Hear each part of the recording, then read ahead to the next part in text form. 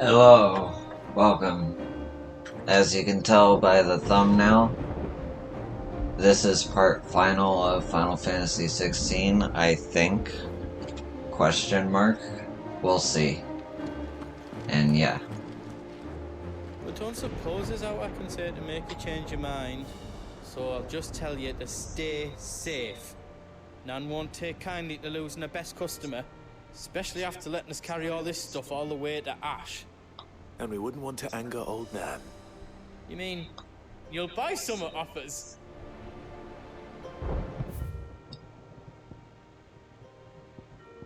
You want us to make you something?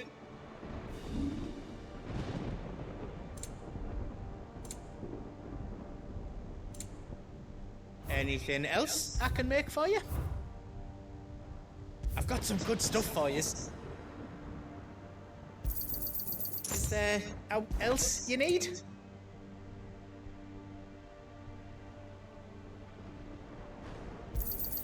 Thank you. Righto, here you go.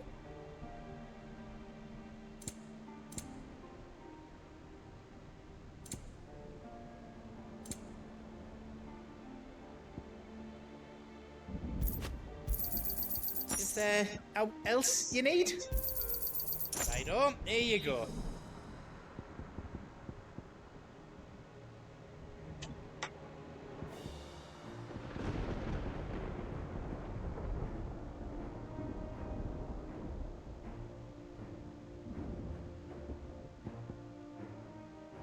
I've been doing just fine without elixirs. How else I can do for you?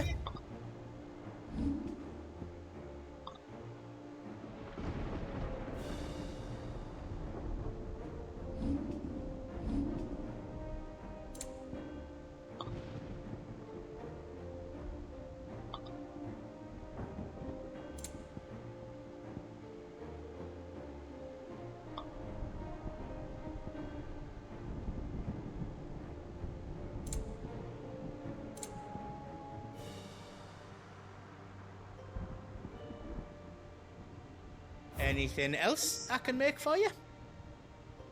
Give us a shout if you need out else.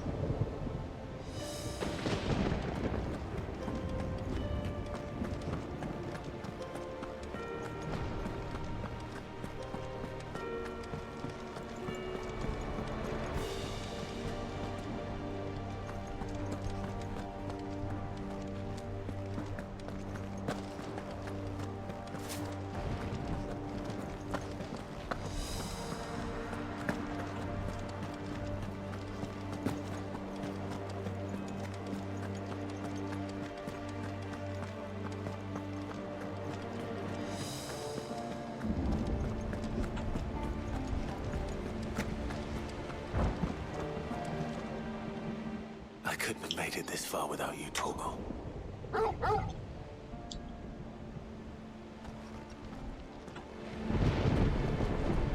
Each parting brings the hope of reunion. I missed you, Clive. I missed you too.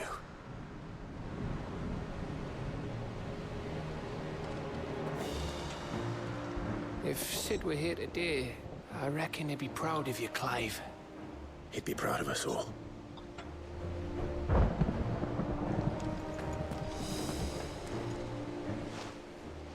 There is still much I would learn of your tale, once this day is done. Until then, all who might come between me and such knowledge shall answer to my spear. I do not envy them.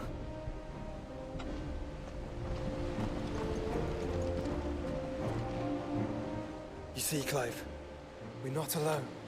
If we are to win the day, we must all play our part. And ours. Ours lies beyond those doors.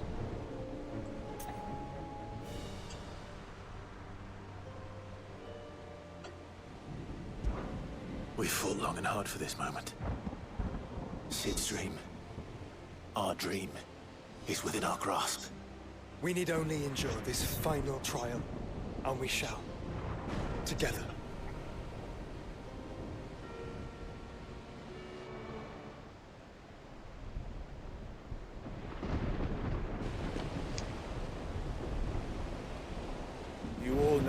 it is that awaits us beyond this gate. And we shall face it together. Aye.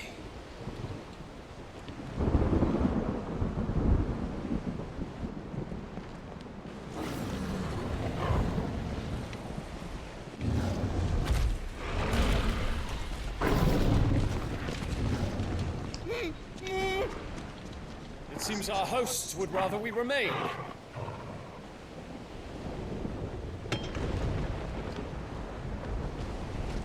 I will stay them. We will stay them. Go! Just don't keep us waiting. Thank you.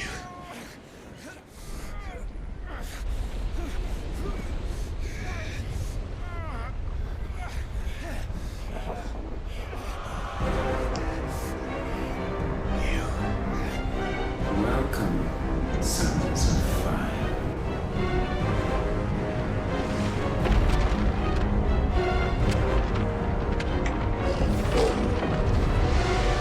No! No!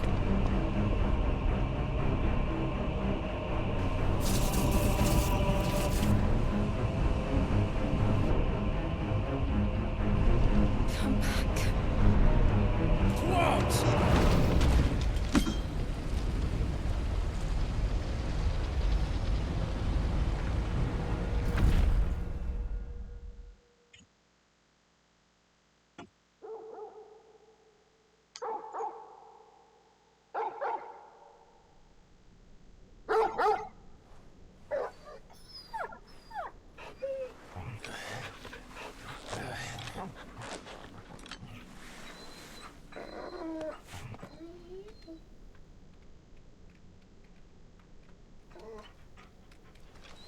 Joshua!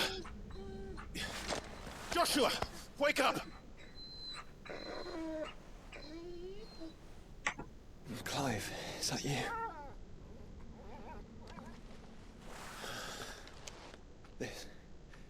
This isn't stone here.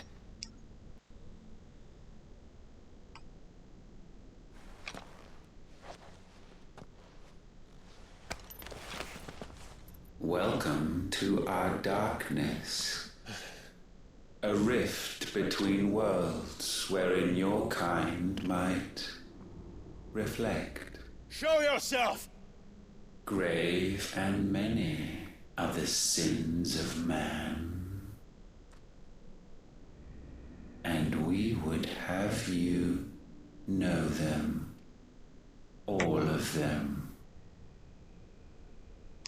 As fate has seen fit to deliver you home, consider this our welcoming gift.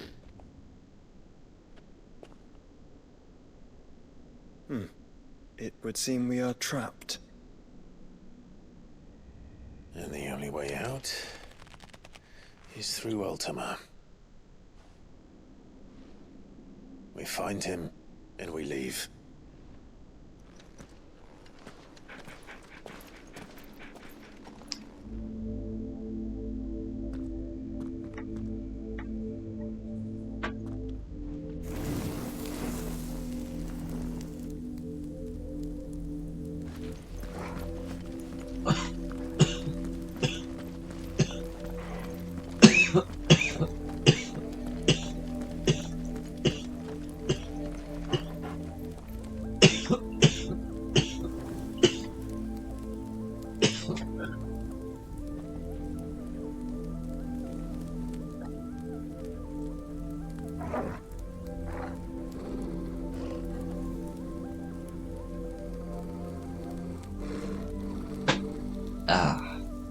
Excuse me.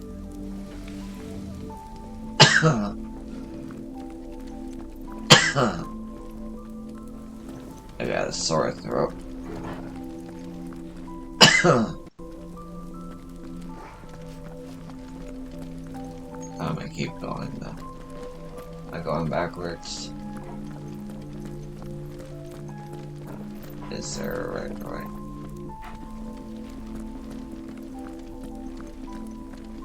Who am I?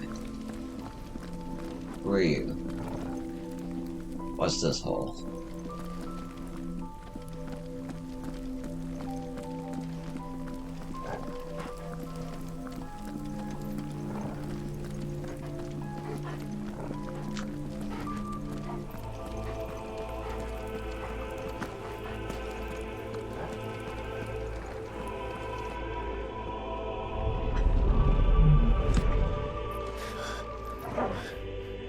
If you are to comprehend the full extent of your transgressions, we must go back to the beginning.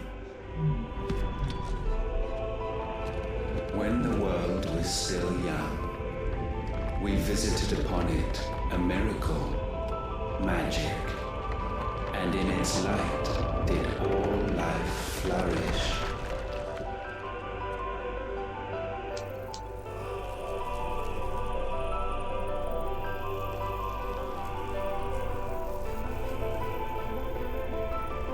Yet the price for this boon would prove heavy. A pall descended upon the land, painting the horizon black as night. Though we labored to forestall its spread, in this one endeavor we stood powerless. And so we fled, that we might endure, that we might discover a means of salvation.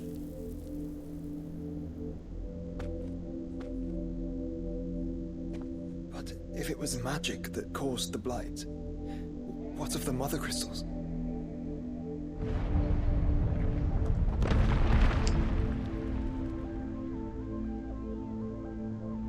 I expect he'll tell us soon enough.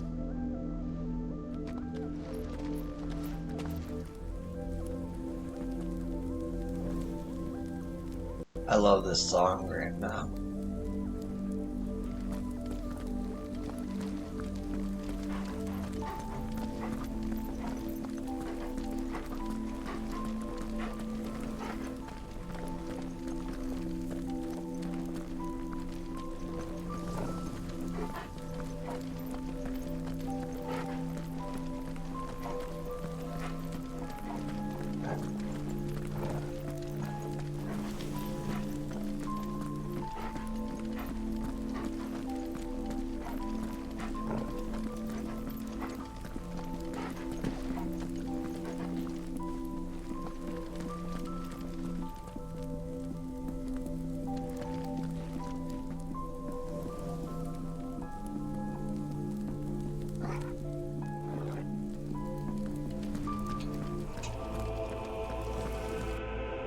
Salvation, alas, was not readily to be had.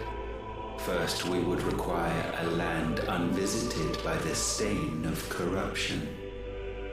An unprecedented journey lay before us, one beyond the limits of our fleshly bodies. And so we cast them off. Thus, stripped to our very spirit, did we find our new paradise. A land as pure as driven snow. Valisthea. There would the true work begin. For the black crept yet behind us. And soon did we arrive at a solution. The illness having spread to every organ, there was but one escape from this fate. To start afresh. With a new world. The one for which Barnabas labored. A paradise free from the blight where his God awaits. And where, if we only forfeit our wills and abandon everything we hold dear, humanity can join him. So, Ultima would have us follow in the footsteps of the king. And follow we shall. For now.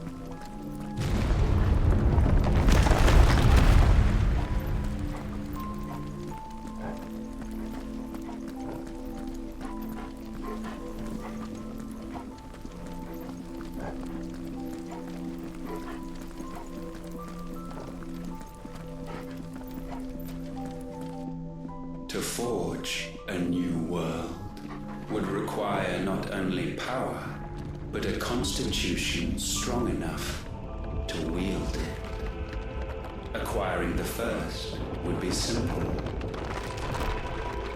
Untouched by the blight, Valisthea was replete with ether, and we had only to place jewels in her crown to claim it. Acquiring the second, however, demanded creativity. And so I cast forth the seeds of humanity. You created us. Is that not what gods do? We sowed the seeds for you, Muthos, all that you might one day blossom. And our future thus secured, we thought to slumber, though that would prove a grave mistake. For it was as we slept that man committed his greatest sin. He awoke. Alone in a world bereft of his god's radiance, he stumbled blindly, desperate for guidance. Finding no light, he sought to kindle his own. And from that single errant impulse was his will born. Having discovered himself at last, man turned his eyes inward and found he desired evermore that which only magic might afford.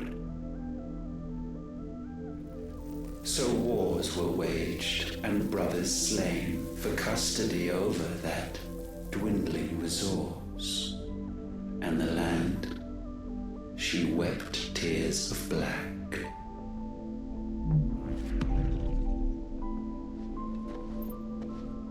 He would condemn us for this. Surely he cannot be so blind to his own hypocrisy. Not blind, just unwilling to admit the truth. Though we're one and the same.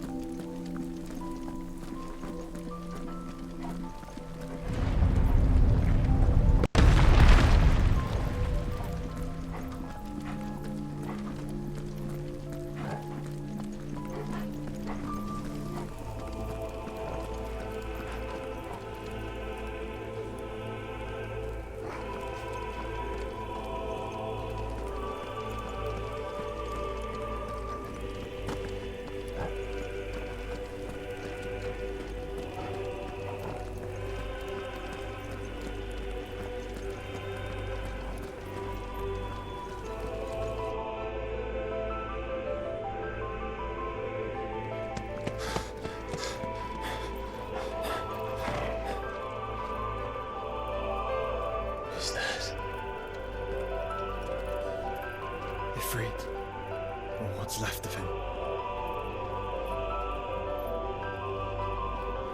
Long have our ashes lain cold for want of a spark. Cast your eyes upon them and see what you must become.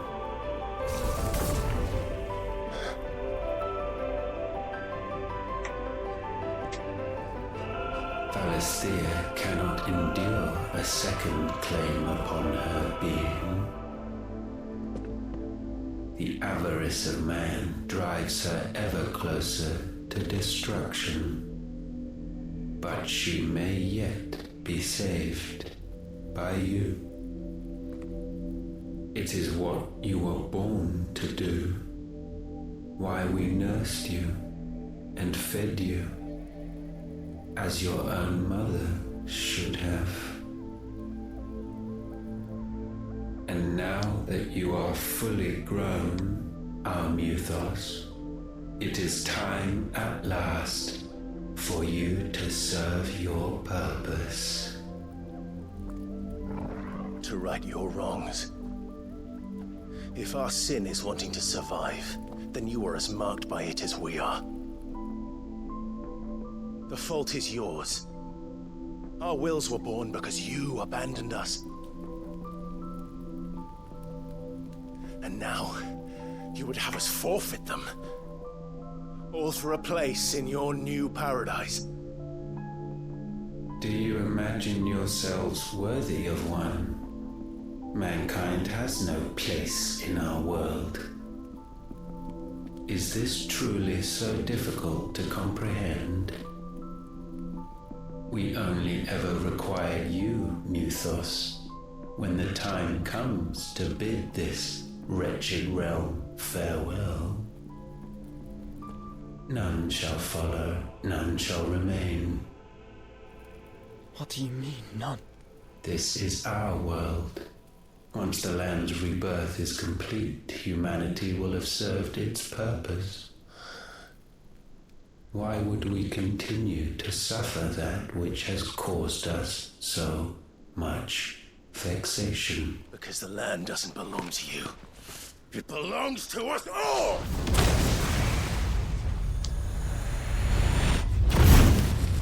What? That is where you are mistaken. You own nothing but your precious will.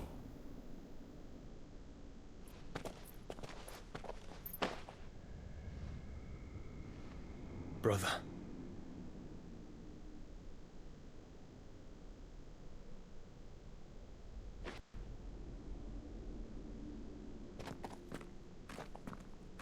I can't do this alone. And you don't have to. I grow weary of your dissent. Now you must learn that this master will not tolerate disobedience.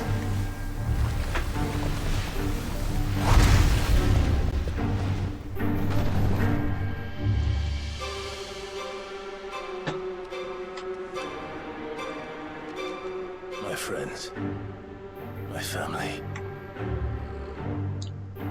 We have all suffered, all fought to survive. This world may be flawed. It may be broken. But it's all we have. And if we can't share it, I see only one other choice. You have to go. You may have created us, Ultima. But it's time we lived on our own terms. This isn't your world anymore.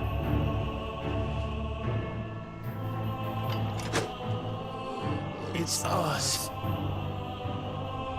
Bow down, offenders, hearts disdained. What?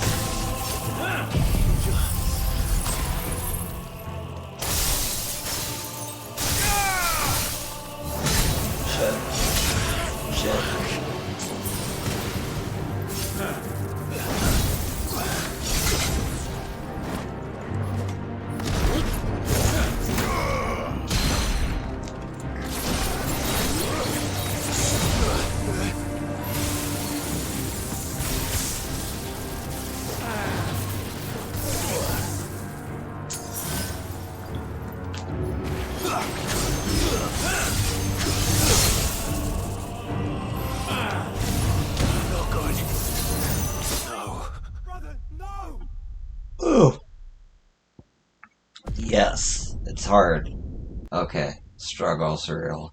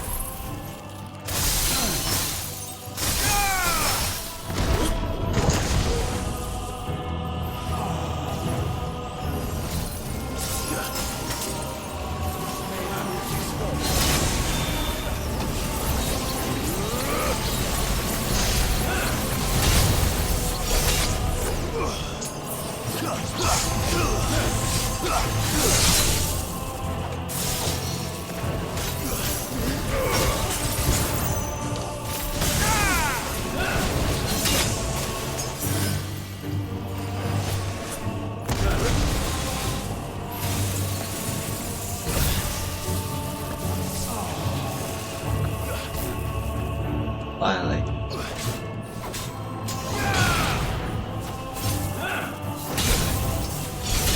Oh, the reach.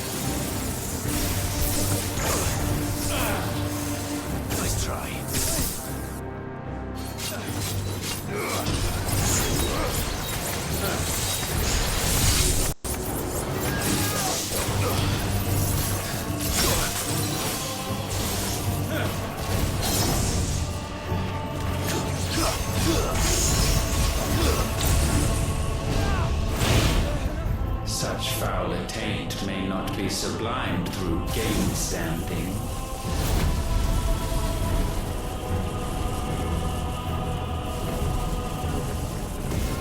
Only with heads hung low is penance paid. O wretched mortals incapable even of contrition.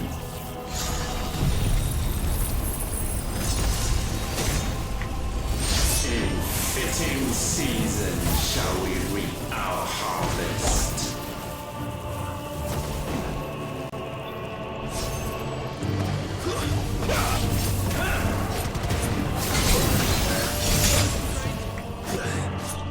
That's better. We will unmake.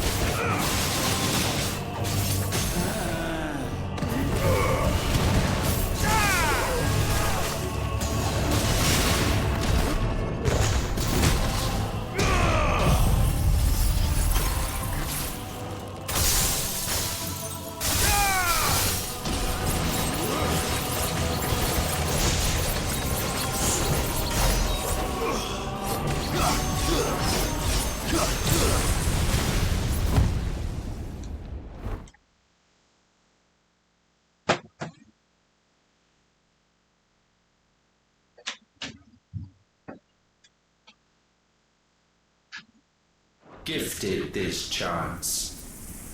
And still you would raise your hand against the Lord. What now? The darkness bends.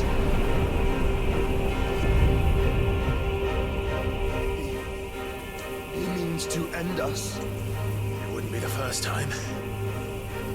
But let's make it his last. Your fate is inexorable. Surrender the vessel unto the darkness.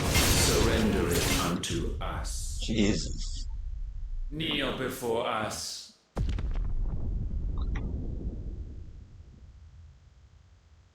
Got this. Your fate is inexorable. Surrender the vessel unto the darkness. Surrender it unto us. Kneel before us. Brother, no!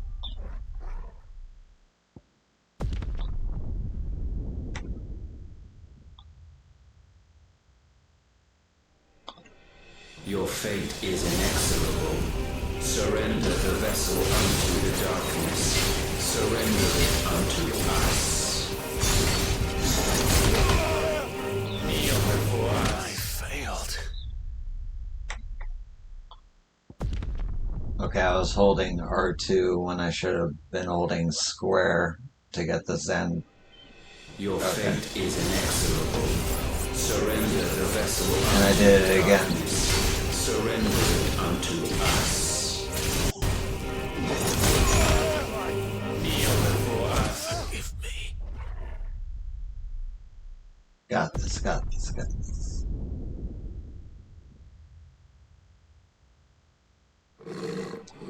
Your fate is inexorable. Surrender the vessel unto the darkness. Surrender it unto us.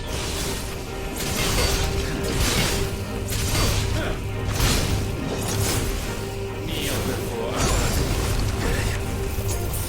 Well done, Toko.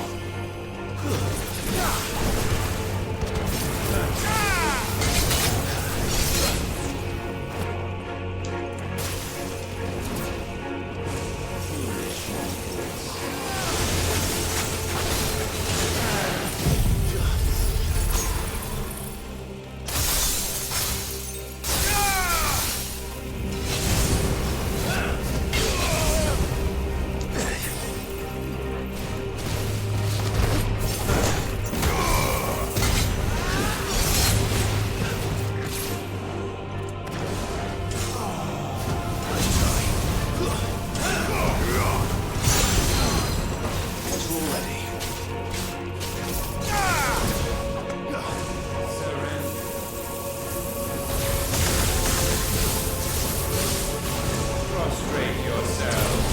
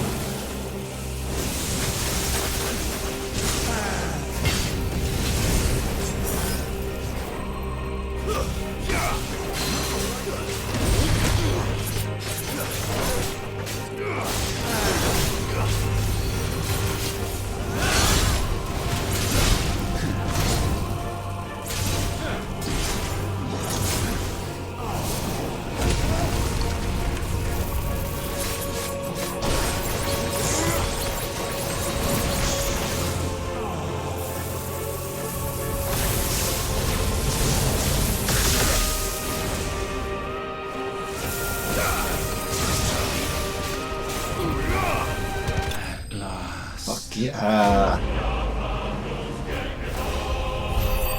Woo! Something tells me this isn't the end, but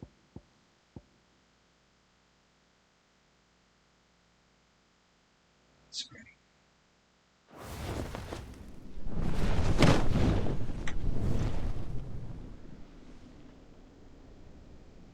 At last, for countless generations, have we awaited this moment.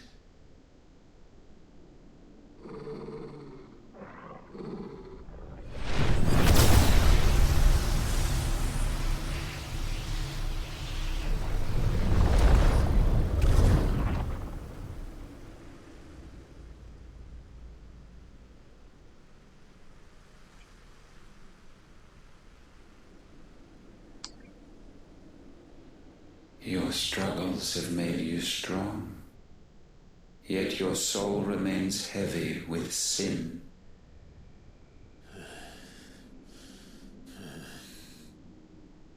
Absolution is nigh. Repent, and all shall be forgiven.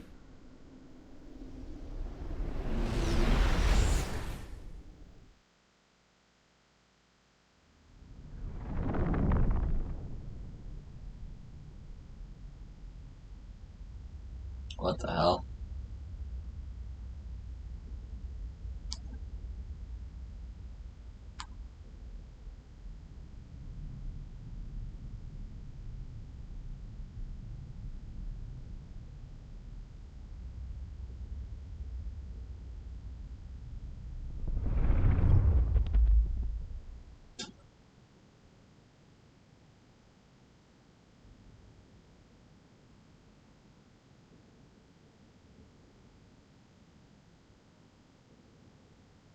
Tell me, Clive, how many lives have you saved since taking my name?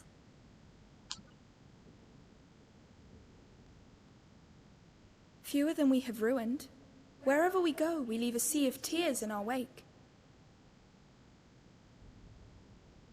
These are the wages of your will, son.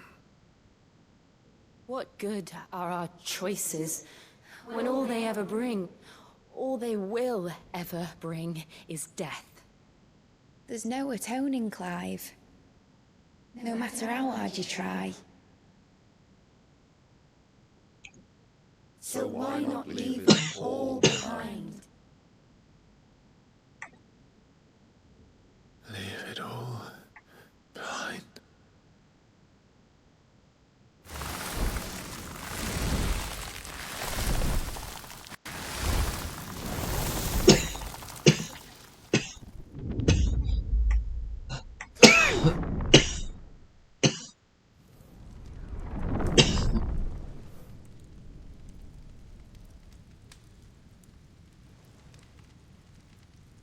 Please, won't somebody save me? Won't anybody love me? I yearn, yet still she is not mine. Have I not given enough? From will is born desire, and it is this which consumes you, rendering you incomplete. Do you not see how the world bends and warps under the weight of your hungering hearts?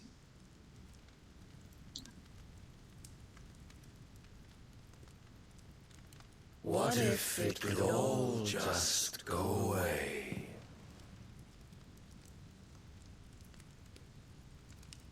Just go away.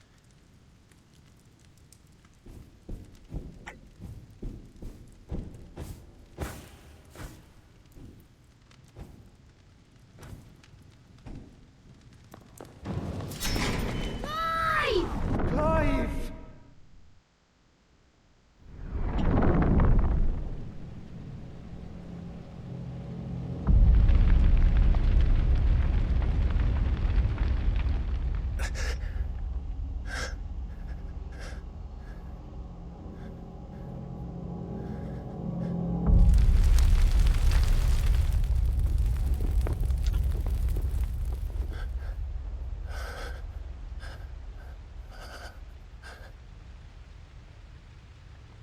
of this is real.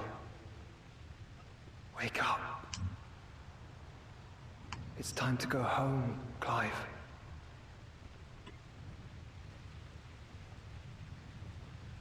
Clive. That's right. You're my brother. Brother.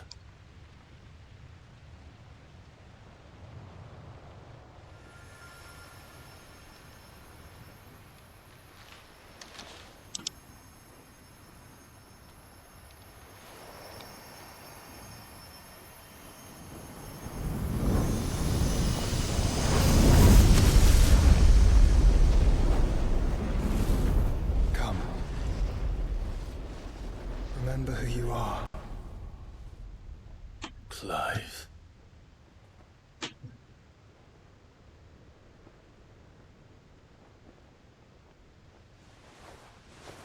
Once more, lest you forget.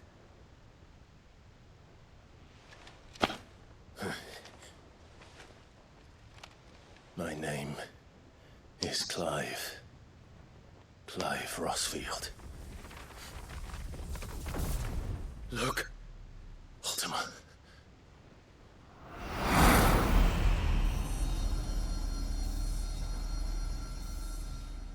Even here, the light of the vessel's will cannot be quenched. And the Phoenix, his trespass should not have been possible. Not possible unless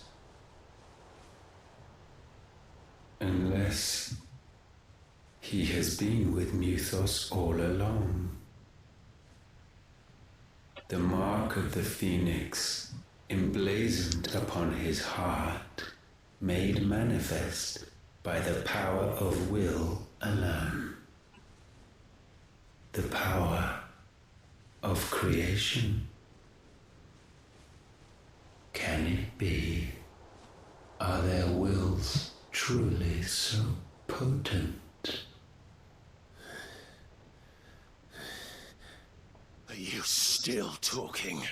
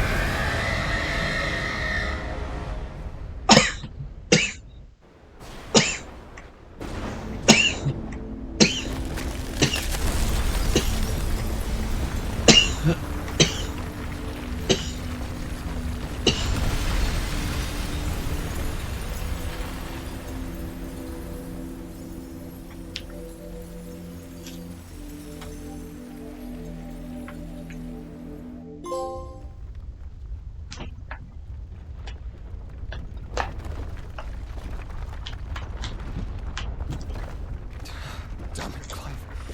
Wake up.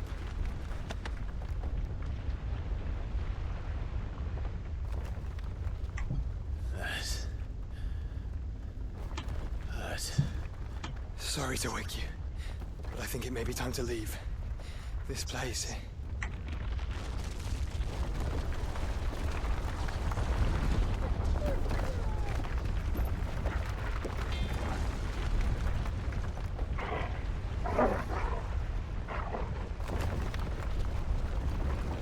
And once again does my creation stray from the path laid before it.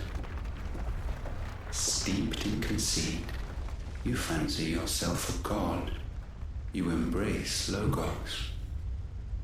But we will put an end to this hubris. What are you talking about? In the halls of origin does our true power quicken, and there shall you be made complete. Soon, Mythos, soon you will discover how little you know of suffering.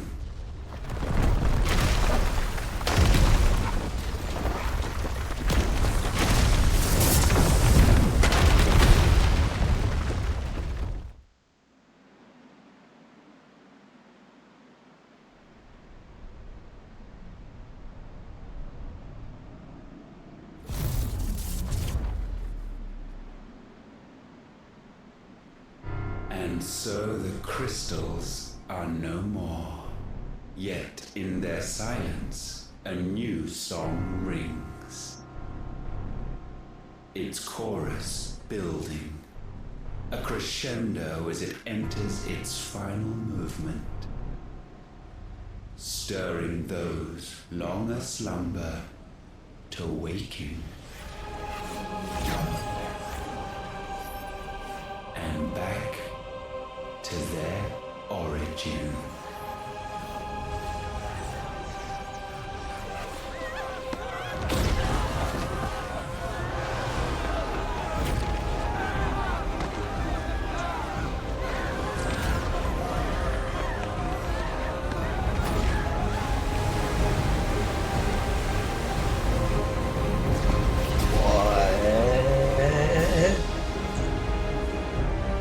Holy shit.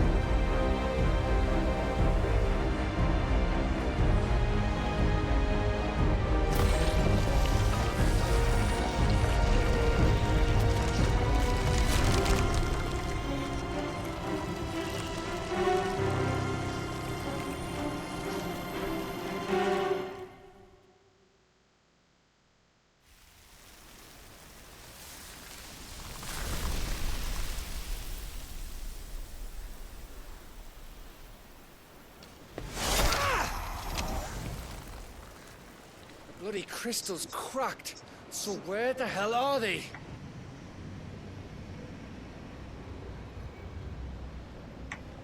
Oh, fuck me.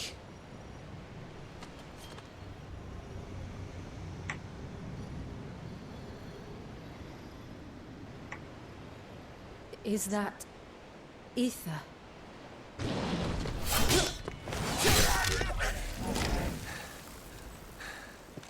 What in good Grieger's name is going on?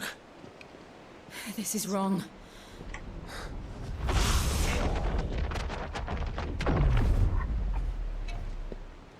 Are we back? Clive! Joshua! Jill!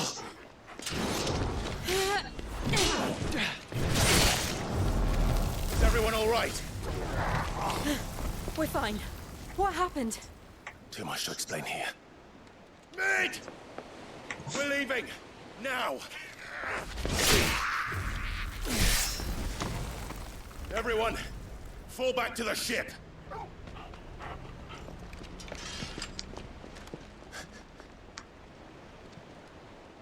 I will be with you anon. Thank you.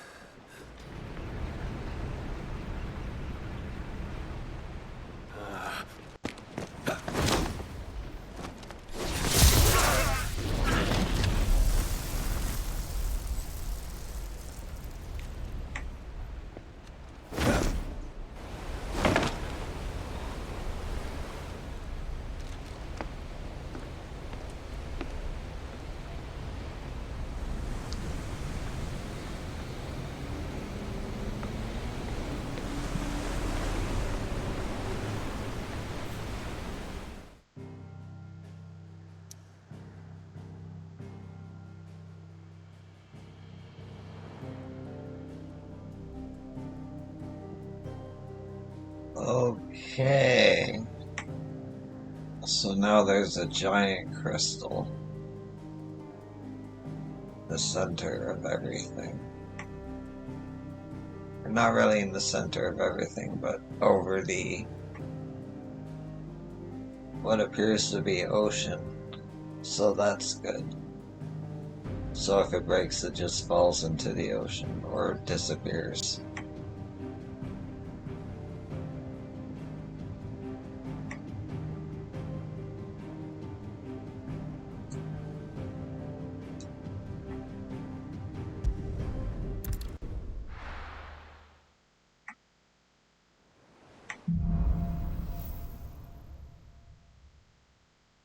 I need to tell everyone what happened at Drake's Spine, and I'm going to need Otto's help.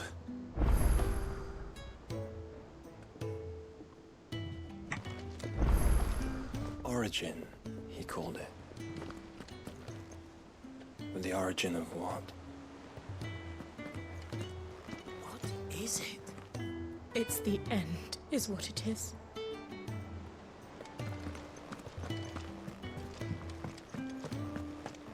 Did you know that it was I who convinced His Imperial Highness to join you in Stone here?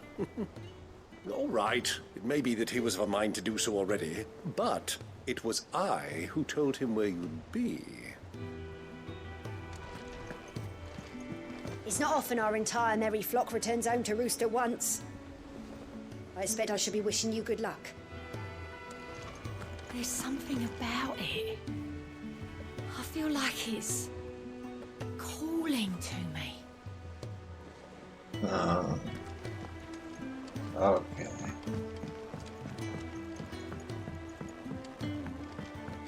Twinside's hundreds of leagues away. That'd mean the crystal is massive. Aye.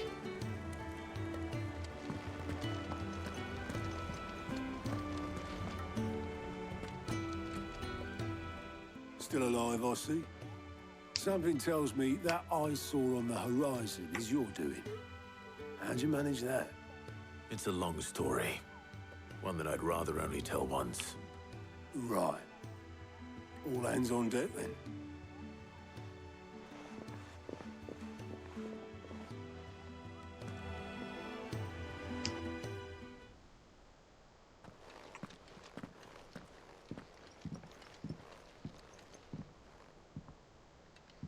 Is this everyone?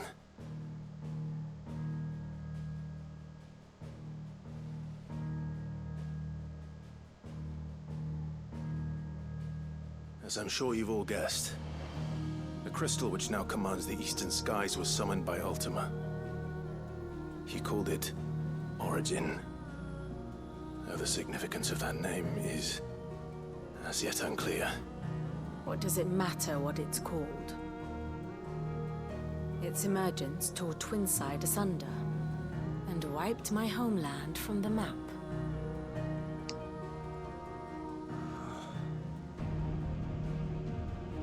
Mention of the Dominion spires can be found in the oldest of Valisthian records. But to the best of my knowledge, none provide any hint as to their true nature. That they would prove the horns of some slumbering demon.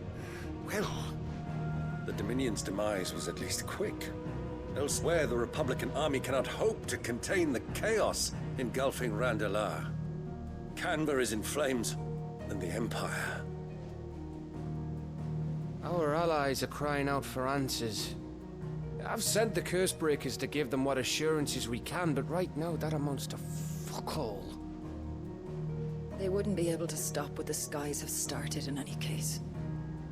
People here and across the realm grow sicker with every passing day. Could it be that this new Mother Crystal is like the others? That it draws upon the land's ether? It certainly looked that way from stone here. If that were true, it would explain the hastening spread of the Blight since the crystal's appearance. Would it not? And as the land's ether slowly rises to the surface, it pools, corrupting all who cannot channel its energies.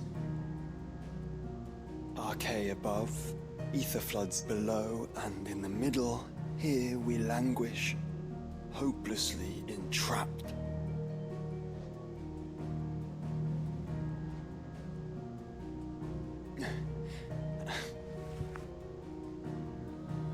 It's all right. When we faced him at Stone here, Ultima told us his true power quickens in the halls of origin. Needless to say, we cannot allow that to continue. If we are to stop him, we will have to find a way into the crystal. How are we gonna manage that then? It's up in the sky. And fast as she is, the Enterprise can't fly.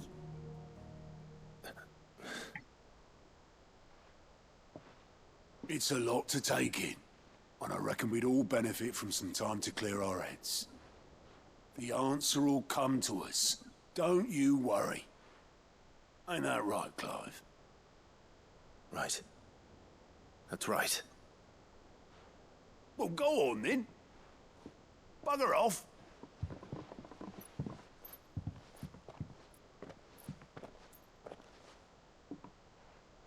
Same goes for you, Clive. You won't solve anything like this. Trust me. Go and get some fresh air, eh? Thank you.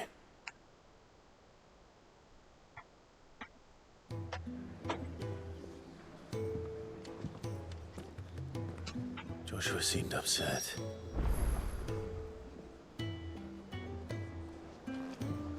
Unless you've taught our chocobos how to fly, I won't be scouting this one for you, Clive. You're on your own, but not alone.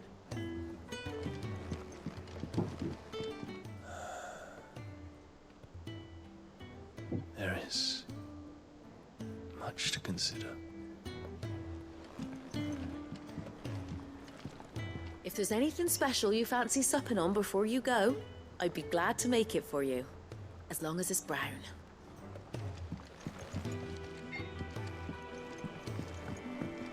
Believe me, Clive, I would fly with you to Origin, nay, to the end of the world. If I could. Alas, my fear of heights prevents me.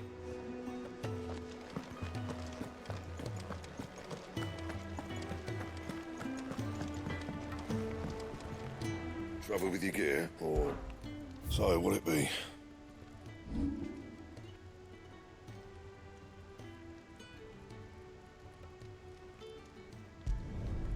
Yeah, that should do you.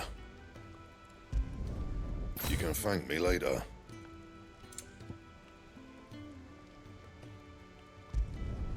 Yeah, that should do you.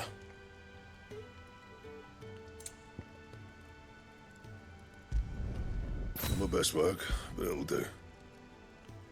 I need to get meteorites and desert rose. Okay.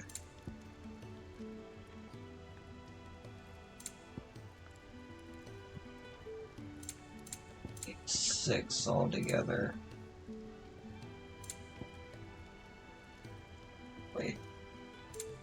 I need 2 altogether. I need 14 desert rose.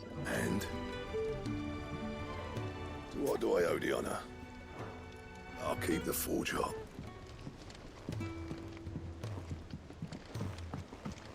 I did it, Sid.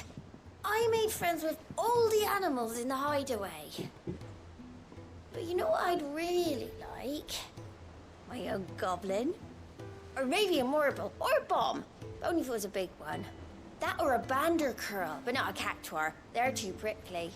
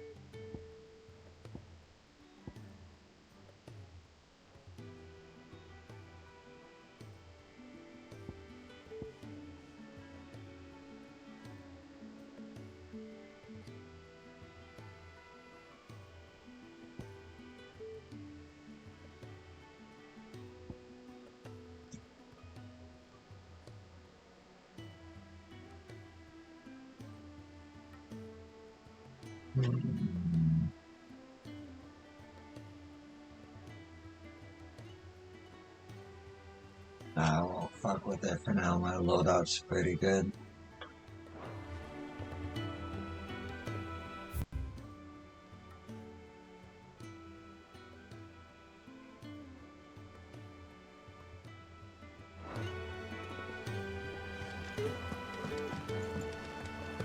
You don't know what you're talking about.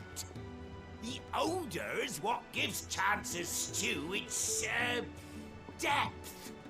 And that's what makes it superior to any old lizard livers. Oh, please. Have you even tried the fried mortress? Taste, smell, texture. It beats your beloved stew hands down on every count. Now that's a masterpiece.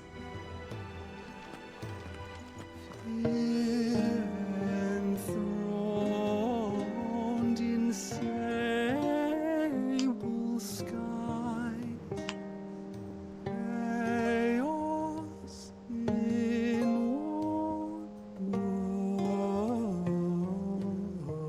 walls. From diverse hands a dawn is spun in crimson cinnamon furs.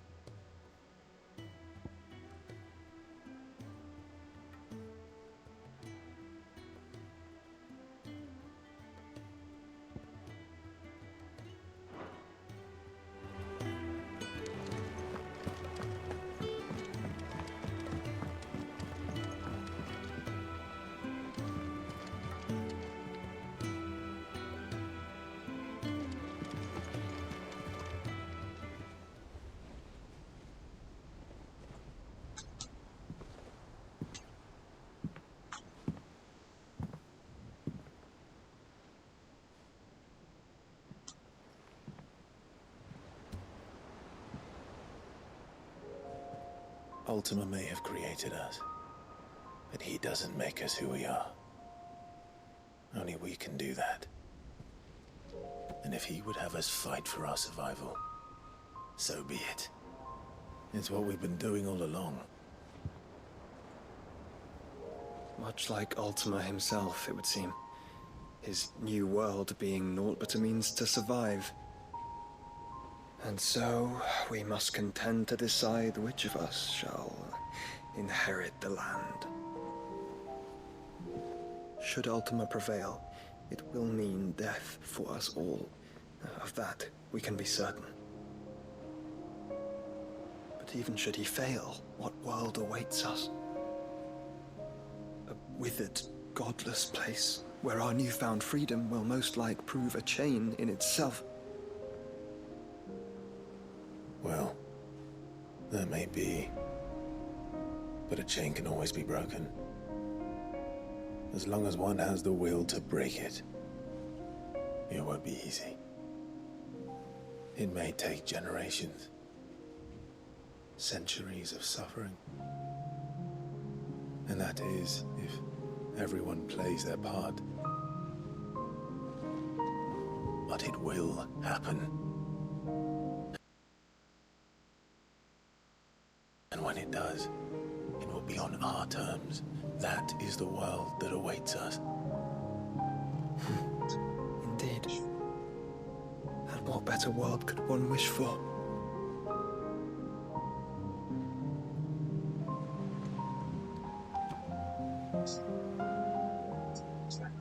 But first, We have to reach that crystal. Then it's a good thing I have wings. You can barely stand, let alone fly. And only the Founder knows what horrors await in those skies. You certain about this? Am I certain? I am the Phoenix. This is our fight. Remember?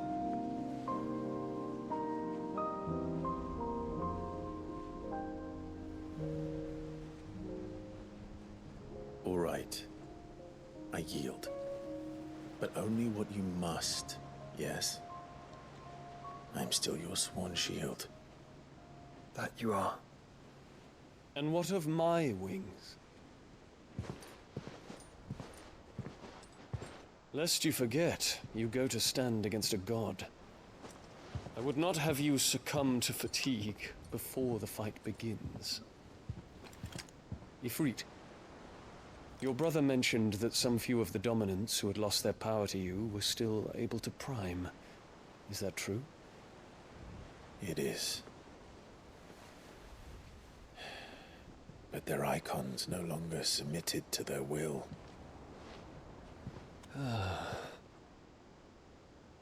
Then mine will have to be stronger. That you both might save your strength for the battle to come.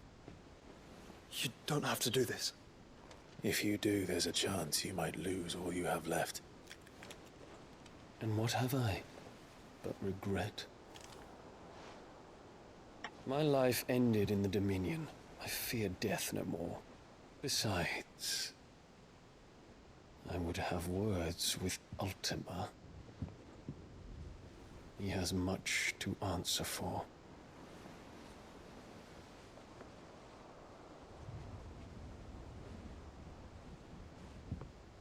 We are in your debt, Dion.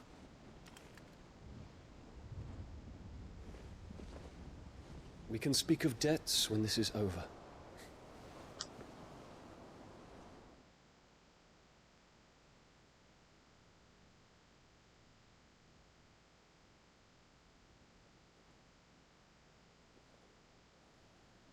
He speaks like a man who knows he's not coming back.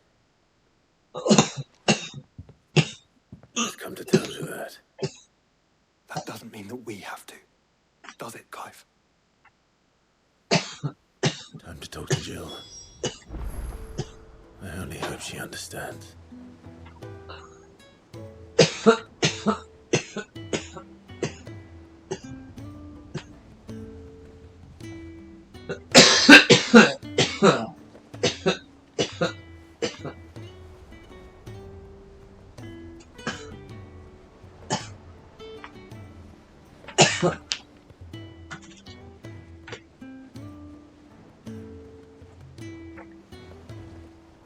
Take as much time as you need, brother.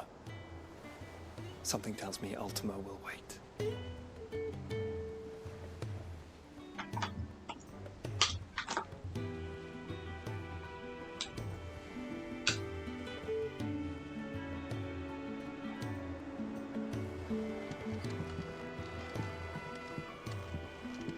Say your farewells, and let us be gone.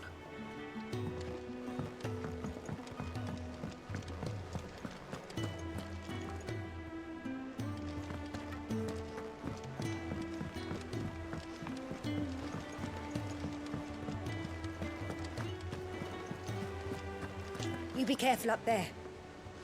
But if you happen to snag your britches on anything, be sure to bring them back to me. I'll get them patched up right away.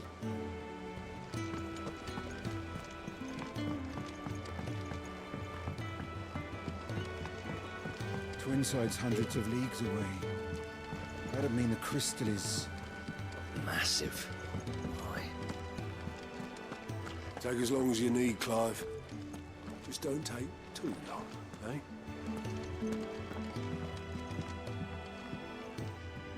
Clive. Allow me to educate you.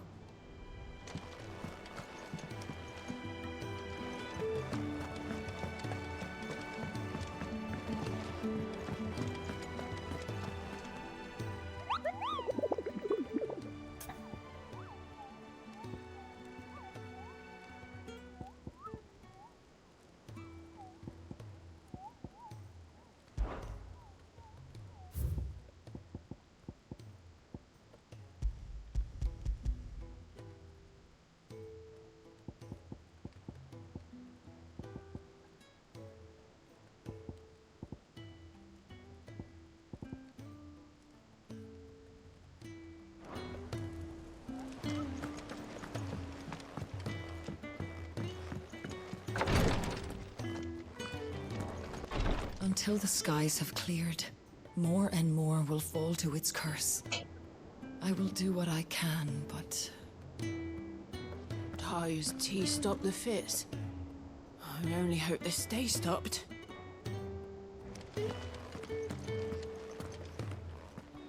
You nearly collapsed back there. It's just a touch of the vapors. I'll be fine.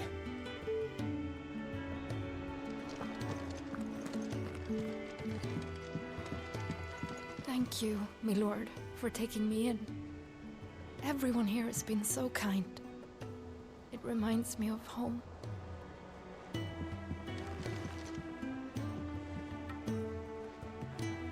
I like how I don't get to talk to her, she just be looking. But okay.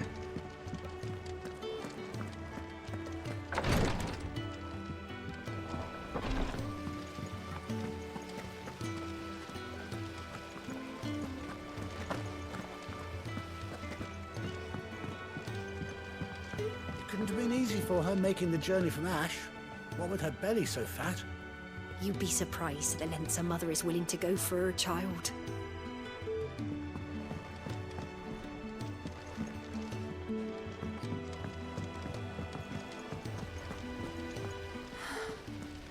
All this time, my heart has wandered hither and thither in search of the perfect companion.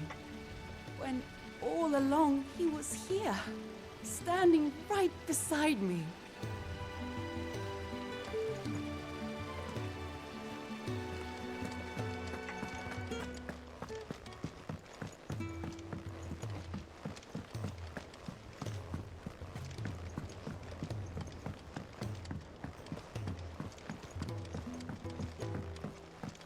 Helping a wine out with the alembic, are you? Nice one, Clive. I've tried to find a supplier for this stuff, but it's rare as Chocobo's teeth.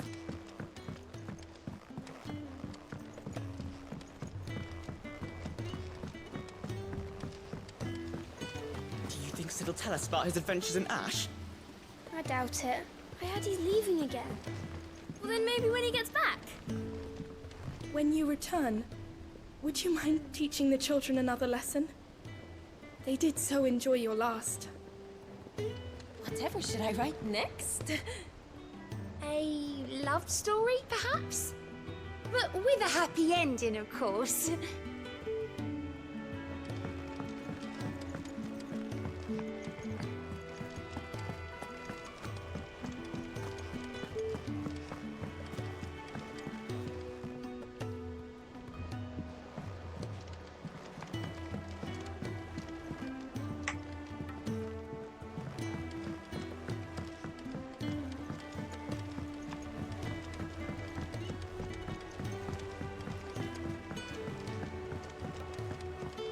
Say what you will, Lady Karen has seen our shelves haven't gone bare.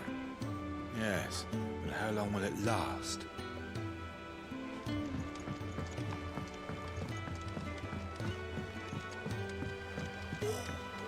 This should tide us over until the new moon.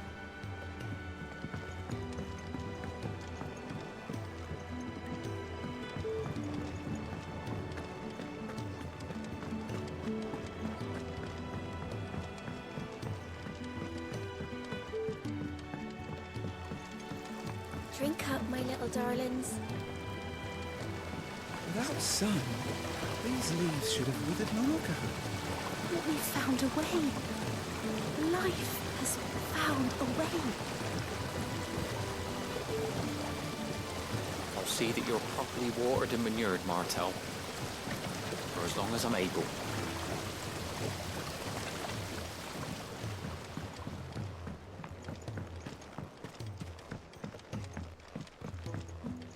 Those who encountered this mobile in Rosaria claim it was as large as a house. Think of it. Yeah, I need to do the hunt quests.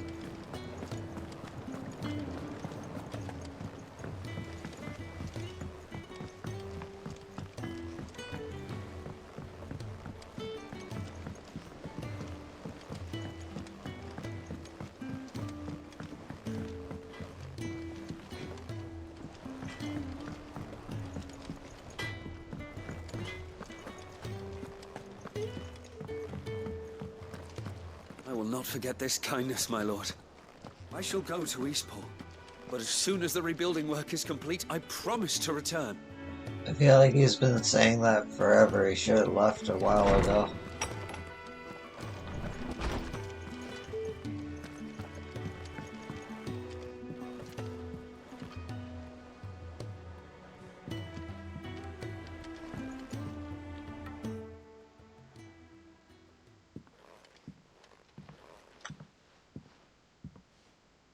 Come to wish on a star. That might not be such a bad idea. This is it, Jill. You know what I have to do. Why I have to do it. There's no turning back now. This is where our journey was leading us. Where it will end, for better or worse. I could pray to Metia for you. But you'll be all right, won't you, Clive? You always are. I did promise we'd watch the moon together. I'll be waiting.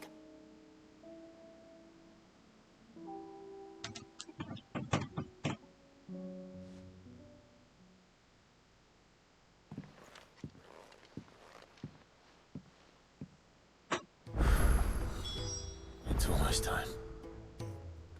Better make sure I haven't forgotten anything.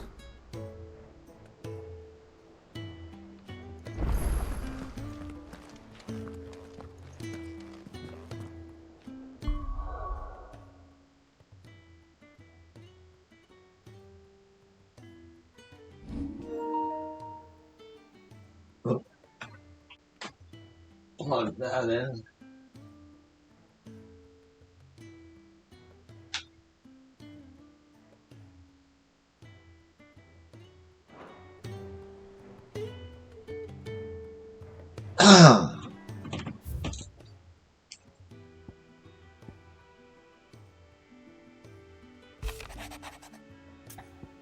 Reluctant in search of a lost home. Reluctant as I am to add to your burdens, I would ask your aid in a personal matter, albeit one that may be beneficial to your cause.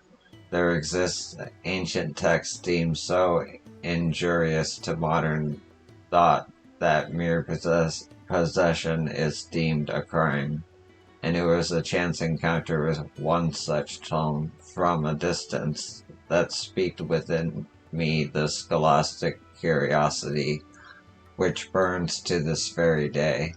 I wish to enlist your aid in reclaiming that text. Should you require further incentive, know that I am willing to offer compensation for services rendered. Vivian. Yes. Something tells me this is no mere adventure story.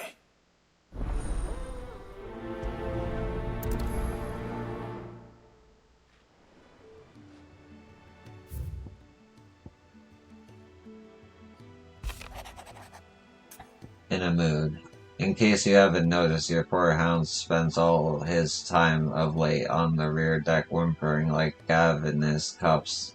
Something ain't right. My gut tells me it's not to do with his supply of antelope bones. Sharon. What is it this time, Torgal?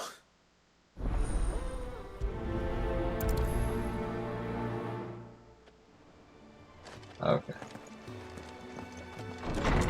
There are a ton of quests. I will not forget this kindness, my Okay. lord. I shall go to Eastport, but as soon as the rebuilding...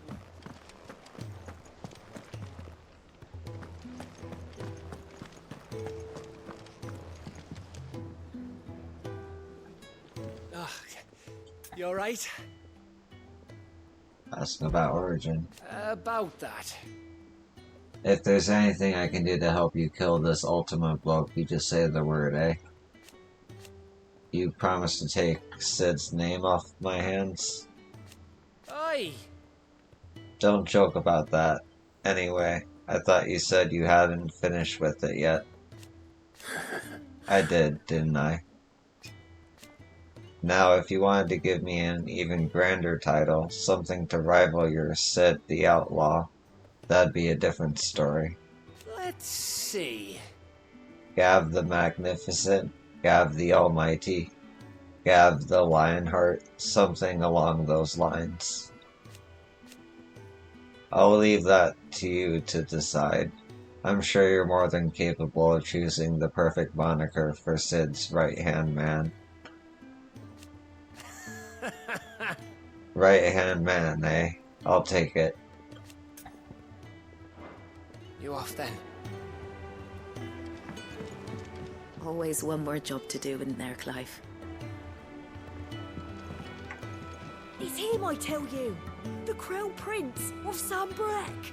Though I suppose he's the Emperor now. The Emperor? Here in our hideaway? Don't mind him. I believe you.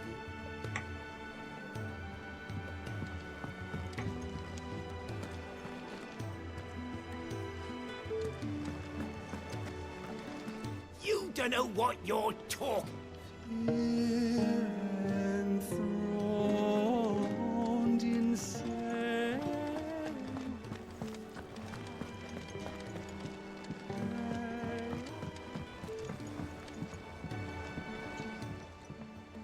Must we away? My decision is made. Hold on, let me get some water.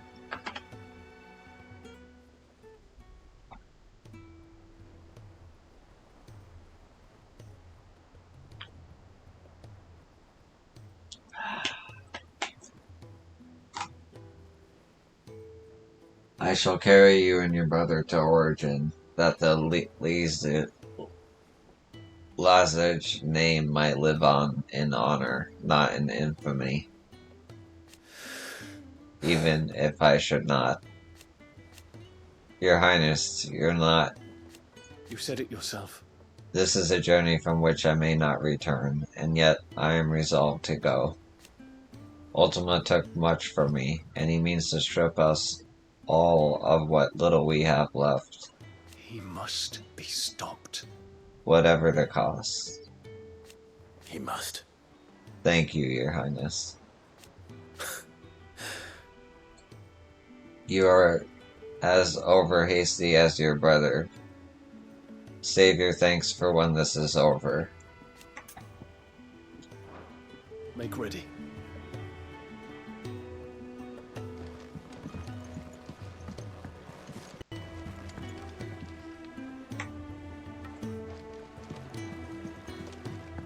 Do you think they'll come back?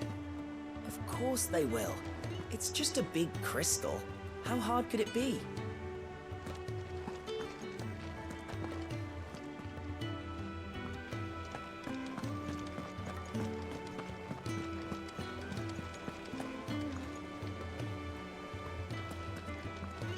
You be careful up there. But if you happen to snag your britches on anything, be sure to bring them back to me.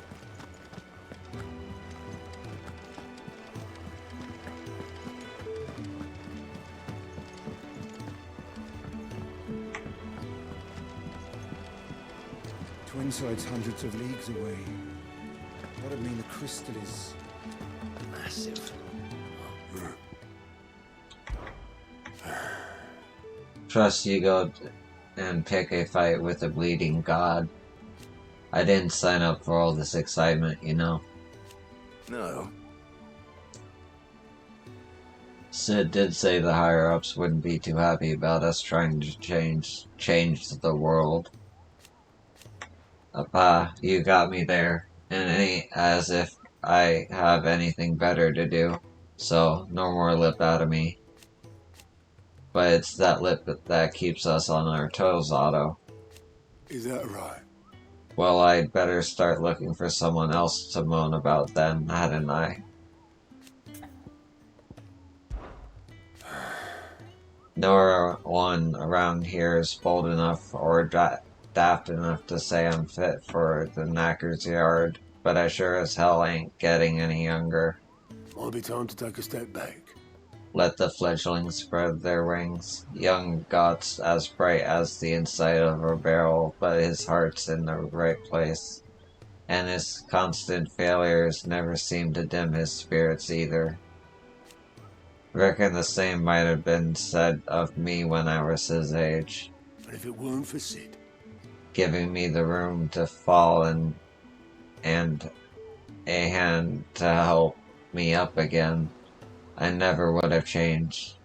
It'd have been the Gots leading the Gots, Clive, assuming we've made it this far. I'll be here if you need me.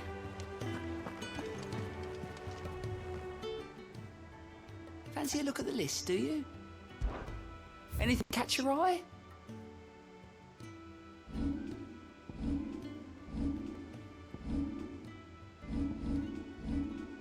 Nice.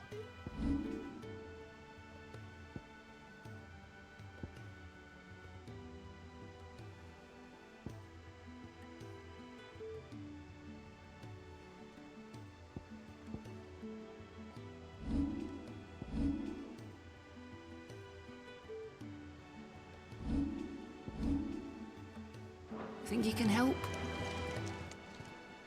Welcome to the Patron's Whisper. May the goddess go with you.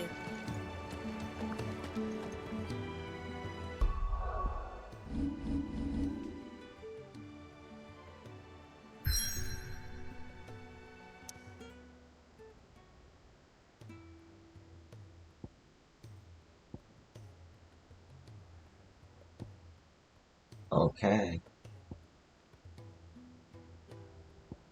Almost the end. There's some side quests, and then it's the end, I see. How long have I been streaming? Hour and a half? Yeah, I think I might beat this tonight.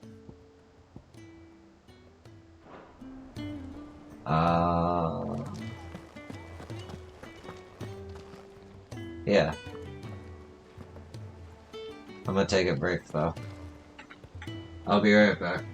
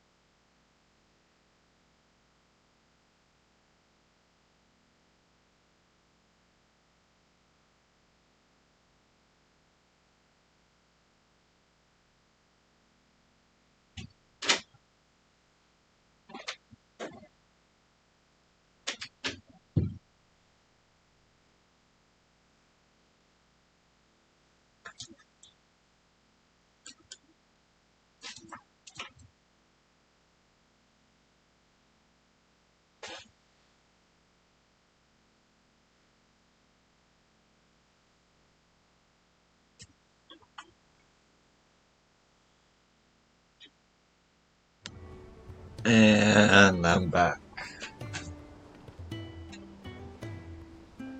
Let me check something real quick.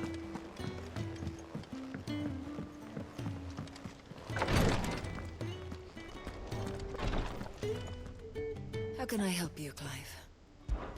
And no sooner have your wounds mended. Then you find an excuse to go charging once more onto the breach.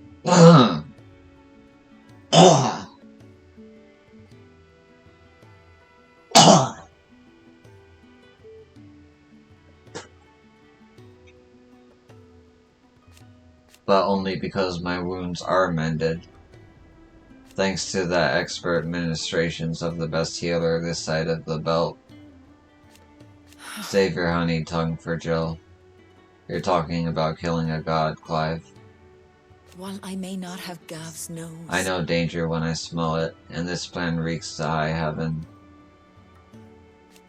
This will be the last time, I promise. That's what I'm worried about. You fool. Don't you think I'd rather stitch 1,000 of your cuts than never stitch one again? I do. Thank you. That's about her, Jill. What I'd truly like is to share my knowledge of healing and herb lore with the realm. Every cure seems like a miracle to the child who knows nothing of medicine. But teach her medicine. And suddenly a world without miracles doesn't seem so frightening. Nice. Don't push yourself too hard, Clive. How his tea stop the fits? I only hope they stay stopped. Thank you, my lord, for taking me in. Everyone here. Greetings, Lord Marquis. My lord. You're resolved to go, then? I am. And so is Joshua. I know you fear for him, but I'll do everything in my power to keep him safe. I do not doubt it. You are, as you always been, his first shield. I was only ever his temporary protector. Now his grace has bade me protect the hideaway instead, and that is what I shall do. Thank you, Yute. May you return safely. To us, my lord, both of you. May the Firebird's flame burn ever in your heart.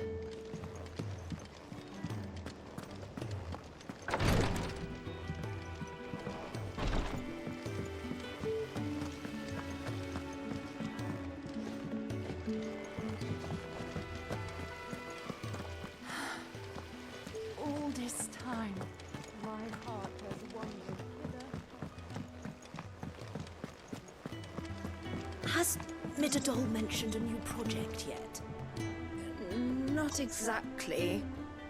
She seems preoccupied, but then again, when isn't she?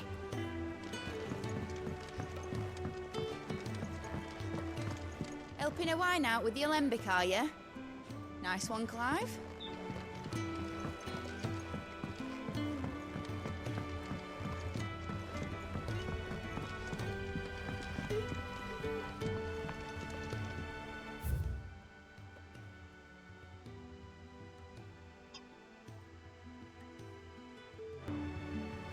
What do you think happened to Miss Midadol? I heard she was kicked out. Miss Shirley says your books made quite an impression on the children. You've inspired them all to become writers themselves. Is that so? We'll need to find some more parchment then.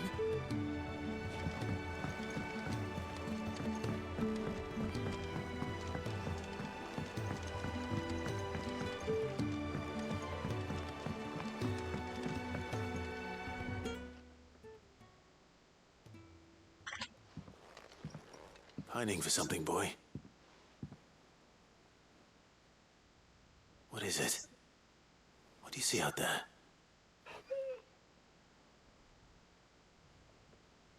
I never did ask where you got that anklet of yours. From Sid, that's why. On the day he brought him home.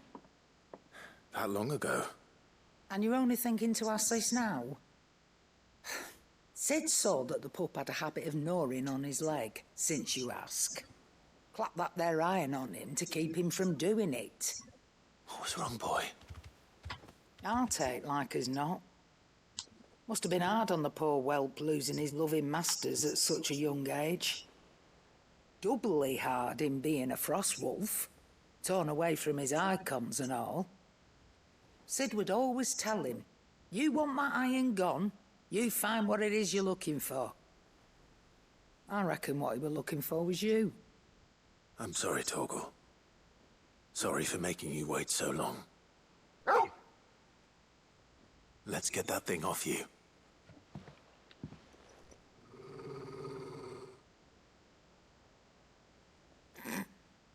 Doesn't sound like he wants it off.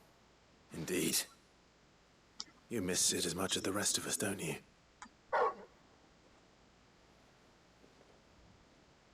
You want me to go with you somewhere?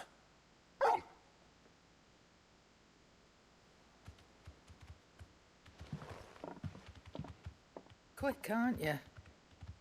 Glad you've been paying attention. Not nearly as much as you have, Lady Karen. Aye, good thing and all. It's not like Gav would have kept him in nuts and rubbed his belly these past 10 summers. Your kindness is appreciated. You've been a good friend to him. Only because he doesn't talk back like the rest of you. Go on now.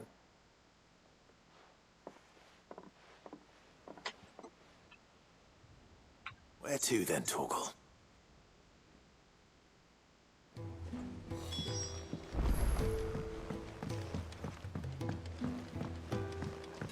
Say what you will, Lady Karen has seen our shelves haven't gone bare. Oh! Oh, what is it? I wish I could go up there with you. Doesn't seem right leaving everything up to you three. It's hardly everything. There's plenty that still needs to be done down here. Like seeing to our stores and keeping Sharon safe. Only you can do that, Goetz. And I will! I promise! I won't let Nan come to no harm no matter what. You can count on me. Just like we're all counting on you to come back safe and sound. You take care now. I did it, Sid. I made friends with all the animals in the hideaway. Yep. Crack the crystal. Kill a god, save the world. I miss anything? No, that's pretty much the plan. Not a very good one. If you ask me. But then... I can't say I've had much practice killing gods. Now forging kit to kill a god, that I might be able to help you with. Reckon it's the least I can do after all you've given us. And it's more than enough. You think you can thank me when you get back? Check something. What do you want? That it? Fine. Clive. Here to say your goodbyes, are you? Ta-ra then. For now, but you better come back or I'll fly up there and drag you home by your ear. Thank you, Karen. Didn't think you'd find the thought appealing. Look, just don't die, alright? A change in leadership's bad for business. Aye, you're off to kill a god. So what? You've done everything else you put your mind to, haven't you? You could do this too. Come back soon. And I mean that.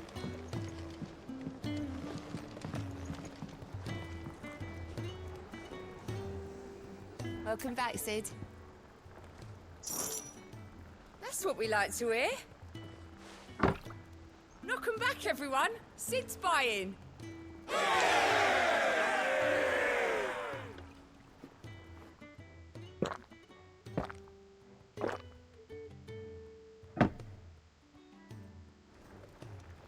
Don't be a stranger, Sid.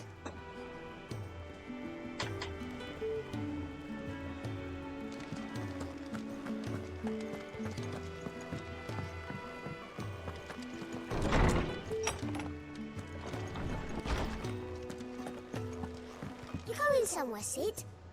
Can we come? I promise we'll be good.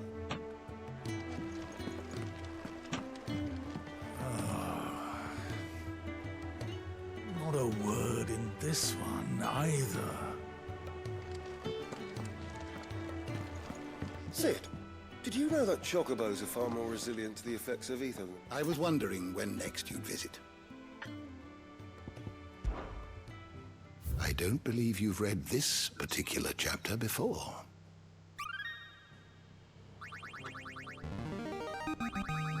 Now this, I believe you will find most interesting.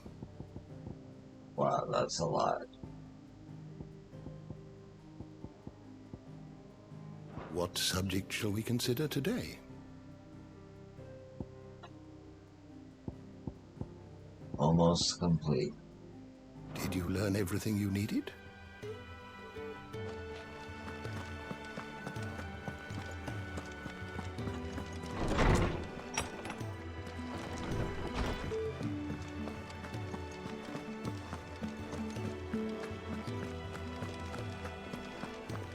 First the skies, then the crystal. What next? The advent of Great Griga herself. I'm sure we'll be fine. Sid's back, isn't he?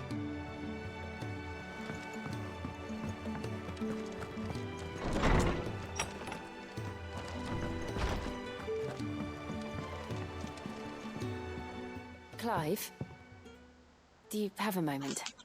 Of course. Always. I wanted to give you something. Is this? I stitched it from the cloth you gave Hortense. The piece she said you liked best. I told her I used to enjoy needlework, but I didn't think she'd remember. It's beautiful, Jill. You didn't have to.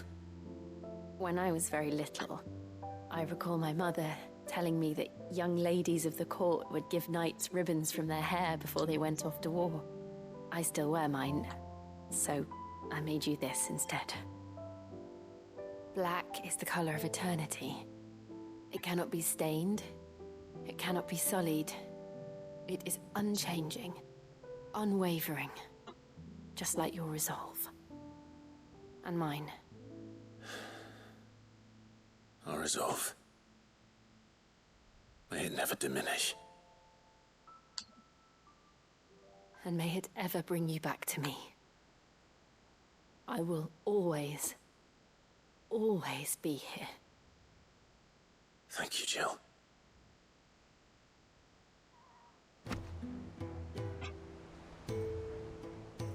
What's on your mind, Clive? Somewhere in the back of my mind.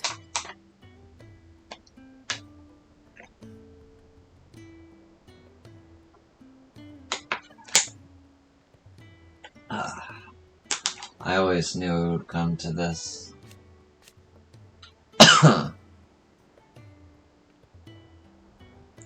It was only ever going to end this way, Jill. Either Ultima dies or we do. I know.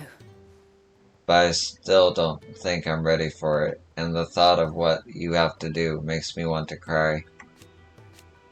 Then cry, shout, scream, laugh, do whatever you feel. Our feelings make us who we are, make us better than Ultima. Thank you. Clive.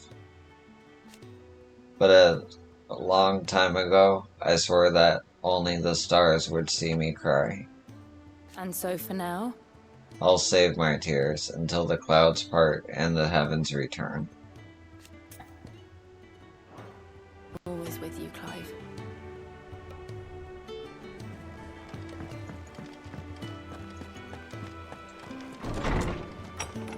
I like Jill.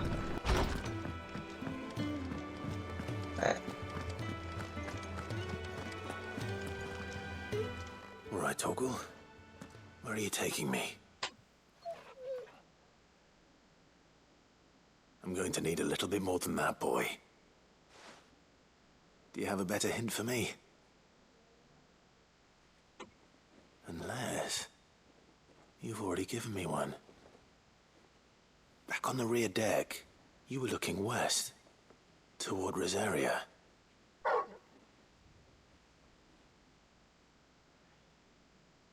Why don't we try the rookery?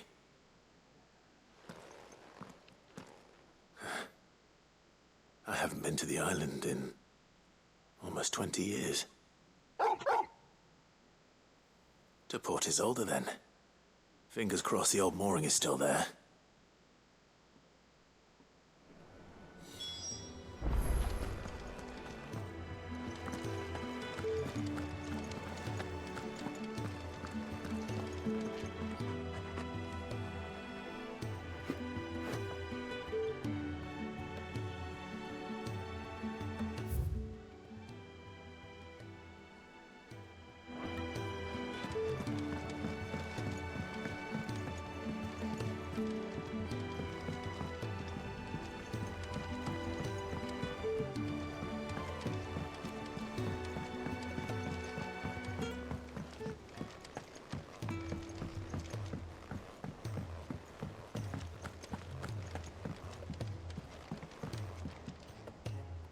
Vivian, I read your note, and I'd be happy to help you find the book you're looking for.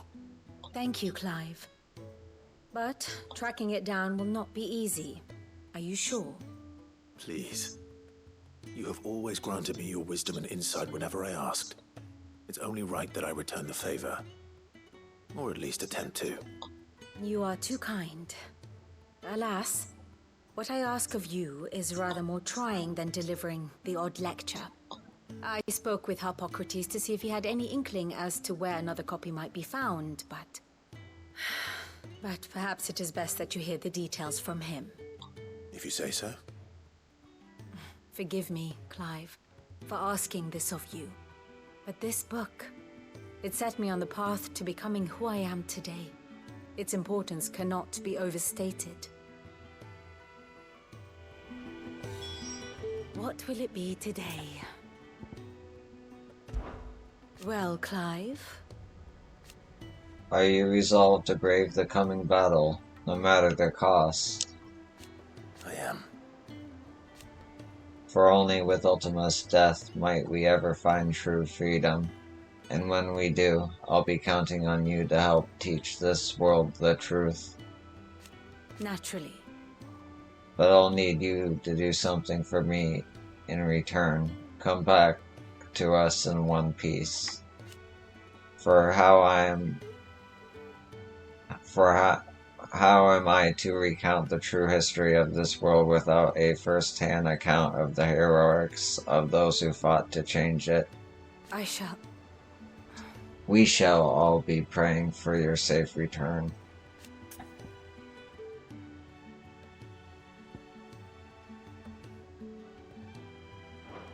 I do so enjoy our little chats.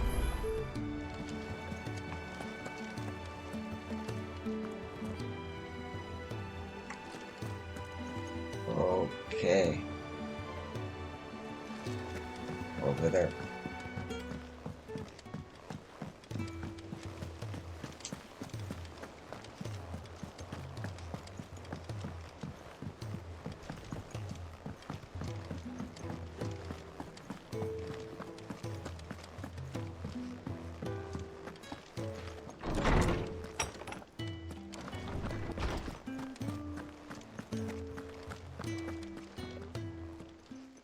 Clive, my boy.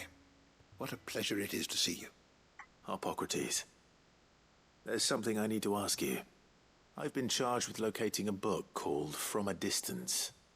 Then you seek a rare gem indeed. One whose name I had not thought to hear from your lips.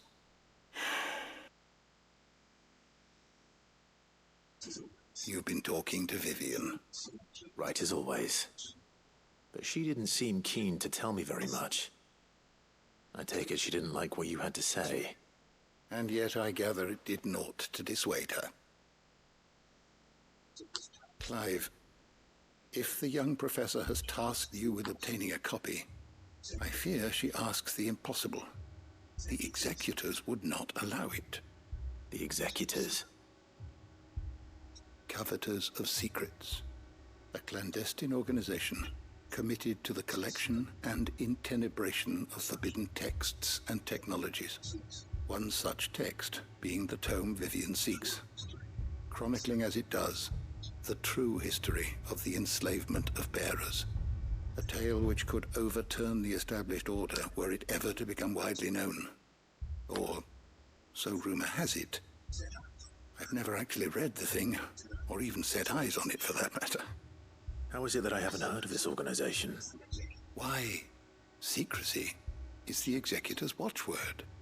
They lurk in the shadows, emerging only to seize that which must be seized, be it books, inventions, or people, before disappearing again, leaving nary a trace. Which would explain why Vivian's copy was snatched from her grasp not long after she found it. By the hand of the Executors, yes. But what drives them? Self-interest or ideology? Fine question. Sadly, all that is known of the Executors can be recounted in a single breath. You may just as soon ask me of their origins, numbers, or the identities of their leaders. Any answer I give would be pure speculation. Then my hunt was doomed from the first. What was Vivian expecting? That I'd pluck it from thin air? Not from thin air, no. From ash. Rumors of the Executors are rife among the scholars of Storm, but rather less so across the Strait. I have a friend. Well, I had a friend in the village of Garnick, a collector of rare tomes, upon which subject we would oft correspond. Alas, I have heard naught from him since the skies fell dark. And no doubt he too has turned. But though he did not mention it by name, it is possible that a surviving copy of From a Distance yet rests upon one of his many shelves, quietly awaiting discovery. If you were, by some chance, able to save even a single book from the poor man's library, I know his soul would rest easier. Very well. When I next find myself in Waloed, I'll be sure to pay Garnick a visit.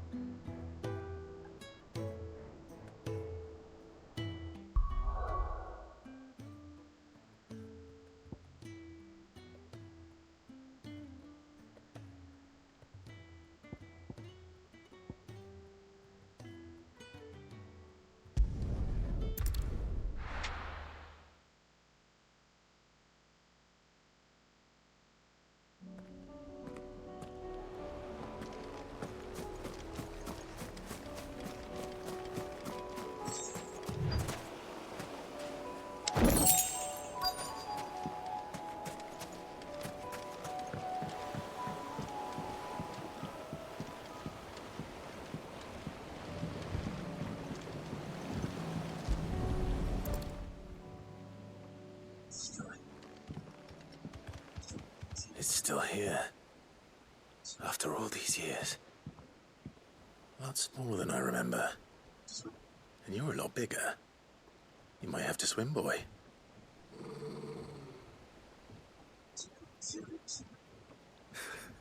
I wasn't being serious.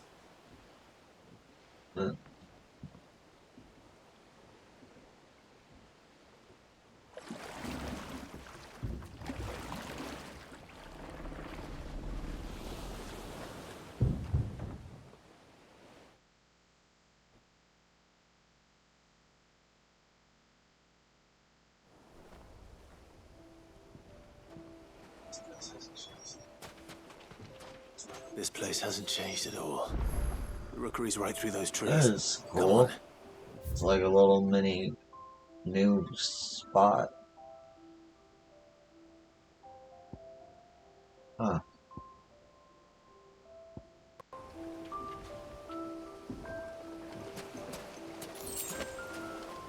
Beautiful view.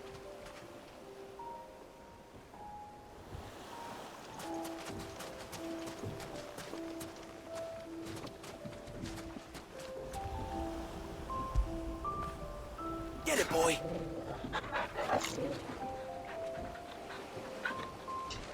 Yeah. Race you there? I bet I could still beat you.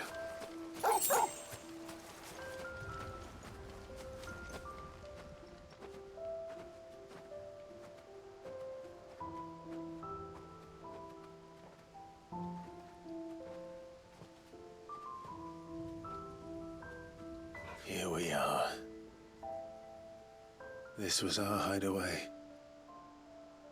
Wasn't it, Torgal?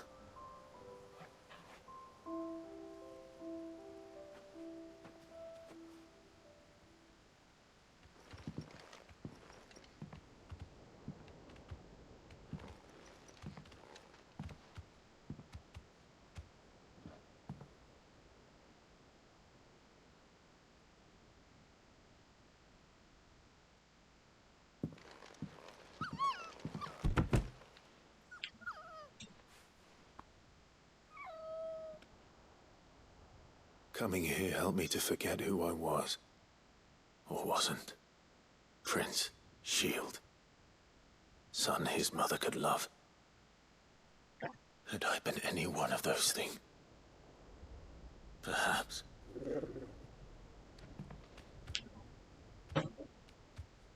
What is it, boy?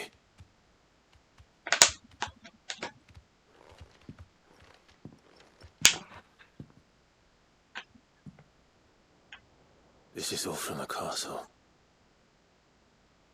And Phoenix Gate. Did you bring these here?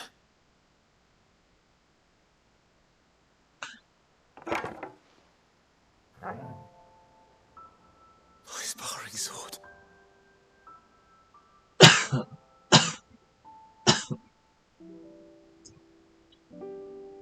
Well.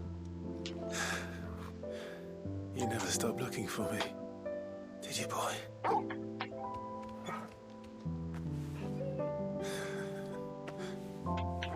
Thank you, Torgal. For never giving up. For never forgetting.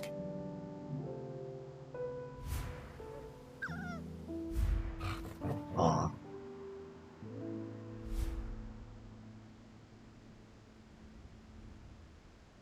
Let's take this with us, shall we? So I don't forget either.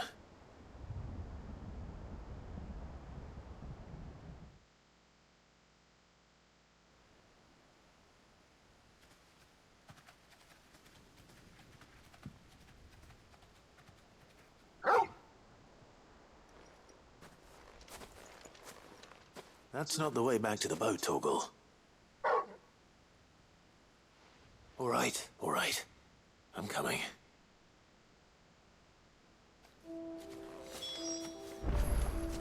I think I know where we're going.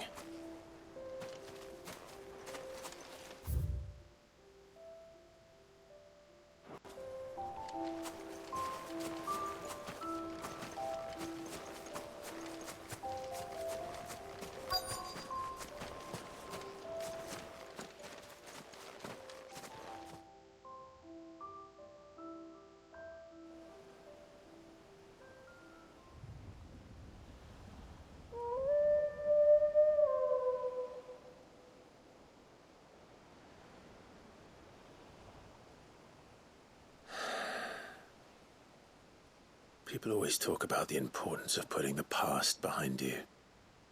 But without it, we wouldn't be who we are today. And we certainly couldn't steer our way to a better tomorrow. Come on, Torgal. Let's go home.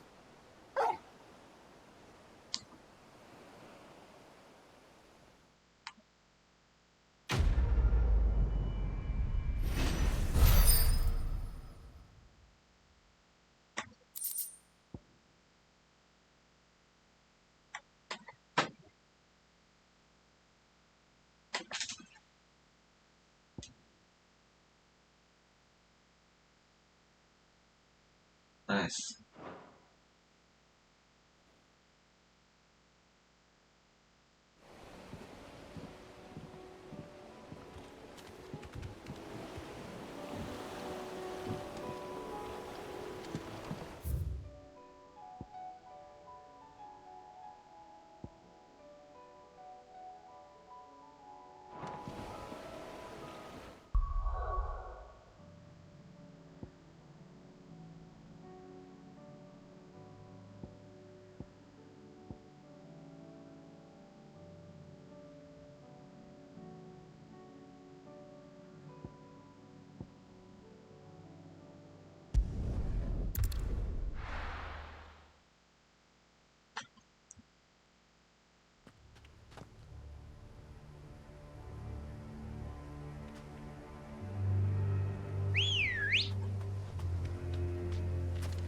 Come on.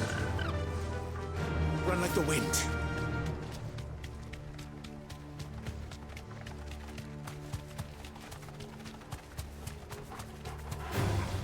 This might take a while.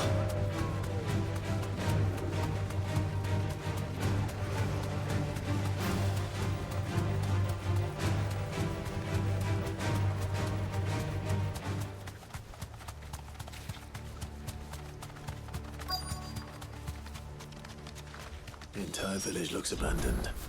Now, which house would a bookworm live in?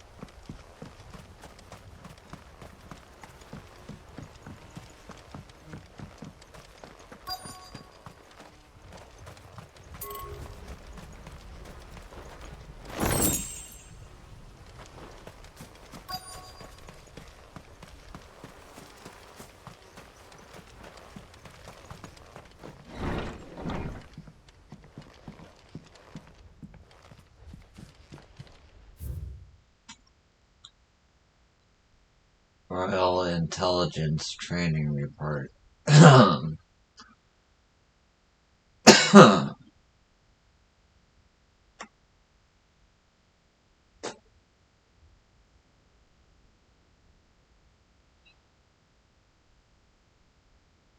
In the wake of the tragic fire at Caer Norvent in 8735 and the subsequent depletion of our most highly practiced intelligencers, all mainland strongholds were instructed to redouble training in clandestine maneuvers, improvised weaponry, and assassination techniques, and dispatched promising volunteers to Starhern for inspection. This report details progress made by the stronghold at Garnick in reinvigorating Wolude's ranks of esteemed intelligencers. This is a Royal Army logbook. Did he take this from the local barracks?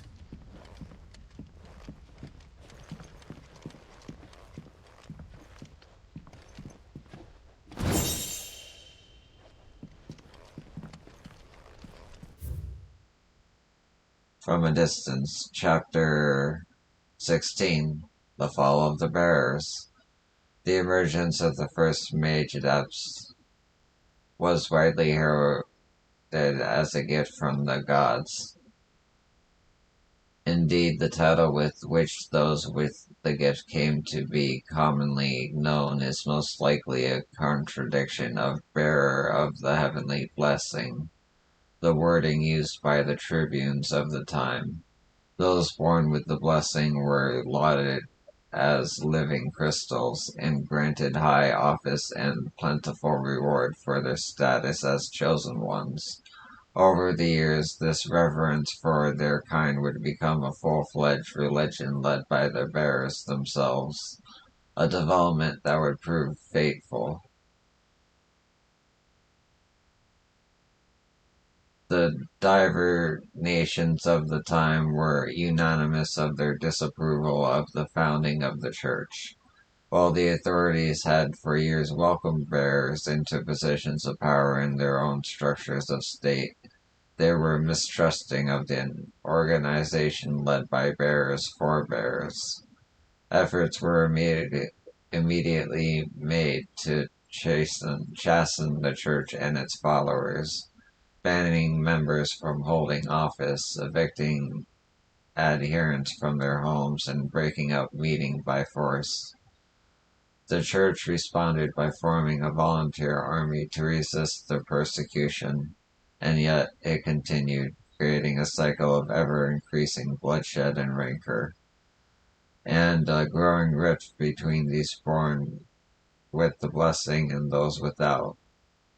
What began with beatings and street clashes would eventually spill over into an all-out war that consumed the greater part of the twins for nigh a generation, and decimated the population of men bearers at both.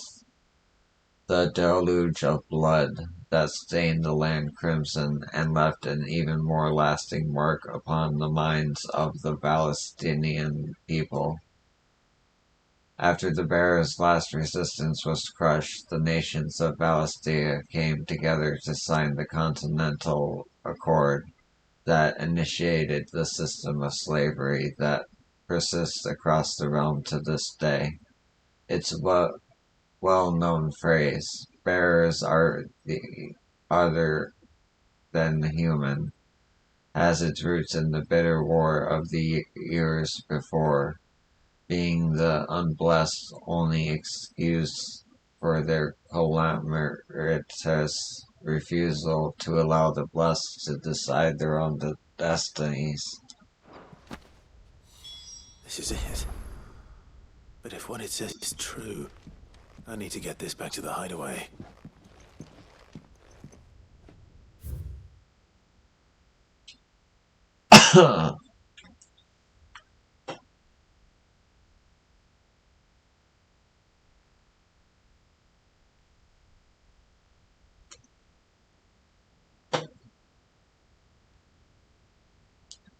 The folklorist Babulary, the Moogle.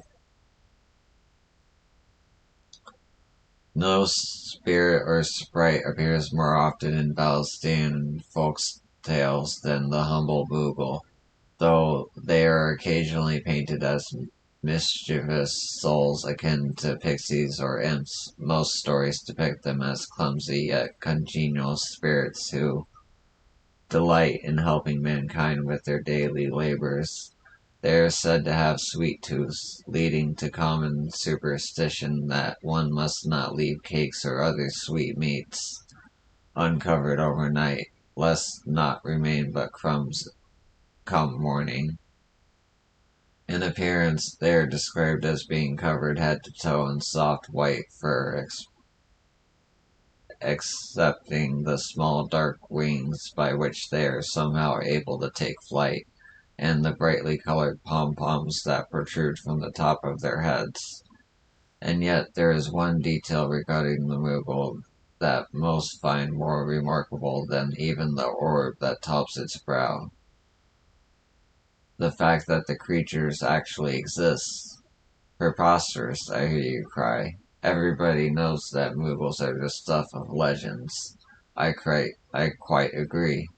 But every legend has its basis in truth, and in the case of the Moogle, the fact may be not so dissimilar to the fiction. Ancient bestiaries list the white mole whose feet do not touch the ground among the beasts of the realm, and the illustrious beside the name. Why, it's none other than the Moogle. Of course, it is true that the creatures are known to still survive in the twins in the modern day. Perhaps their miniature wings carry them to other climes. Perhaps they were hunted to extinction, or perhaps, just perhaps, they do still live among us, hidden far from human view.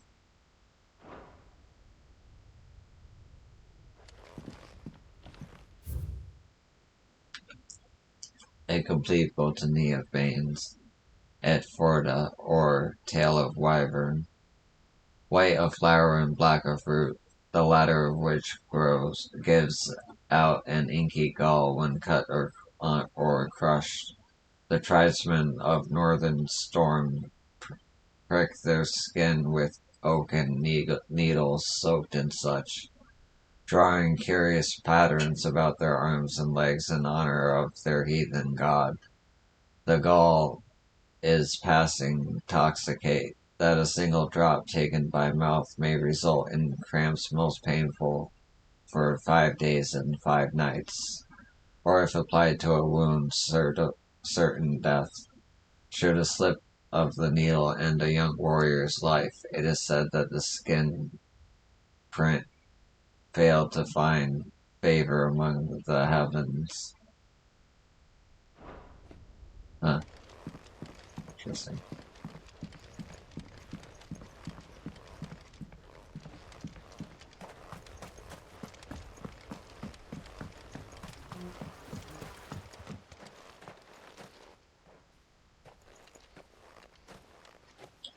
Leaving so soon, stranger? We've been watching you. From a distance, so to speak. Subtle. I know who you are. Then we need not waste time on introductions. Hand me the book. Leave it in our care and return to your life. Your care? Do you mean to burn it, or bury it? That is not my decision to make. But by one means or another, its contents shall be removed from the common record. Then I'll have to politely refuse. I won't let you erase our history. Then we find ourselves at an impasse. Very well. The book can just as easily be pried from your dead hand.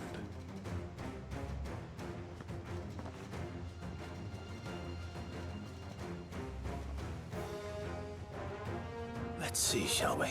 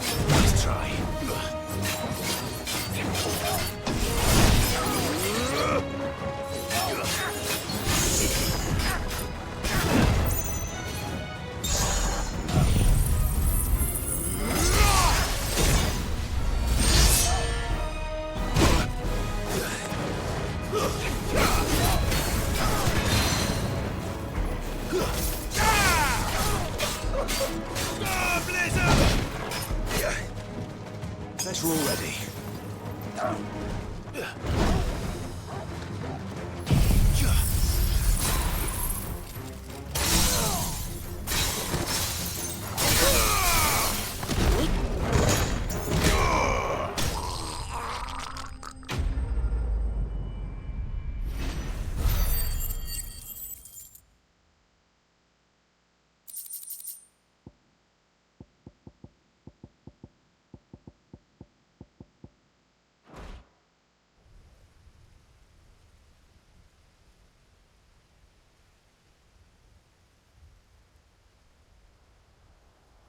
Impressive. But we have other means. We shall claim the book yet. Why do you want it so badly anyway? It lays out in no uncertain terms the vanity and avarice of mankind. It tells the shameful history of the persecution and oppression of a gifted few by a giftless many. Would you say that this interpretation was correct? I don't know. You don't know. Your sword may be sharp, but your wits are dull. So let me answer for you. There is no correct interpretation of history. That a series of events took place may be proved beyond a doubt. But there can be no single, immutable explanation as to why they came to pass. It is a question of numbers and of belief. If enough people believe that a set of events occurred for a reason, that belief becomes the truth. So you're trying to control the truth? We are trying to protect people from themselves, from knowledge that would bring them naught but pain. That is all. You may keep the book, for now. The world is small. We shall meet again. Until then. Wait! Damn it. Let's get this back to Vivian. Perhaps she can explain what that was all about.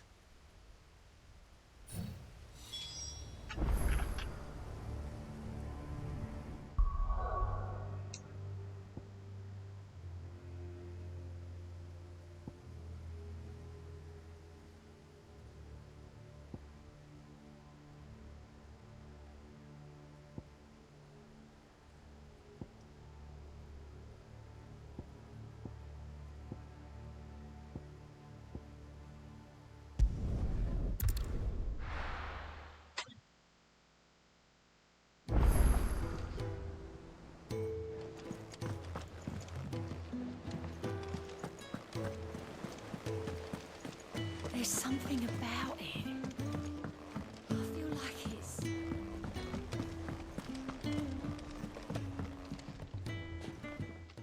Vivian. I found it. The book you lost.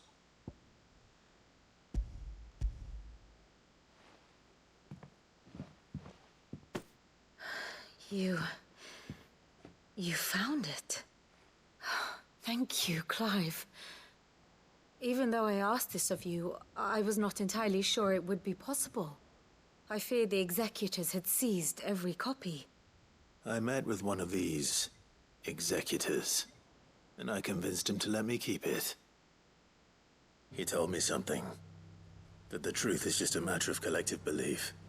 And that if enough people believe a lie, that lie becomes the truth. It does. But it also means that the truth is not immutable. That it can be changed. Provided that those who wish to change it can convince enough people that their perspective is the correct one. As the sad history of the bearers proves. You said that the book inspired you to become a scholar. It did. Or its author, rather. She was a heretic, you see. A firebrand and a dissenter. A gallows stood ready for her in every corner of the realm. And by shunning society, or perhaps being shunned by it, she stumbled upon a truth so potent that an entire realm trembled at the prospect of its utterance. I, too, have always felt somehow set apart from the world of men. A stranger to my own species. She taught me that my solitude was not a curse, but a gift. And that, though my journey to the truth might be a lonely one, what I found at my destination would be more than worth the cost. Do you still feel that way? That you're not one of us? Honestly, I'm not entirely sure anymore. Since coming to the hideaway, I find my thinking somewhat clouded. Perhaps the result of studying mankind from a rather closer perspective than I had intended. But the more I study, the more I find value in this perspective. In looking not from the outside, but from within. So if you'll permit me, I'd like to continue my work here. Remember, Clive, when enough people believe, belief begets truth. Give the men and women of this benighted world the gift of truth. Make them believe in you, as I do. I'll try, Vivian. I'll try.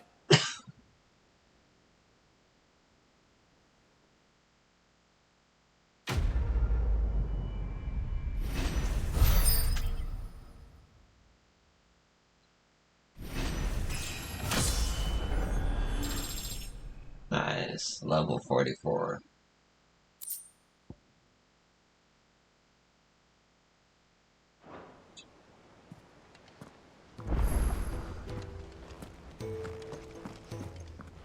If you've got something to ask, I'll be here if you need me. Oh, I wasn't expecting you back so soon.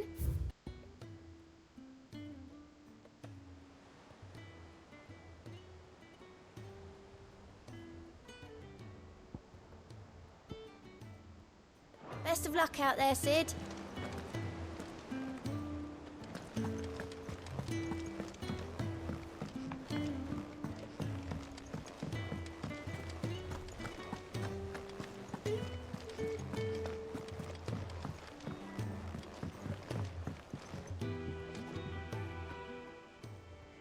Ah, Clive.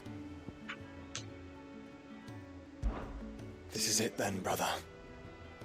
Our last dance with Ultima awaits.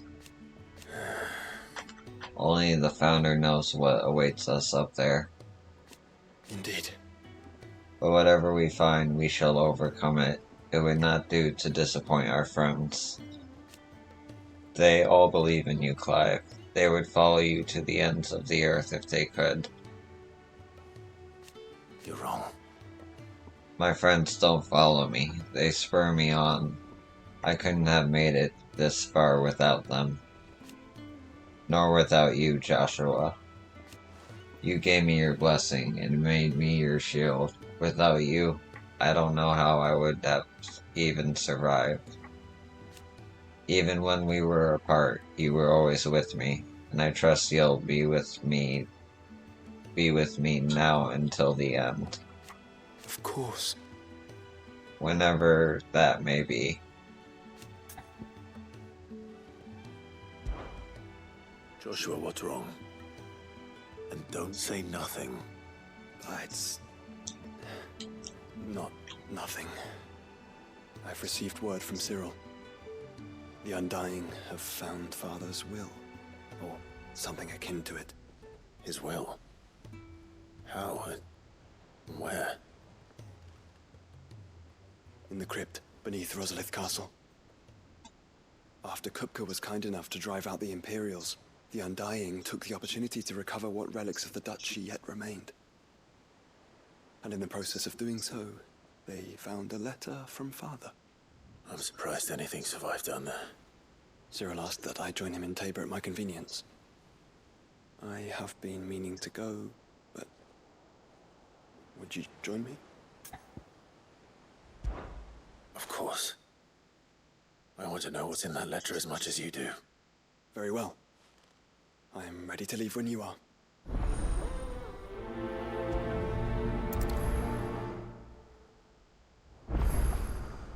Back to Tabor then. Not to be reunited with Yote this time, but with Father.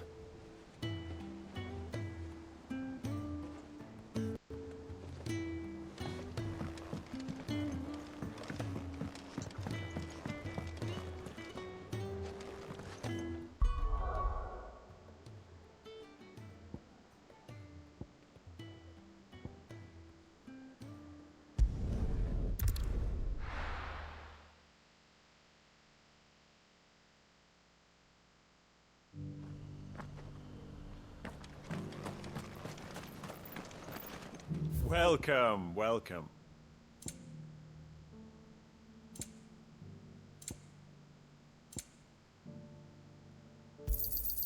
Of course.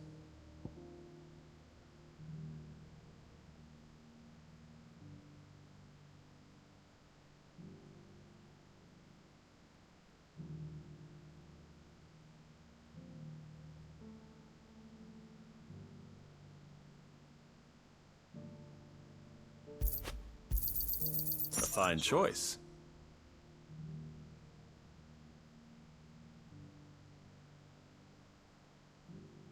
Go safely.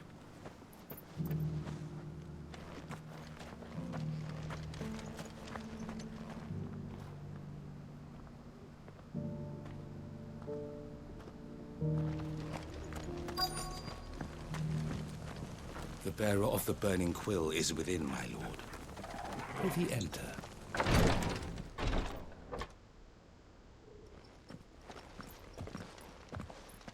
Your Grace, my lord, I trust your journey was not overly onerous. Cyril, you found a letter from Father? Yes, I have it here.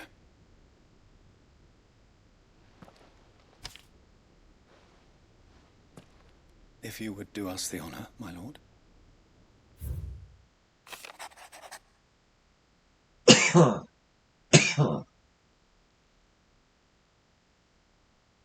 My beloved sons, I know that I ask much of you in this coming war, but I see no other way to secure a future for our duchy and our family. Yet, even should we succeed in subduing the savages and winning back Drake's breath, the threat of the Blight still looms, and only with old Rosaria striving as one might we at last overcome it. I have made plans to see us through, but such are the obstacles that stand in our way. It shall likely fall to you to continue my work. I know that you have the strength, the courage, and the will to do so. This shall be an arduous inheritance, and so I offer you another, that you might be reminded of the love and the faith that I held for you both, your father. An inheritance. It would seem the late Archduke penned this missive shortly before his passing. The day before we left for Phoenix Gate. What are these plans he spoke of? His plans for the duchy, Your Grace. Your father entrusted them to my predecessor, the former bearer of the Burning Quill, who entrusted them in turn to me. The complete emancipation of bearers is their stated aim. But your father's dream did not end there. His Grace also spoke of building hospices to care for those stricken by the curse, and the founding of a new university to further the development of non-magical technologies.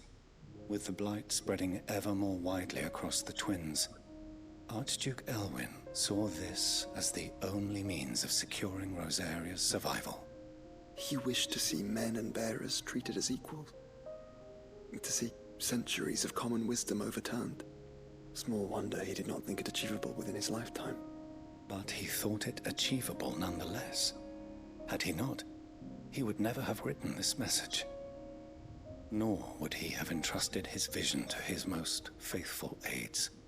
Those who would have stood with you, shielded you from the machinations of the less benevolent personages at court. It's a pity only they are still with us. 'Tis true that those most loyal to your father were the first to suffer the Duchess's wrath. But one at least remains, and she has come bearing gifts. What do you mean? Mayhap it is better that she explain, my lord. After all, the duties entrusted to me by my predecessor extended only to recovering His Grace's will and arranging a meeting with the one who might execute it, or a part of it at least. And where is this woman? She awaits you in the archive, Your Grace. Thank you, Cyril. Shall we then?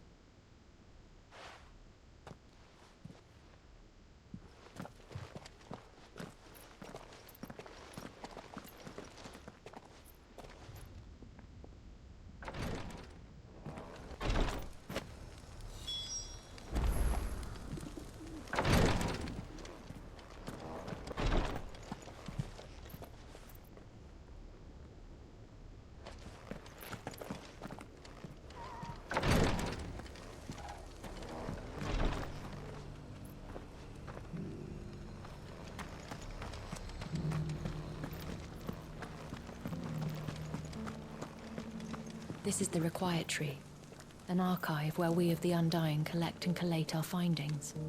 Fragments of Ultima's true nature surely lie buried within these pages. We have only to unearth them.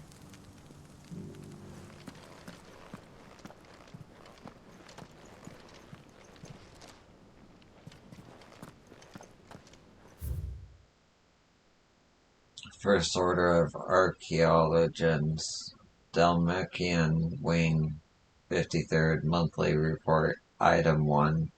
Further discoveries from our acolyte enclosed within the recently displaced mountain dwellers' remote settlement. The diminutive tribe's main village appears to be in receipt of regular deliveries of supplies from Hugo Kupka's men of the Rock. On inquiring with the locals, it became apparent that they have the deepest respect for the one they call Lord Kupka. But whether he has merely bought their loyalty or if there is some deeper connection between the tribe and Titan remains unclear.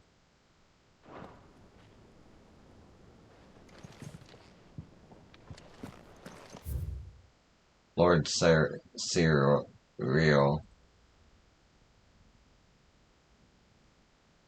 Acolytes stationed across Ballestida reported a curious change in the primeval structures we have come to refer to as moonlifts.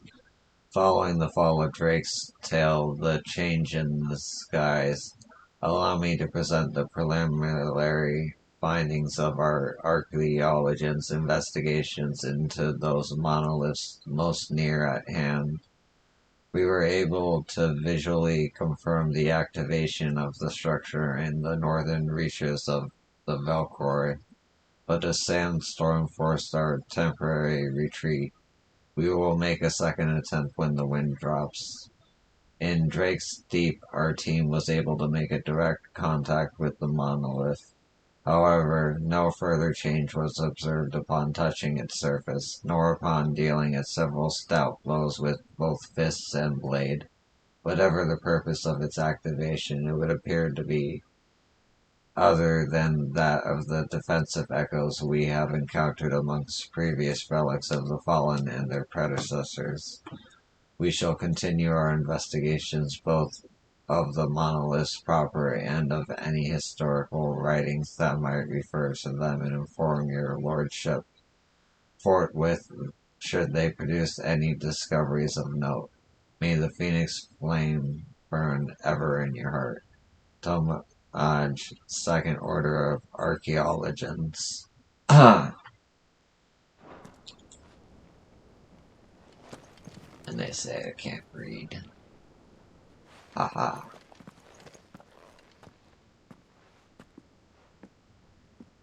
My lord, your grace. I hardly recognize you. I am Goditha, retainer of House Rosfield, loyal servant to the Phoenix and his shields.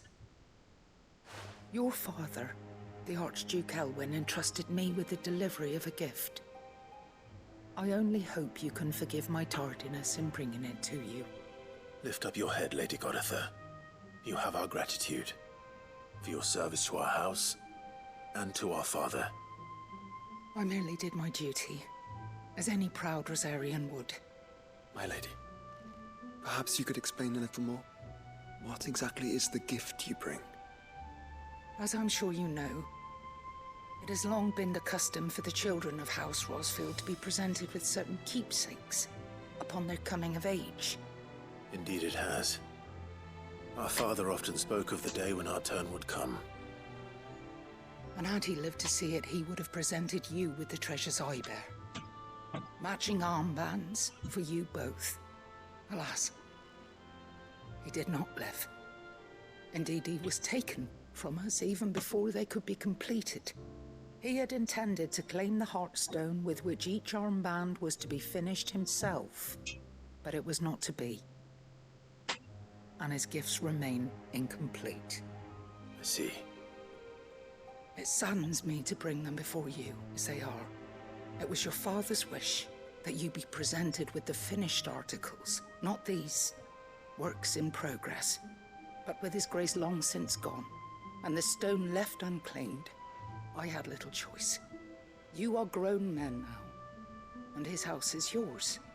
And while I would not presume to insist upon your claiming the Heartstone in his stead, I know that nothing would have pleased him more than for you to do so. Thank you, Lady Goditha. What say you, Clive? What else? Of course, my lady. May our father's will be done. Oh, I am much obliged. Do you know where we might find this Heartstone, my lady? I do. Though it may be a matter of a good deal more than simply happening upon it. It is found in the bellies of elder griffins, you see. We do at least know where to find one. A certain specimen has made its nest in Titan's Wake, not far from here. A certain specimen? You are most perceptive, Your Grace. In answer to your unspoken question, yes. In fact, this is the very same beast your father meant to slay. I have been tracking its movements since you were but a boy. Were you to slay it in his stead, as men of House Rosfield, it would surely make your father proud. What say you, Joshua? What else?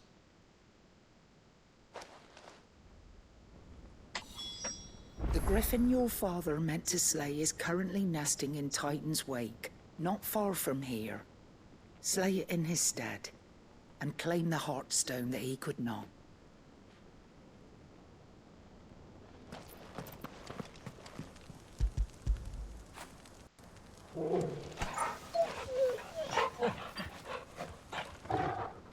Titan's Wake is to the south of here.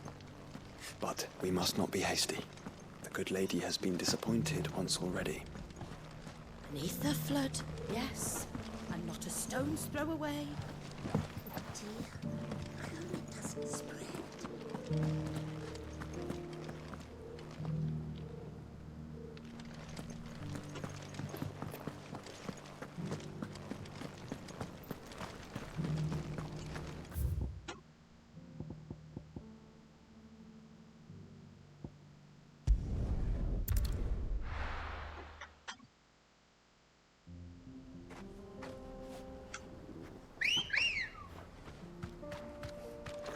Come on.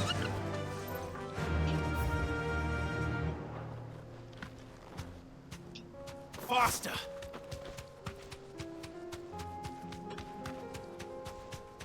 Eyes peeled, Joshua.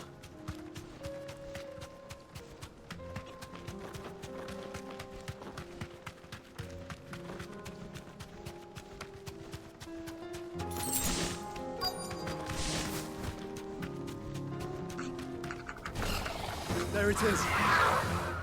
For House Rosfield.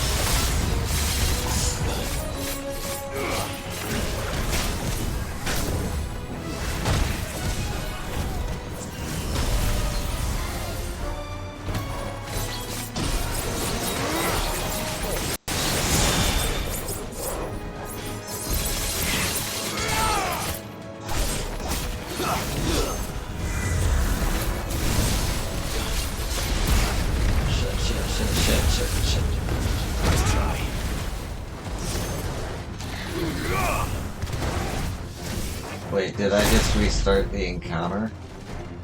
Are you serious?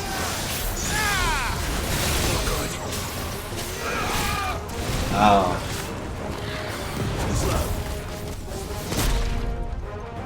I'm so confused.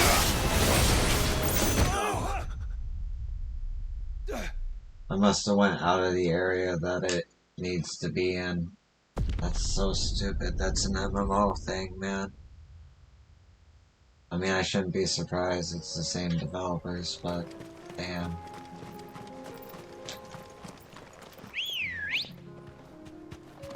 Good girl. Run like the wind. Or same studio, anyway.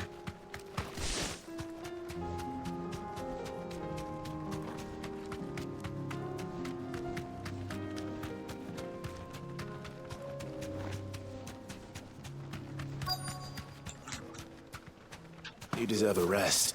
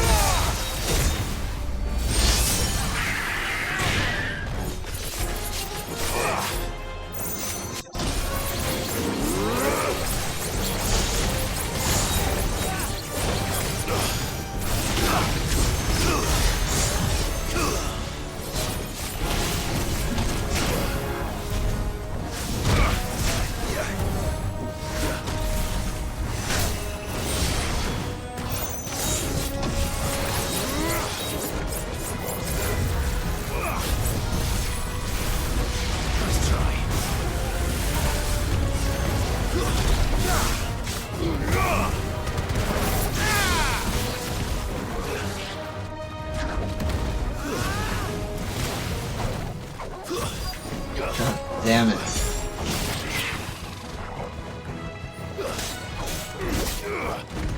Okay, I gotta lead him over here. Gotta lead him over here.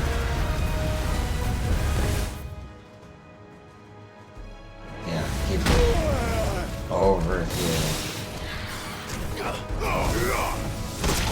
No problem.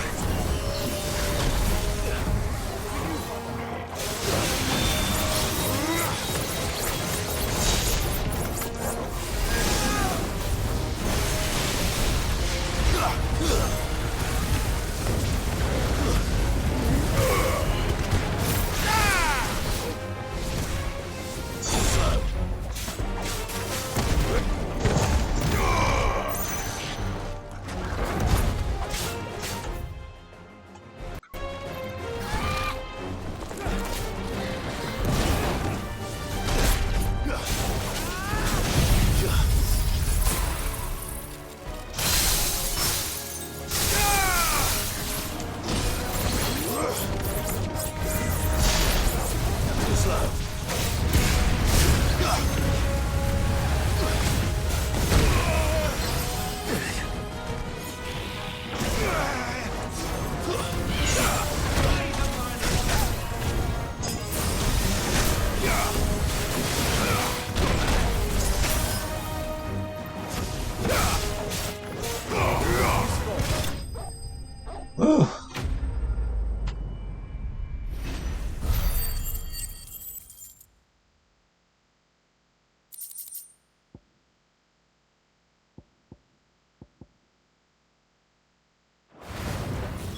Is this the Heartstone? I expect Lady Goditha will know.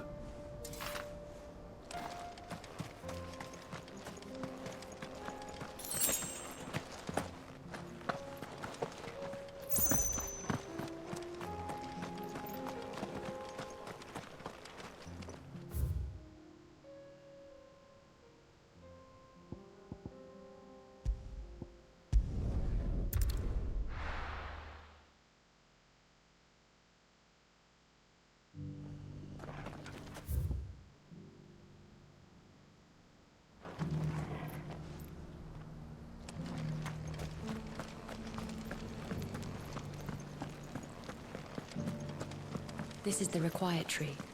An archive where we of the Undying. Oh, thank the Founder you were safe. The Griffin is slain then? And the Heartstone claimed.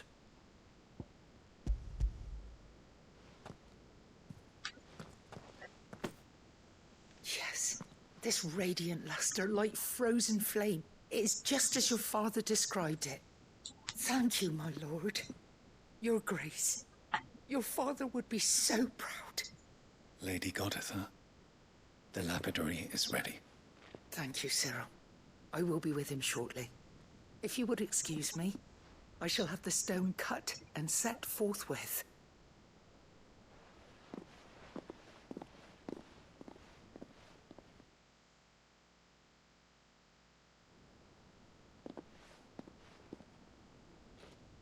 The armbands are complete.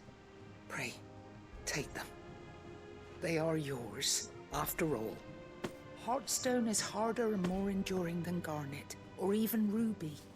It symbolizes unwavering will and devotion.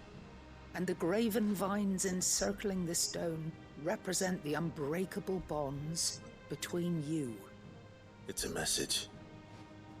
Father knew we had enemies both inside and outside the duchy. Enemies who would thwart his vision. Only with unwavering devotion would it ever be realized. And only if we stood together, as Phoenix and Shield, as brothers in arms. Only then might those enemies be overcome. Indeed. His Grace knew the enormity of the task he would entrust to you, his heirs. But this was more than just a message. It was a promise. That he would always be with you. Thank you, Lady Goditha, for remaining the steadfast custodian of our father's will. Forgive me, my lady, but there is something I don't quite understand. The Undying told me that after Father died, Mother claimed all of the ducal treasures for her own. Even if the armbands were incomplete, she would surely not have overlooked them. So, how were you able to keep them from her? Because I was the keeper of the vault. Though I was but a lowly servant, your father spoke to me of his intentions for the bands, of the deep love he had for both of you, and his hopes for your future. In the days before the disaster at Phoenix Gate, I discovered that the Duchess had ordered her jewelry be sent away from the castle. It was then that I knew she meant to betray us. I tried to warn your father, but it was too late. When word of the fire reached Rosalith, I knew my time was short. So I took up the armbands and I fled into the night. And thank the Founder you did. Yet my duty to your father was incomplete. Not knowing what else to do, I followed the Griffin, thinking I might claim the Heartstone on its passing. And so my pursuit continued, until Lord Cyril appeared before me. He informed me that His Grace's will had been recovered, and that his sons were alive and well. Lady Goditha, on behalf of my father and all the people of Rosaria, I thank you for your loyal service. As do I. Thank you, my lord. Your Grace, for coming back to us. For giving my service meaning.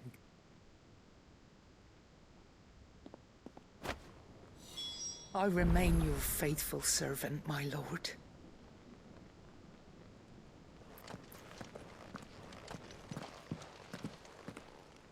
The bands suit you well. It must be gratifying to finally receive the inheritance that was denied you for so long. It is. And we thank you for the part you played, Cyril. If you would permit me to play my part a little longer, might I suggest that you make your way to your father's memorial atop Hawk's Cry Cliff? Let him see that you have received his blessing, and that his vision lives on in you. I suppose it would be churlish not to. What do you say, Clive? Shall we pay Father a visit? I think we should. I was hoping to be able to offer him my thanks before we left for Origin. Your father's helm is enshrined there. It has been since the day we recovered it from Phoenix Gate. I prithee claim it, for it too is a part of your inheritance, and I do not doubt that your father would prefer it in your hands than perched upon some lonely rock. Thank you, Cyril.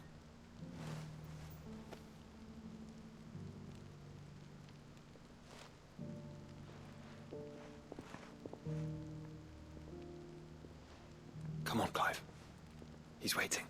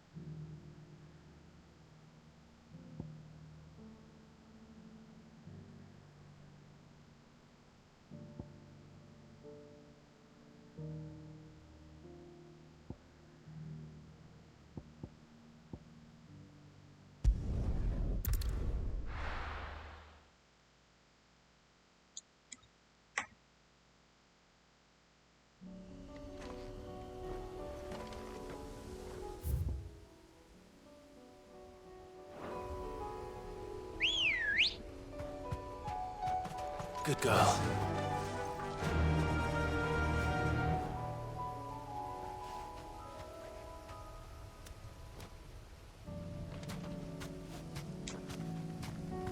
Unwavering will and an unbreakable bond. Do you really think we're strong enough? To save the world? Of course. We'll overcome Father's political enemies. Of that I'm less certain. Especially knowing what we know now.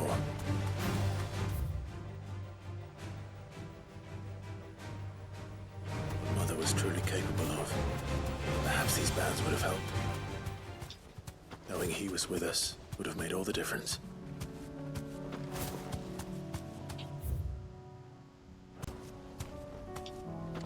It's just back there.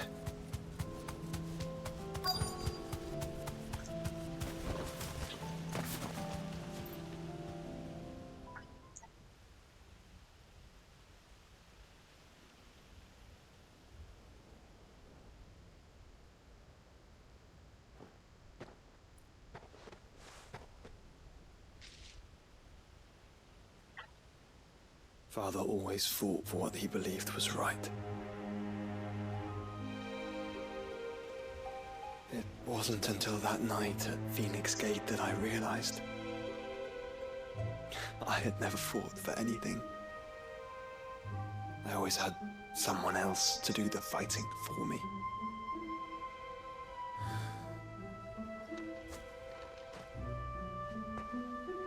No matter how fate conspired against him, he never lost heart, never looked back, never stopped fighting. To me, he was the greatest of men. And I've been trying to live up to his ideals ever since.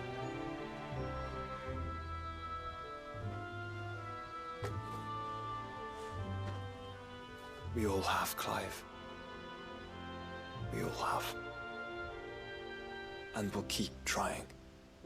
Because that's what he would have wanted. What he would have done himself. Even if it meant standing against the very gods in the heavens. I shall be borrowing this, Father, if I may. That you might watch over us as we follow in your footsteps.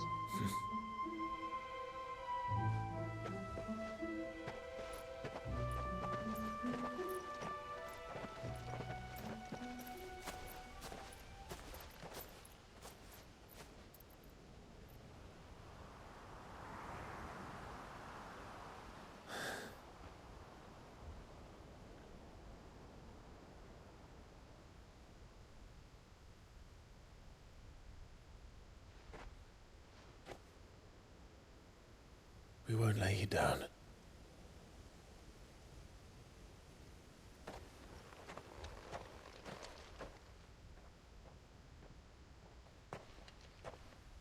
Onward then. Onward. To the end. And to a new beginning.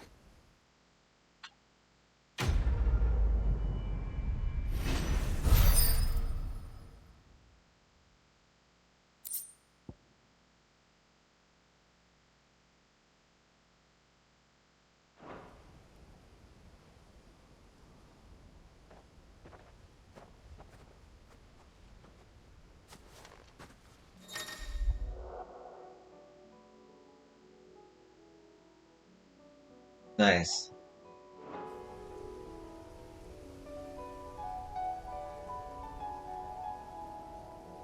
How do I get Julia in my party?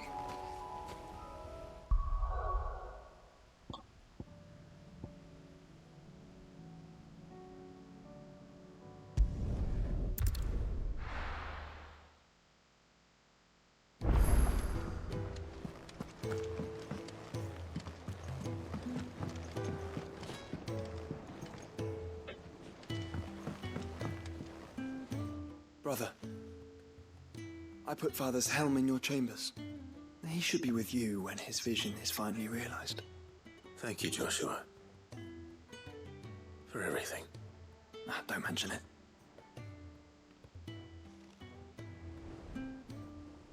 All is well, I trust? He always tried to spur me on, to give me courage. I knew his words were meant with kindness, but as a boy, they cut me deeply. How keenly they made me feel my own weakness, my own inadequacy.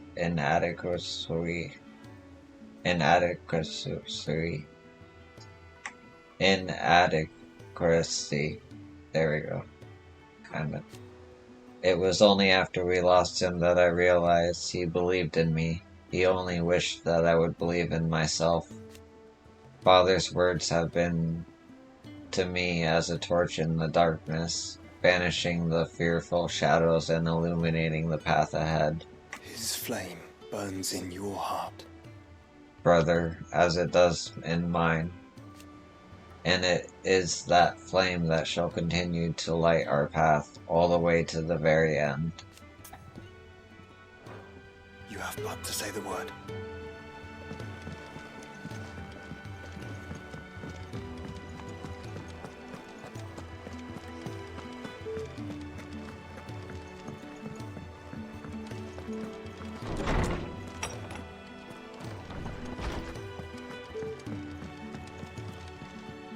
It's not time yet, is it? Ah, man. I don't get you in my party. That sucks. Alright. Well,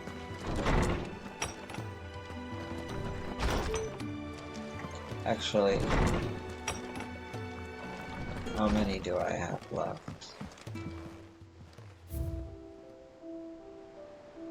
Quite a few.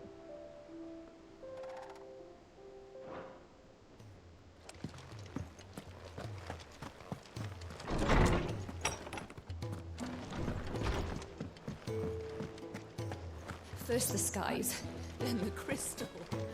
What next? The advent of great Greek himself.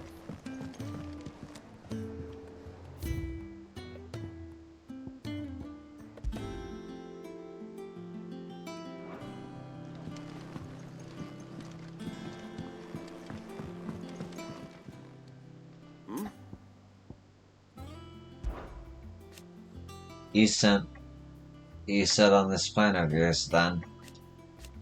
I am. Huh. You never were one to shy away from a fight. So, some might say it runs in the family. Your father would be proud. Thank you, Uncle. I know he'll be with us up there. As for down here, You may take comfort in the knowledge that the realm will be in my capable hands until your return. Indeed.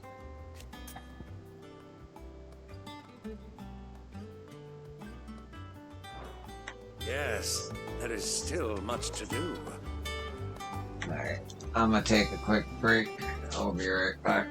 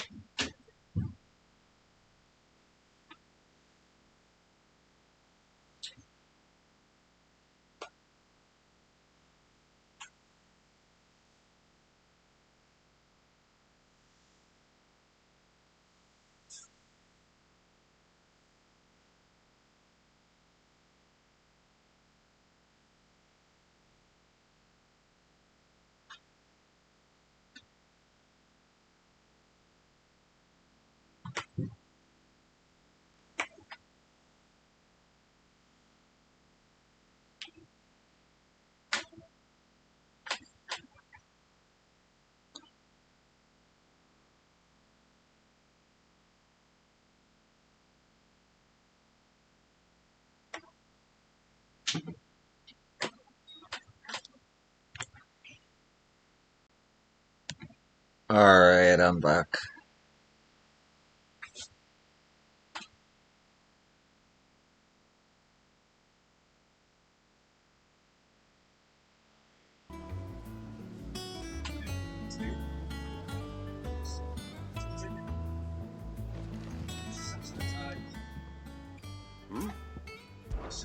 Clive, my boy!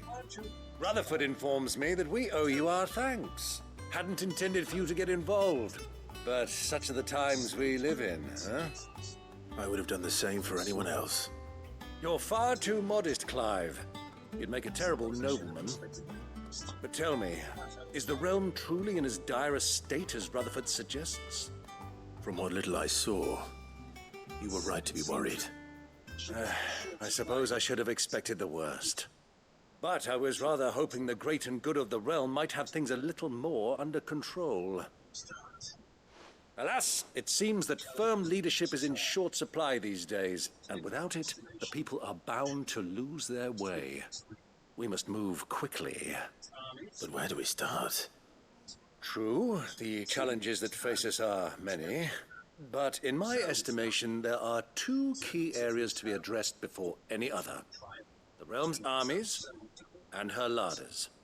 As you've seen firsthand, it's every man and woman for themselves out there.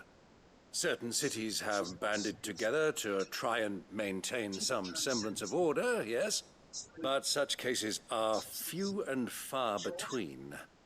And yet, the only remedy for the chaos that faces us is unity. A unity that transcends even the borders laid down by our ancestors. In short, if Storm does not stand together, she will fall apart. But how would one even begin to unite the realm? The armies, my boy. As I told you already, we begin by restoring order among the ranks of those sworn to maintain it. Sadly, I doubt I could convince even the lowliest gaggle of privates to dig a latrine together. But I do know someone the High Commanders have been known to listen to on occasion. Field Marshal Eugen Havel. I thought he was retired. He was, until an Akashic army tore through Randalar and killed most of the rank and file. There is no man alive more capable. Literally. And as luck would have it, I've already spoken with him on the matter. Of course you have. And he's agreed to help. On one condition.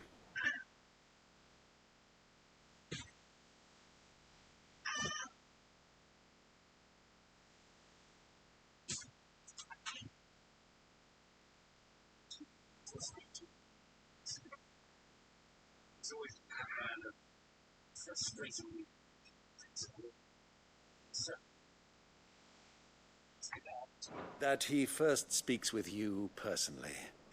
Havel has always been a man of frustratingly rigid principle, and he has certain qualms about clasping arms with, well, with an outlaw. I extolled your many virtues as best I could, of course, but the old goat was adamant that he be allowed to appraise you in person. You don't mind, do you, my boy? Of course not. As long as chaos reigns, we will never build a better world. I'll do whatever it takes. And if the Field Marshal wishes to speak with me in person, then so be it. That's the spirit. I'll leave for Randalar at once. Would you send a Stolas? Of course. Rutherford is already in the Dalmekian capital. I'll have him tell...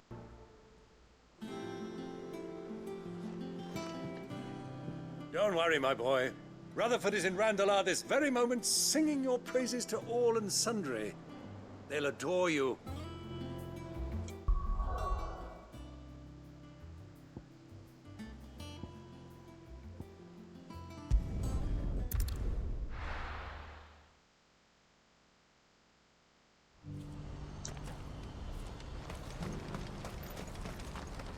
Well met.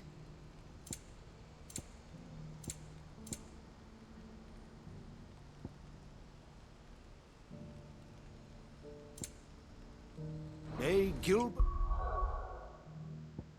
It's one thing I forgot to do.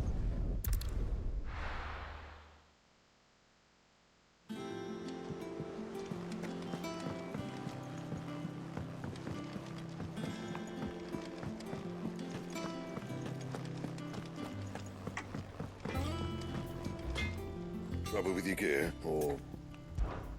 So, what it be?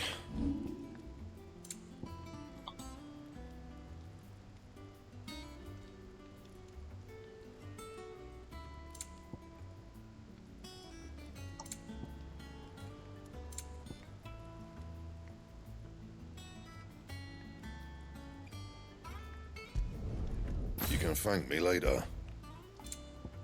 Alright, so I need 6 meteorite, and I'm good. That it? Fine.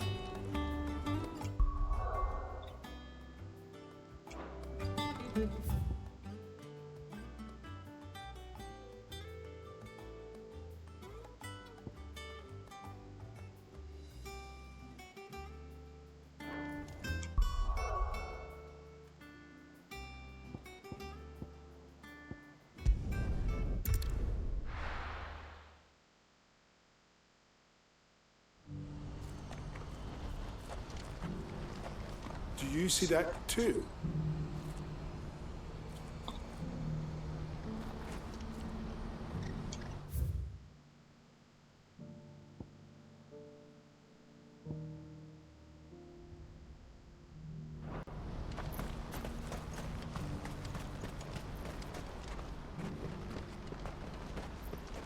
There are many variations of the Semekian legend, but almost all agree that man was punished for presuming to set foot in the sanctum of the gods.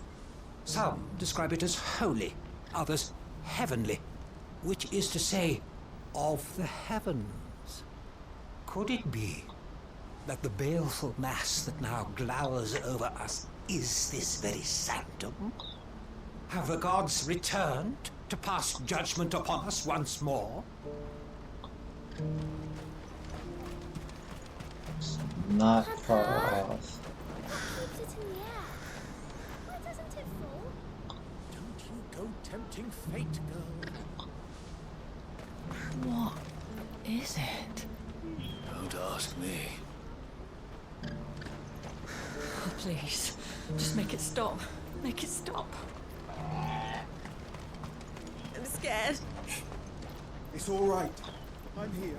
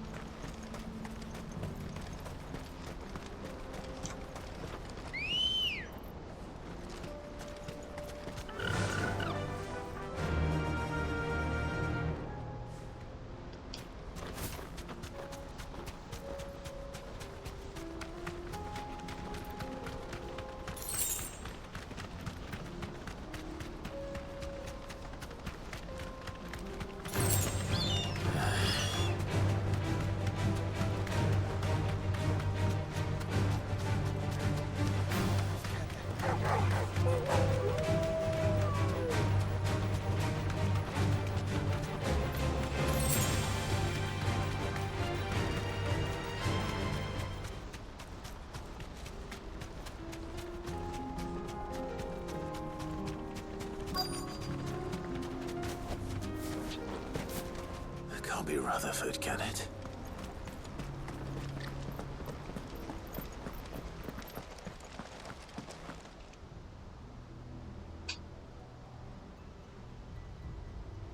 Turncoats and cowards, the lot of you! If it's a fight you want, it's a fight you shall have!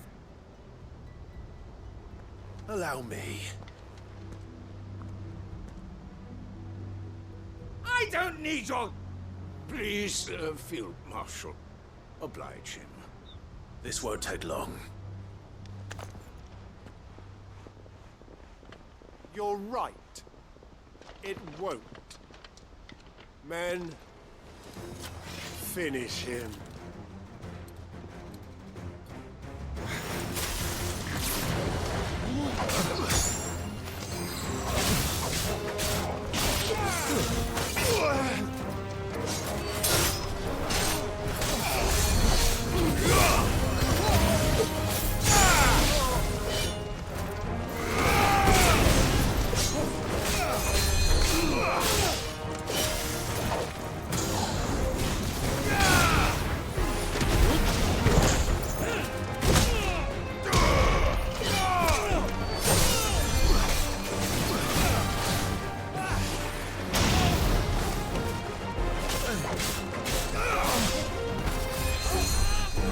Who's healing?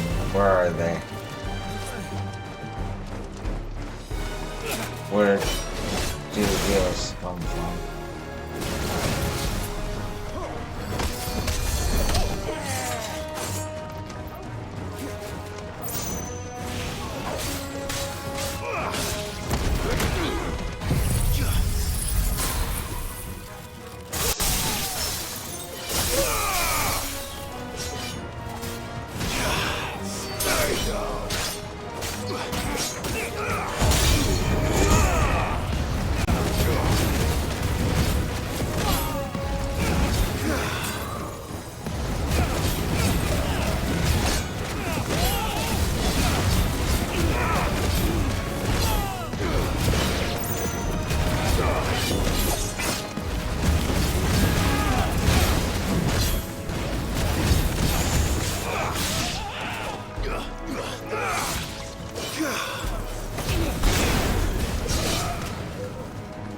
There you go.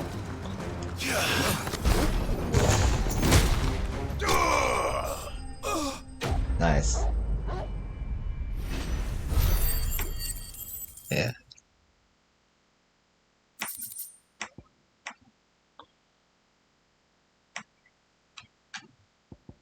Now I'm just like waiting for Meteorite. I'm just like, where is it? A little longer than I'd have liked.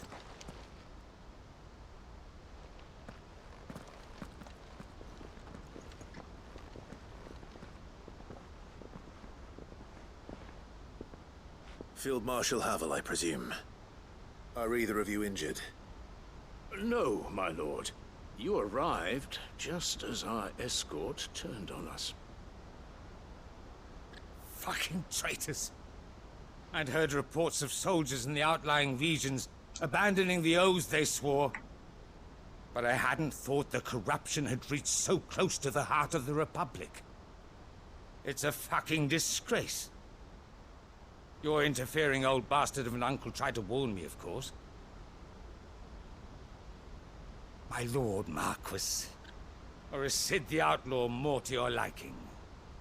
Call me what you want. It doesn't change who I am, or the urgency of the message I bring. My uncle has a plan to right the realm, and he needs your help to see it through. Before I agree to anything,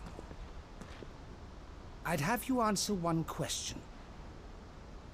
What do you stand to gain from all this? I won't deny that I might benefit from further chaos. But I seek a new beginning for all of us. And while the choices I've made may not always have been the right ones, I know I made them for the right reasons. For so long, so many of us have been told how we could live, how we could die, when it should have been our decision all along. Now we have a chance to put things right. But in order to take it, we must stand together. Even if it be beside those with whom we don't see eye to eye.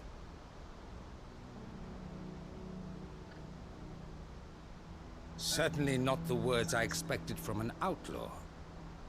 But perhaps your uncle was right. You are no ordinary outlaw. I'll never hear the end of this. All right. I'll start by ordering my most trusted guard to bring the Dhalmekian fringes under control. Next, I'll make contact with my counterparts in the Imperial Army and see if I can't convince them to try and restore order in their own territory. Thank you, Field Marshal.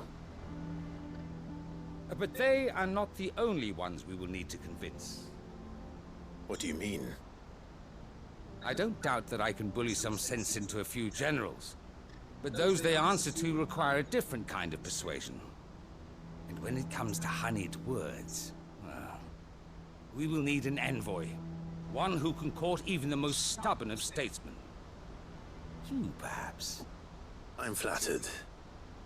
But I'm no diplomat either. And I have other problems to attend to. What we need is a skilled arbitrator. And I may know just the person. Is that so? And would he happen to be an outlaw too? Of a different kind, perhaps. Beggars can't be choosers. I suppose we'll all have to find a little of the outlaw in ourselves if we're to make it through this. Very well. Send your man to me right away. I shall.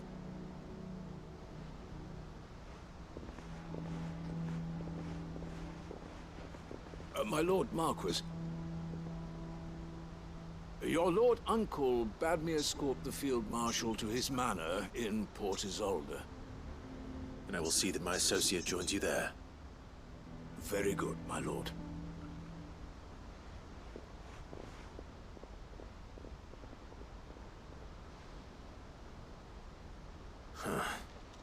An envoy.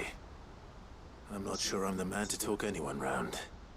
I can barely convince my brother to take his medicine.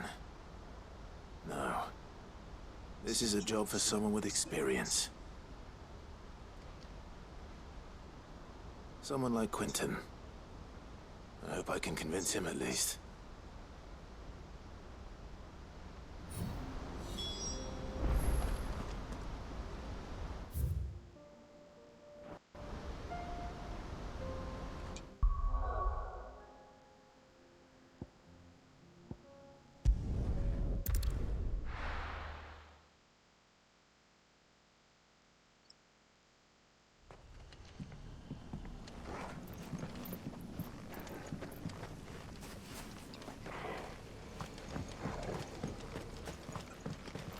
This is no time to ride.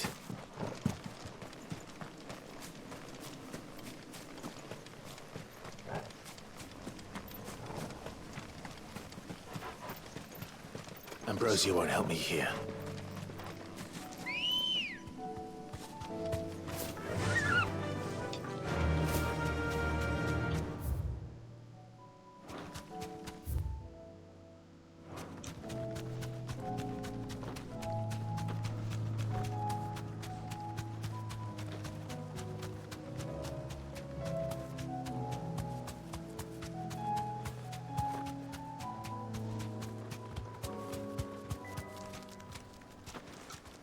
Thanks, Gal. I made sure our fallen comrades were laid to rest. And they can rest easy, knowing that their sacrifice wasn't in vain. That justice was done. As for us survivors, well, we've just got to keep at it. Keep the family together. For their sakes.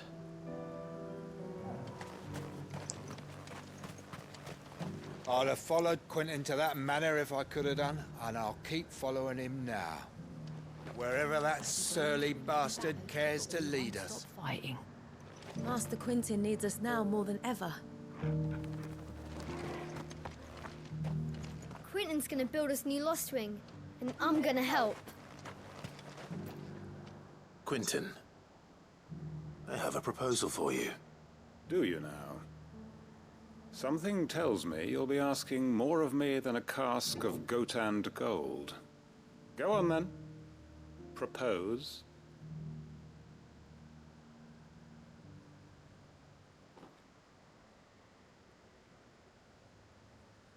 You'd have me convince the chiefs and chamberlains of the realm that they should simply swallow their pride and do the one thing that has proved impossible for thousands of years.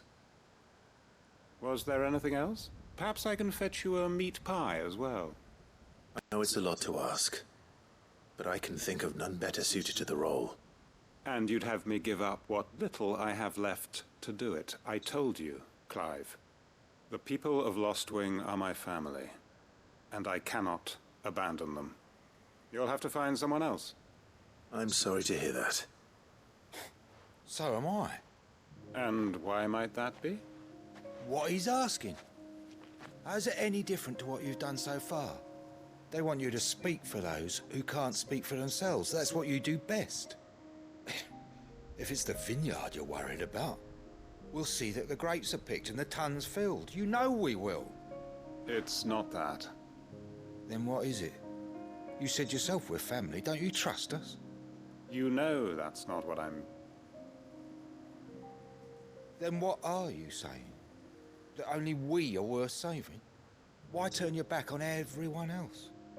You convinced us we could build new lives for ourselves, and if you can do that, who's to say you couldn't convince the entire realm? A stirring argument. I fear that any rejoinder I make might fall somewhat flat by comparison. So you'll join us? Where do you need me? Field Marshal Havel will want to speak with you in person. He's currently in Port Isolde. I can arrange for a party of Cursebreakers to accompany you there. That would be very much appreciated. I hear the roads are far from safe these days. Hopefully not for long. My uncle will want to know that his plan is taking shape. Any statesmen we speak with are liable to resist our entreaties if they feel that what little power remains to them is at stake. They must be dealt with skillfully. I shall not repeat the errors of my past. Reckon Master Quinton could argue an egg back up a hen's quim if he set his mind to it.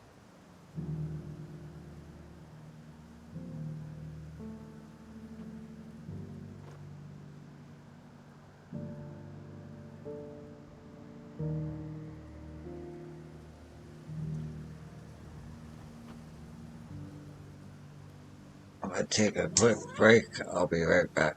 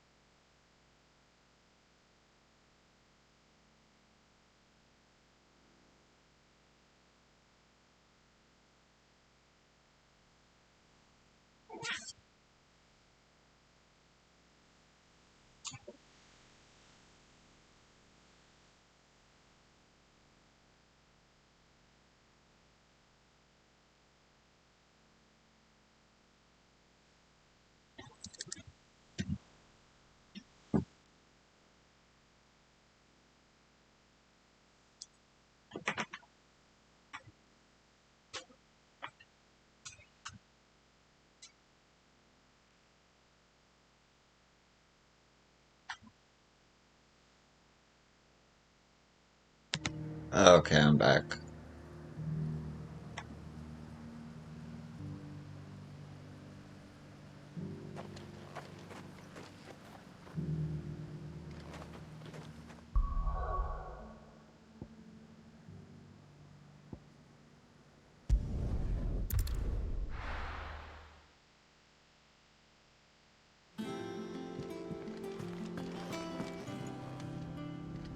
Uncle, I bring good news. The Field Marshal has agreed to your plan. Ha! Of course he has. I didn't doubt you for a moment, dear boy. Rutherford is accompanying him back to your manor in Port Isolde as we speak. They will await your return there.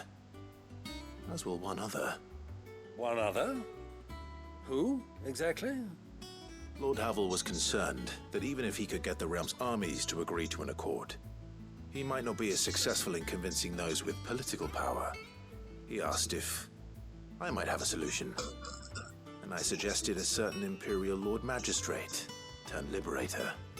One of your co-conspirators? Master Quinton would probably call me one of his. But yes. Another outlaw, then. Just the thing we need to put these rotten politicos in their places. Good thinking, Clive. I'm glad you approve. The more the merrier, eh? Uncle, assuming Havel and Quinton can solve our problem with the armies, you still haven't mentioned how we might manage the grain shortages. Oh, don't you worry, my boy. The 7 high houses will be seeing to that. They have all agreed to make the most generous of donations. Oh, of course, it did take a little persuasion, but luckily I had some unexpected help. From who? Why, you, my boy. Rumor has it that you rescued the Lady Ariane's head steward Rockford from a horde of bloodthirsty bandits. It was more of a handful.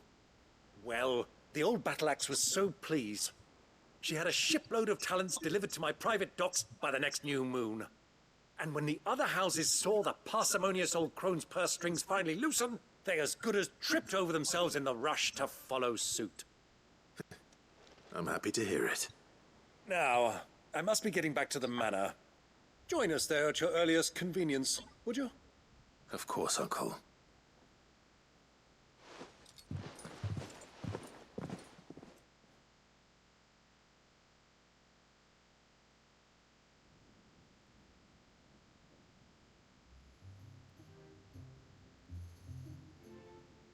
And how, pray tell, will we get that grain to the capital if the roads are still overrun with Akashic?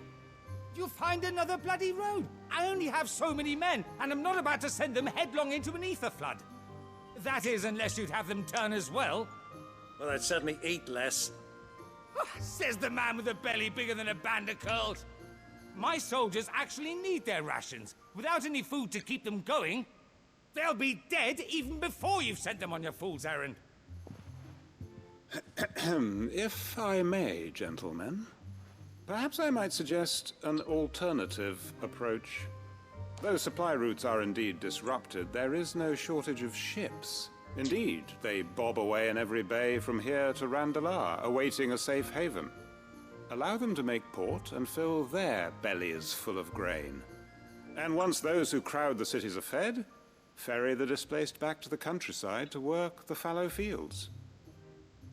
But I'm sure that you wish to continue your discussion. Forgive the interruption. 2 such firm friends as yourselves need no help from the likes of me. Rutherford spoke fondly of the great bond between you. Us? Friends? I can't stand the man. Clive, I'm beginning to question the quality of the company you keep. And what kind of company were you expecting him to keep? The man's a criminal. Criminal? How dare you? You are not fit to breathe the same air as this fine, upstanding young gentleman. Upstanding? He calls himself Sid the Bloody Outlaw. Once more onto the breach.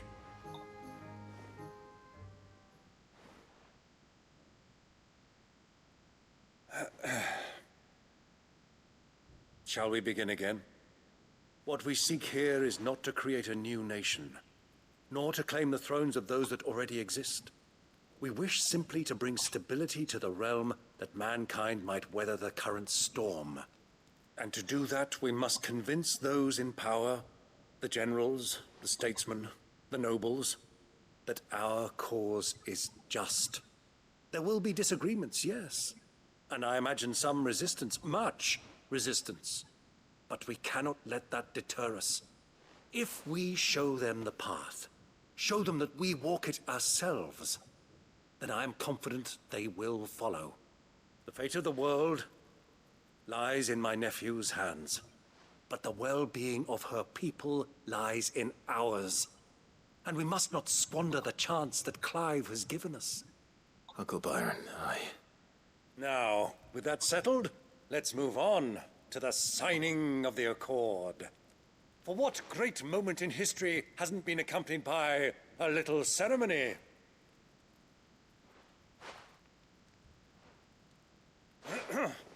Citizens of Valisthea, I present to you the Tri-Unity.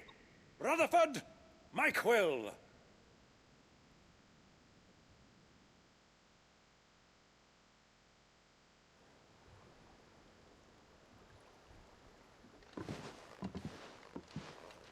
Well, my boy, the stage is set. That it is. This is the role you were born for. Now I ask only that you trust in the talents of your supporting cast. We shall play our parts to the best of our abilities, that you might have the opportunity to shine. The realm needs its Sir Crandall. And there is no better Crandall than you, Clive. I want you to keep this signed accord as proof of our faith in you. I will. Thank you, Uncle.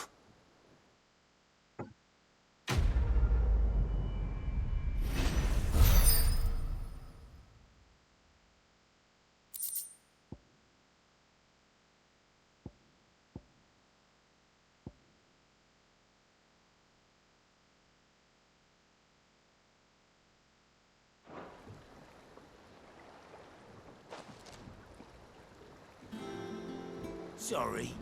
Can't take you where you need to get to, but the Argo and me will be waiting when you get back.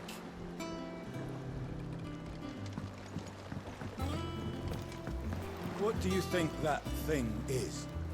It's a damn distraction, is what it is. Now back to work. And how the hell is Sid gonna deal with that?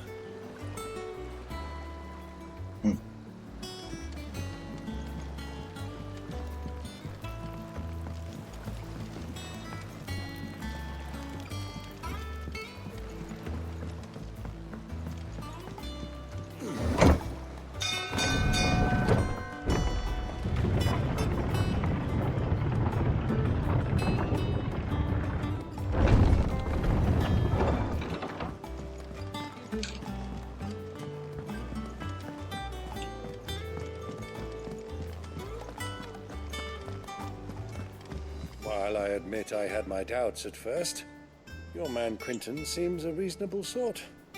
That and every moment he's talking instead of Havel, the better chance we'll have of setting things straight. You can trust in us, Clive, just as we trust in you.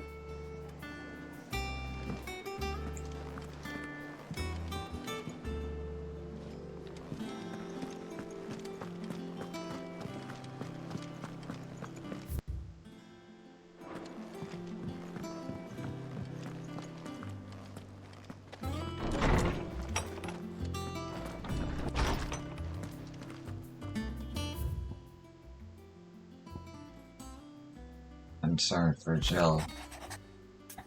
Though her icon brought her much suffering, the loss of Shiva weighs heavy on her heart, and we would be poor friends indeed if we did not seek to lighten that burden, even but only a fraction. Before we depart for the skies, I would speak on this more in private. Joshua.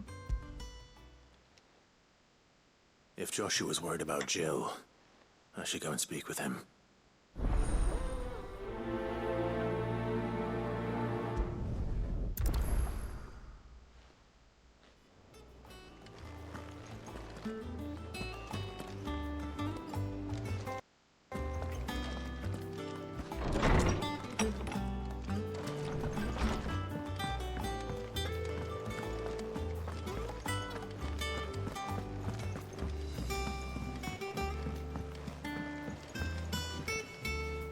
Joshua, I read your message. You're right. Jill is different. I don't think I'd realized how different, but since we returned from Drake's spine, I felt it more and more. I suppose it's not hard to imagine why. She doesn't think she belongs anymore. And that's why we need to remind her she is still one of us. And to let her know that we still need her, now more than ever. That you still need her. But how to do that? When last we were truly close, we were but children. Of course. Do you remember the time we accompanied Father on his annual tour of the Duchy? And Jill and I broke from the procession to ride up Man's Hill. To see the snow daisies, I remember. It was the first time Father had allowed us to join him. And when he realized you were missing, he had the entire retinue down to the pot boys combing the countryside.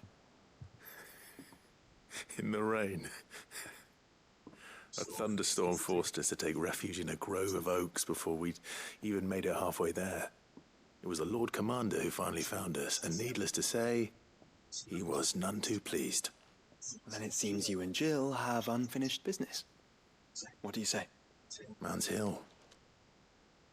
It's not that far. Oh, true. Though I suspect it is also much changed. Little in southern Rosaria remains as it was when we were children. You're saying I should go and scout the area for bandits? I'm saying we should first go and see if there are actually still any snow daisies left. What would you do without me, Clive? I can't say my travels ever took me back to Man's Hill. I'm curious to see how it has fared.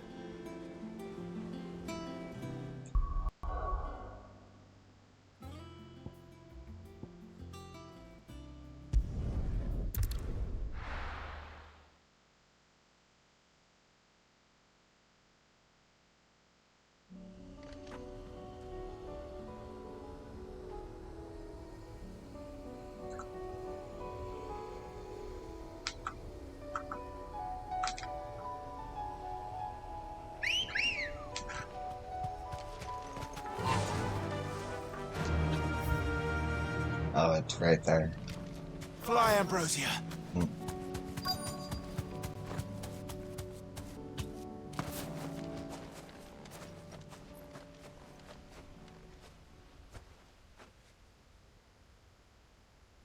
This is the place, but... I'm sorry, Clive.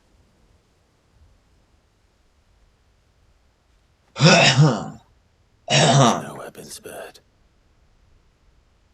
What do we do now? We keep looking. Man's Hill cannot be the only place where snow daisies grow. Perhaps, but it's the only place I know of. Knew of. Then why not ask someone who might know of another? Someone in the backyard? To the hideaway, then.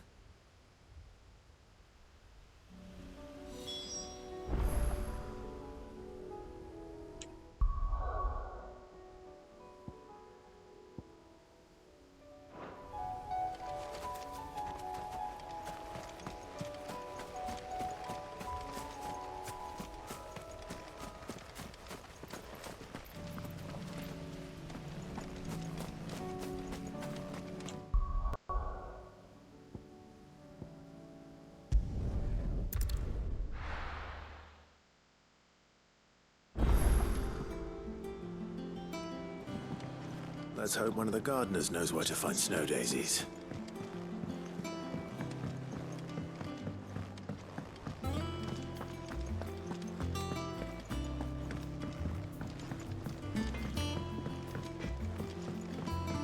Say what you will.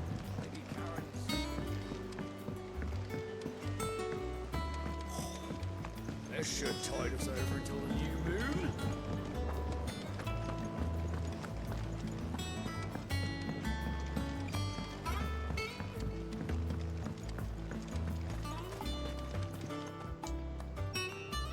Oh. What brings you down from the heavens, Sid? I need your advice. Joshua and I are looking for a place where snow daisies grow. Preferably in abundance. Snow daisies. Then you'll want somewhere not too hot and not too cold. And where the winds are strong enough to carry the seeds. I reckon Man's Hill would be a good place to start. There in the Royal Meadows, perhaps? Both have similar climbs and the right elevation. If the Blight hasn't claimed them yet. Right. Thank you. Did you learn where we might find our flowers? The gardener here mentioned the Royal Meadows in Sambrak. Ah, the fields beyond Northreach. Well, if that's the case, then Yote was right. I recalled that she kept a record of our travels, you see. So I asked her if she'd perhaps noted anywhere that snow daisies grew, and she mentioned Oilafeist Bay. Whose shores border the meadows. Off we go then. The winds that blow across the Royal Meadows from Oilafeist Bay are strong indeed. Strong enough for snow daisies, it seems. Snow daisies may be beautiful, but they are really quite deadly. I wouldn't recommend eating one.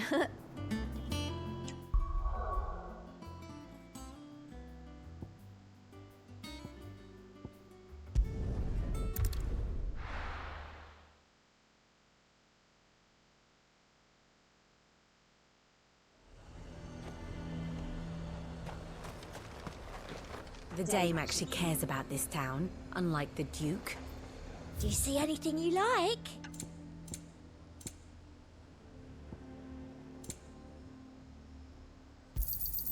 I do like a customer who knows what he wants.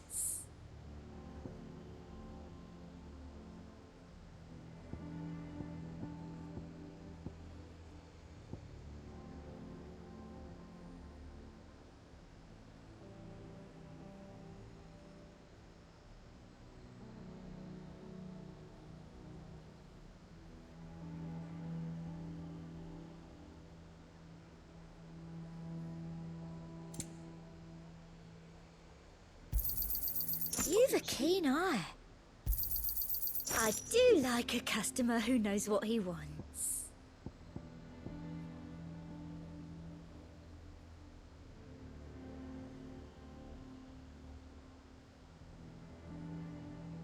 Come back again. The garrison is threatening to pull their sentries from the markets if we don't cooperate. Then we'll just post our own.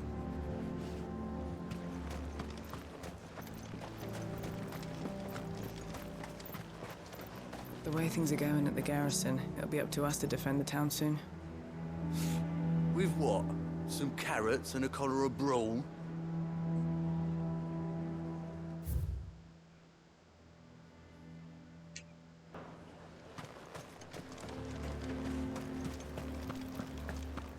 I would speak with this Duke about the demands he's made of me and my fellow traders. Yeah? And why would he want to speak with you? Now, piss off!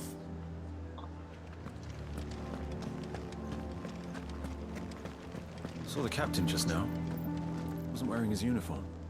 Because he handed it in along with his sword. Said he'd find a better way to protect the town.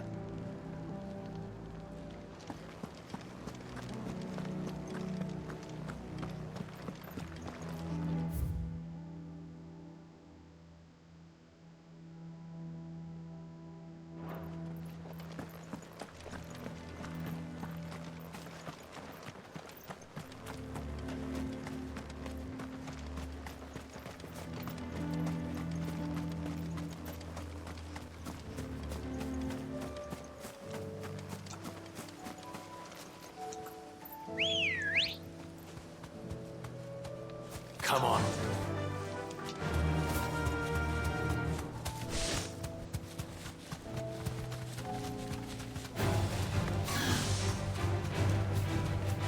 The meadows are vast. Where do we even start? Yote mentioned the coastline. We can start there.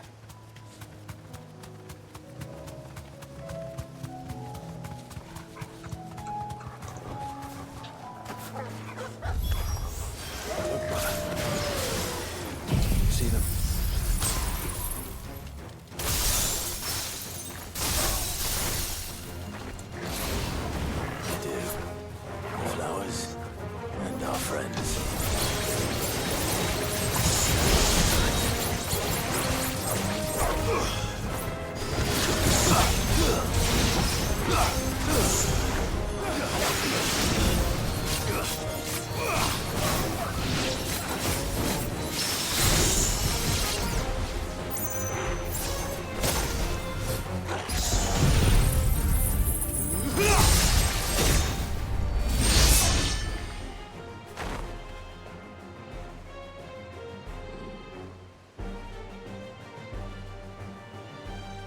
you see, boy?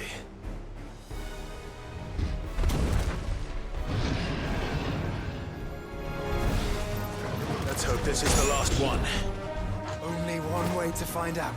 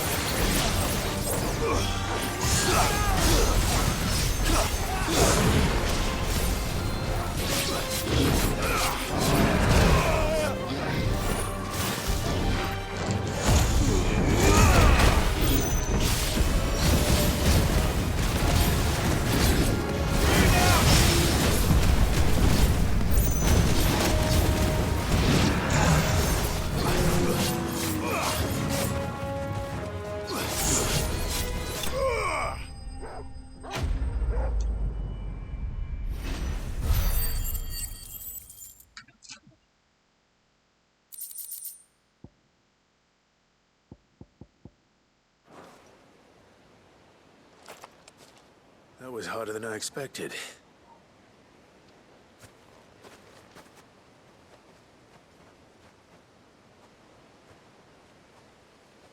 But Founder, it was worth it. They're beautiful. Do you think Jill will like them? She'll love them. Come on. Let's go.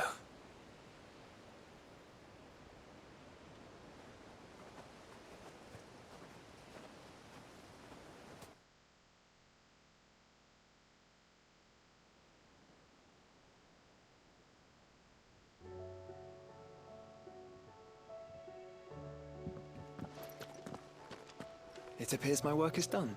The rest, as they say, is up to you. Well, you and the skies.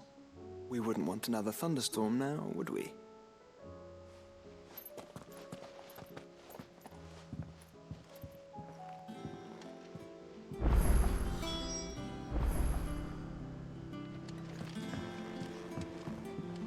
No, you needn't worry about me, Clive.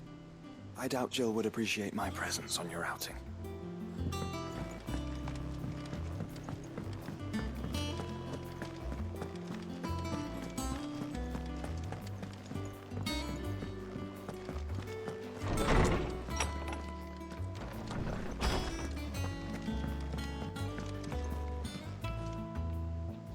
Jill, there's something I'd like to show you. There is? And where might this something be? It's, not here. Now, I know this is sudden, but how would you fancy a trip to Oriflamme?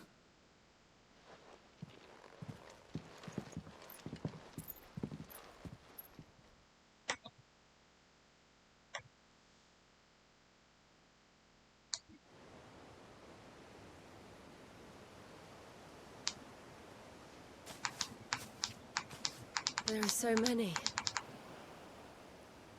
This is what you wanted to show me.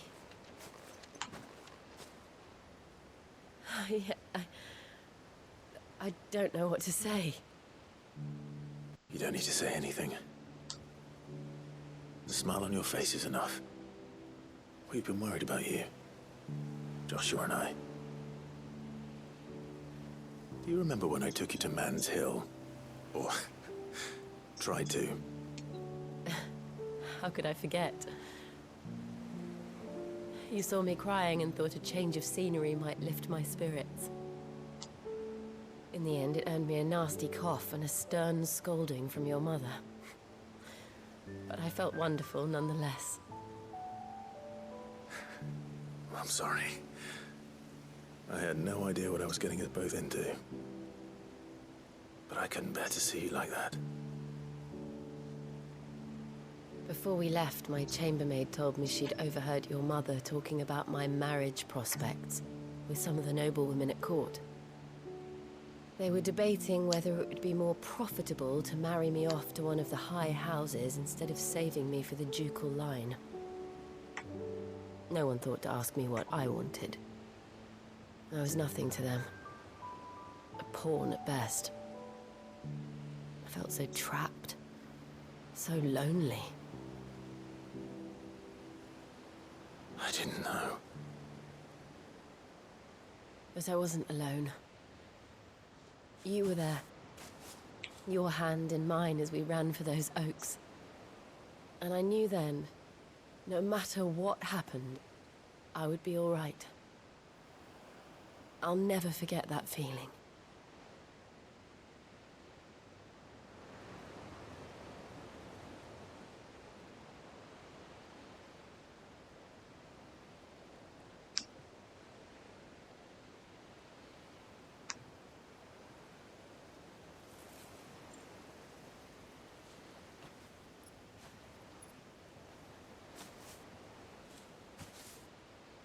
Before we broke camp, the morning after the storm, do you know what I did? No? What? I slipped away from my governess to climb the tor. And from there I saw a sea of petals, all reaching for the sun. And I realized that no matter how terrible the night, dawn would always come.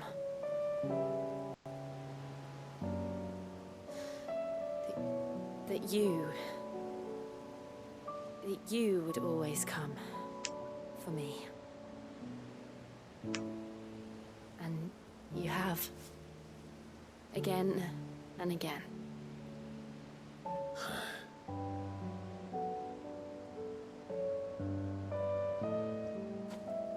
Where do you see us? When all this is over?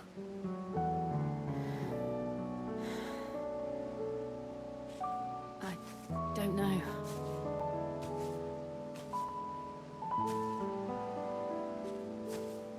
Not here, though. I think I've outgrown the twins. After everything we've been through, the realm just seems so small. I'll need some space to spread my wings. Then that's what you'll have. And I'll stop at nothing to see that you do.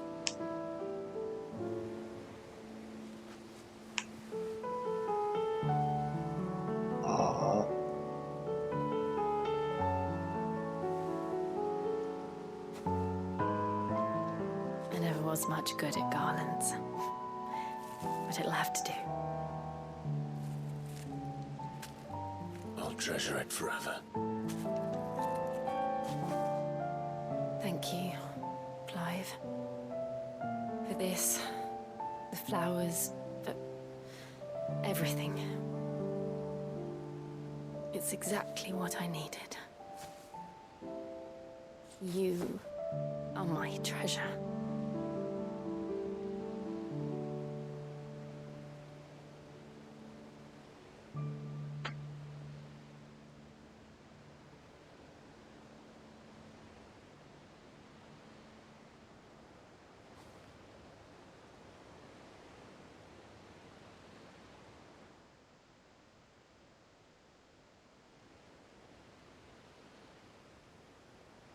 We should probably be getting back. I expect the others are wondering where we are. You're right. There's still much to do. And we'll do it together.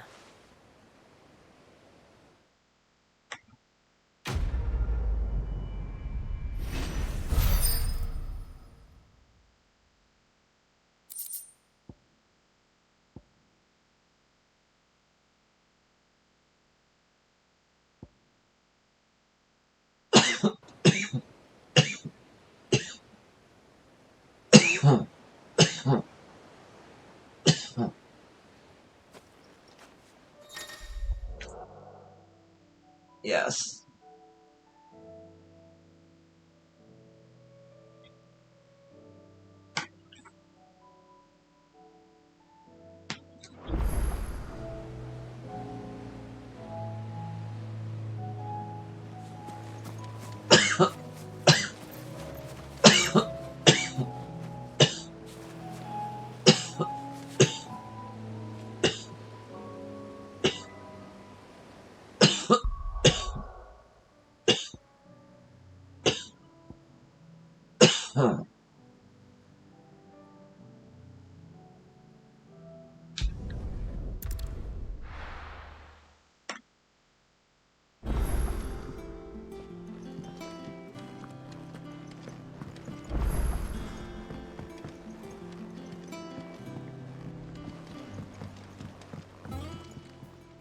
Clive.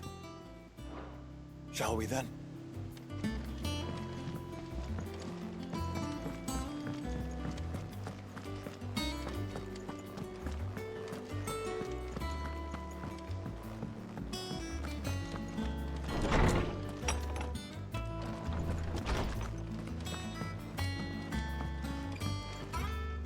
What is it, Clive? You can always tell me.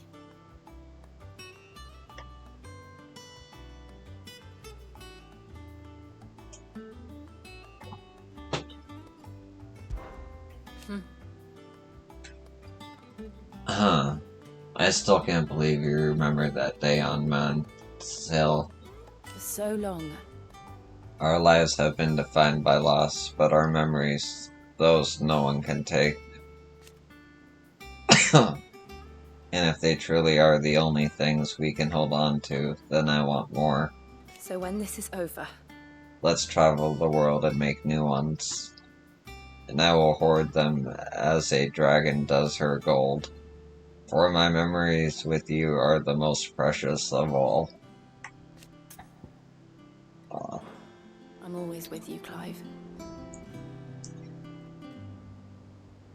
I don't normally like romance, but this one feels like natural in its progression, and it's not too much.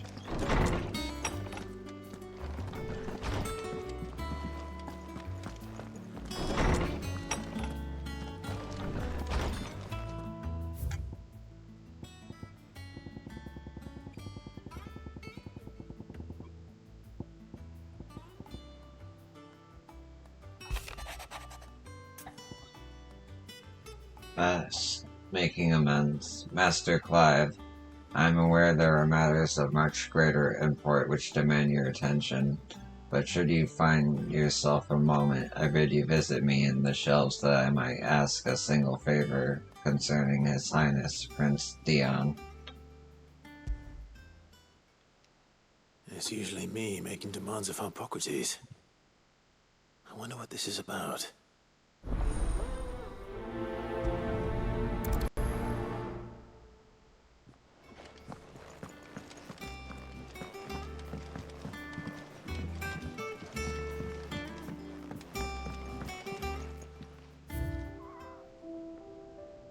Filling up.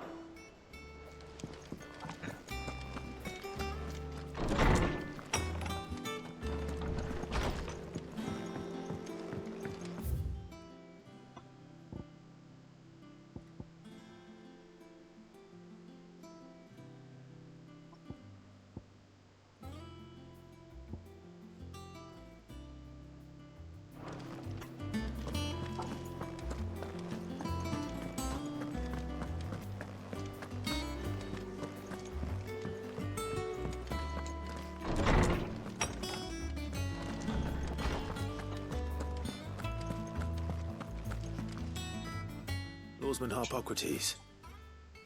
I received your note. Ah, yes. I expect you're wondering what this is all about. You spoke of making amends with Dion, but I can't imagine what for. Then I should begin by telling you that I was once his tutor. This was some years ago, of course, before I joined Cid in his hideaway. At that time, I was counted among the foremost scholars of Oriflamme, and was accordingly invited to the palace to supervise the young prince's education, all to ensure that the future emperor had a firm grounding in, well, everything an emperor should. History, religion, commerce, government. Alas, our time together was cut short when Dion left to join the Dragoons, his studies no longer being deemed necessary. I had not expected to meet with him again, least of all here. Have you spoken with him? No, I have yet to find the right moment. His Highness always seems so preoccupied, especially when alone. I would not wish to disturb his ruminations with idle words of greeting, not when I know he dwells upon the evil Ultima had him commit in the Dominion. The guilt weighs heavily on him, I know. But as you say, that was Ultima's doing. Surely you can't blame yourself. When I first met him, it was not guilt, but his people's expectations that weighed heavily upon him. And I did nothing to ease that burden. He bore it alone, until the day he could not bear it any longer. It is one of my greatest regrets that I only ever offered him my wisdom, when what he truly needed was friendship. The blame for Dion's transgressions lies not only on his shoulders, but on mine. I see. I'm ready to help you in any way that I can. Then I beg that you bring me a wild wyvern tail. Apothecaries across the ages agree that even to glimpse such a flower is to be granted inner solace. Fabulists and fraudsters all, of course. But there is oft a seed of truth to be found where even the most outlandish opinions align. Well, it can't hurt to try. Where can I find this flower? And how will I know it? You have seen cultivated wyvern tails before, I trust. The lily-white blossoms from whose roots the poisonous ink for the brand is distilled. Well, those which grow in the wild differ only in their purple hue. The harsher the environment in which they are raised, the deeper the color. There is a waterfall in Rickmal's roost across the strait, where the flowers once grew in abundance. Whether they still survive there, I know not. But try as I might, I can find no likelier location. It's all right. I'll find you a wyvern tail one way or another. Thank you, Clive. And please, be safe.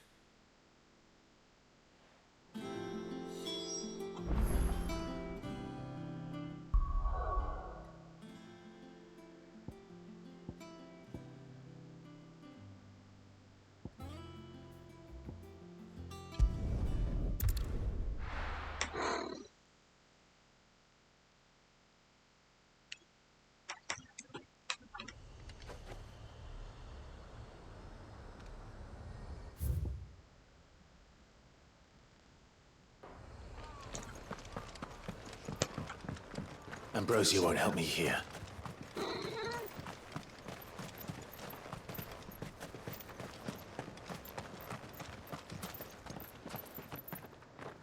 Cool. I get a full party. I'm happy.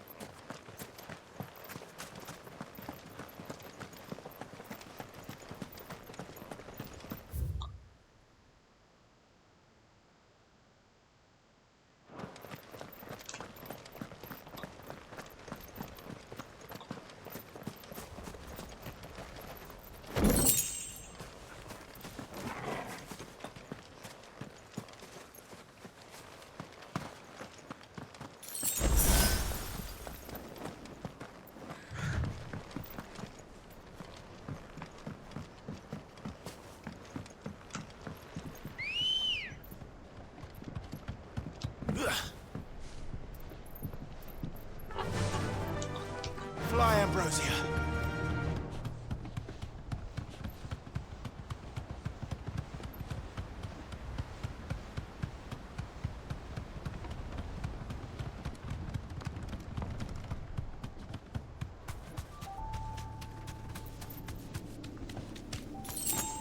Company.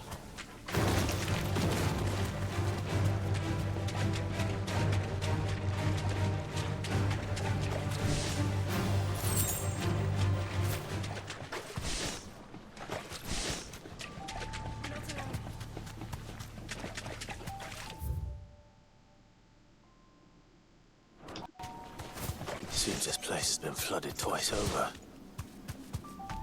Purple flowers blooming next to a waterfall. Shouldn't be too hard to find.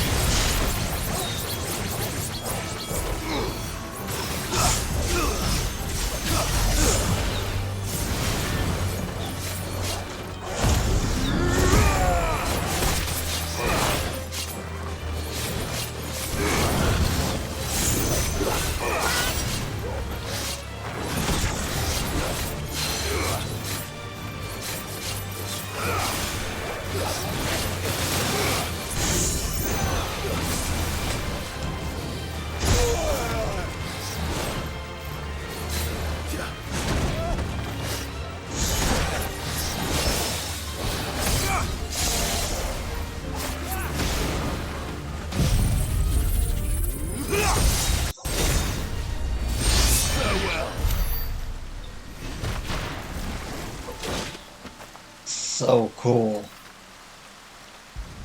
Fucking Sengatsu, Sengatsu, Sengatsu, Might as well big enough for a bunch, I suppose. however you say it.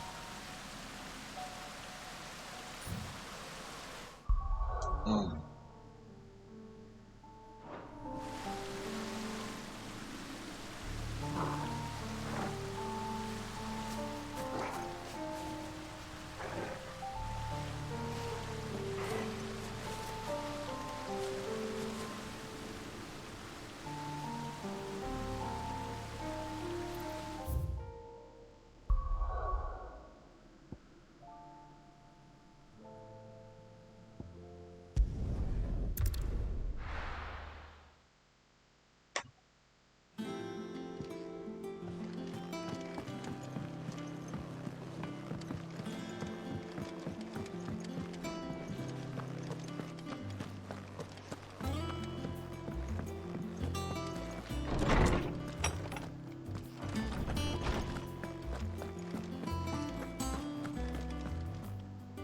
Oarsman, I found the flowers you were looking for.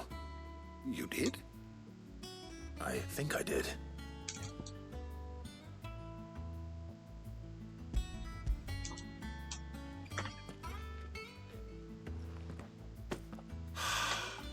You did indeed. My dear boy, thank you. You wanted to make Dion a gift of one, did you not? Shall I invite him to join us? Oh, I don't... It's no trouble. I'll go and fetch him.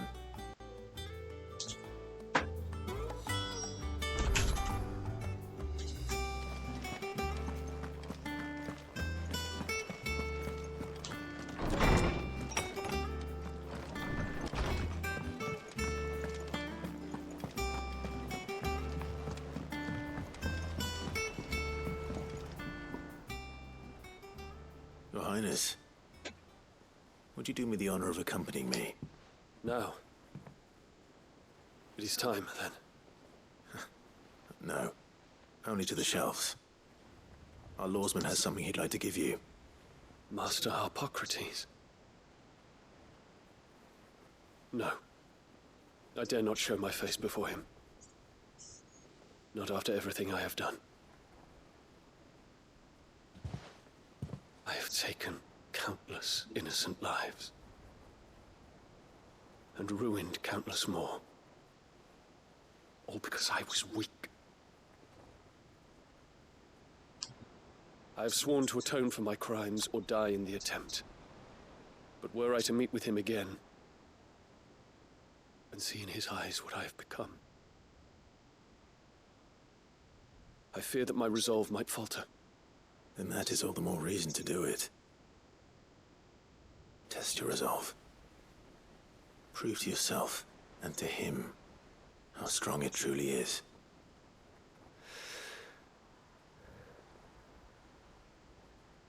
You are right. I must, at the very least, offer him my gratitude. Very well, then. Take me to him. Follow me.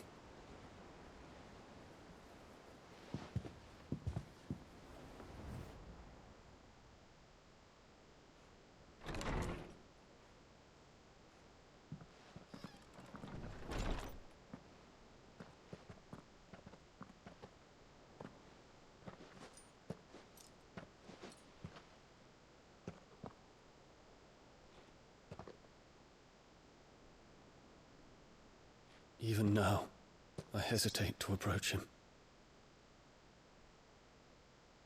What must he think of me? You'd be surprised.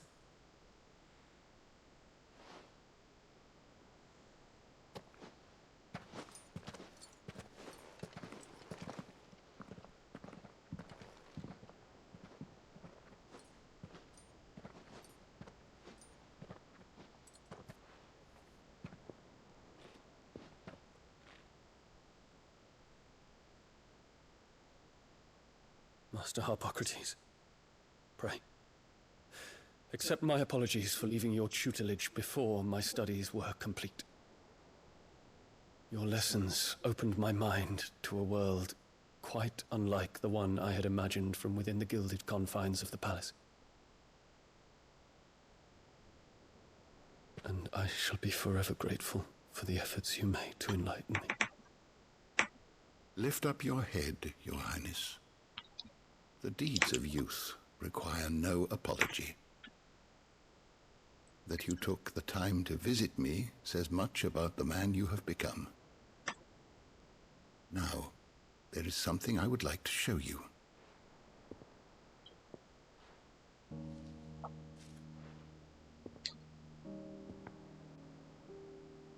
Is that a wyvern tail? The color is unfamiliar to me. Because it is unique to those found in the wild. Something in the harsh environment in which they grow lends them this striking hue. Their roots are indistinguishable from those of their hothouse cousins, but once they bloom, the difference is immediately apparent. In this flower, I see you, Your Highness. Its roots were the roots of a wyvern tail, with all that implies. But they do not define it, just as yours do not define you. I want you to have it, that it might remind you of this truth.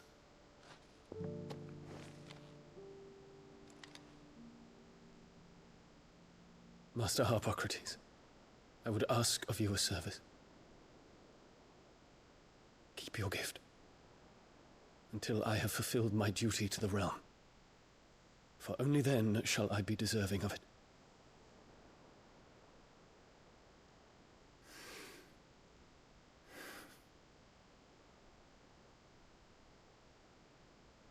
As you wish, Your Highness.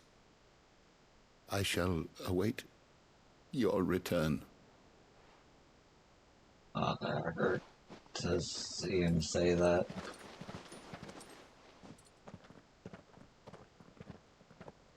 The facial recognition on this game is great. Our roots do not define us.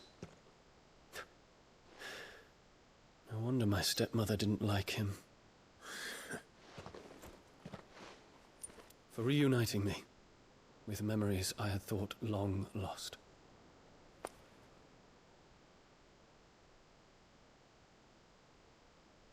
I shall not forget this.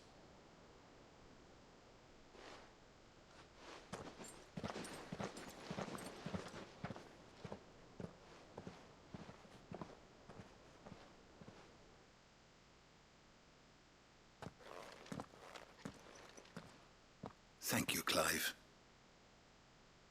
Were it not for you, I fear I might never have found the right moment to speak with him. Not to mention the wyvern tales. I shall plant their seeds, that I might not disappoint His Highness upon his return. I hope the soil in the hideaway is to their liking. Why, these flowers bloomed in the bleak, black wastes of Waloed. I'm sure Nigel's yard will suit them to a T.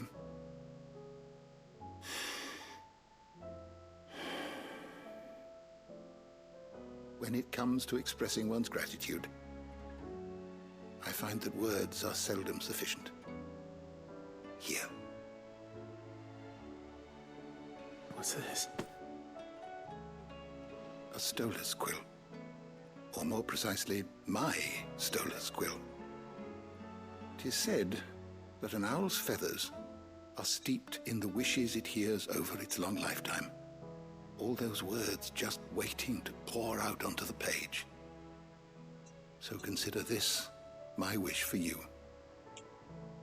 That one day you may put down your sword and pick up that pen. Well, when that day comes, I'll certainly have a lot to write about. Thank you, Harpocrates. It shall have pride of place in my chamber.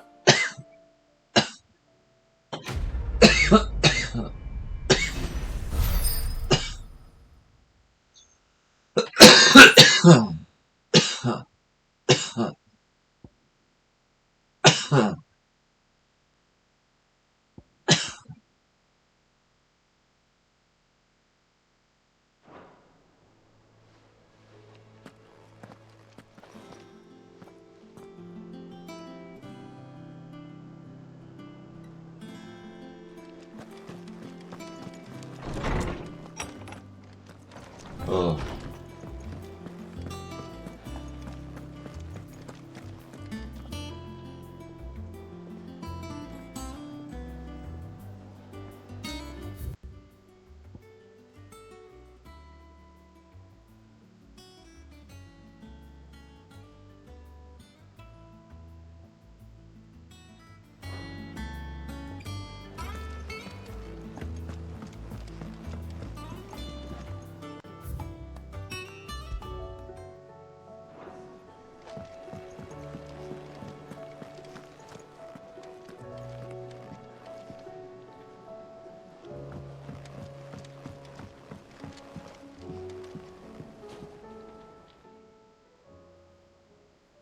Ifrit, your resolve didn't falter. No. Though I continue to be bewildered by fate.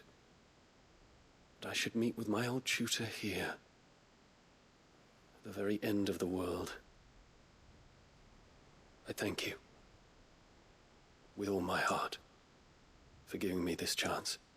And I thank you for taking it. Should like to look upon that flower once more. When I am worthy.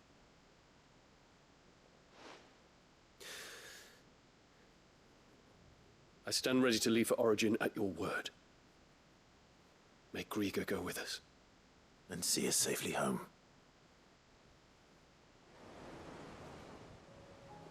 Must we away?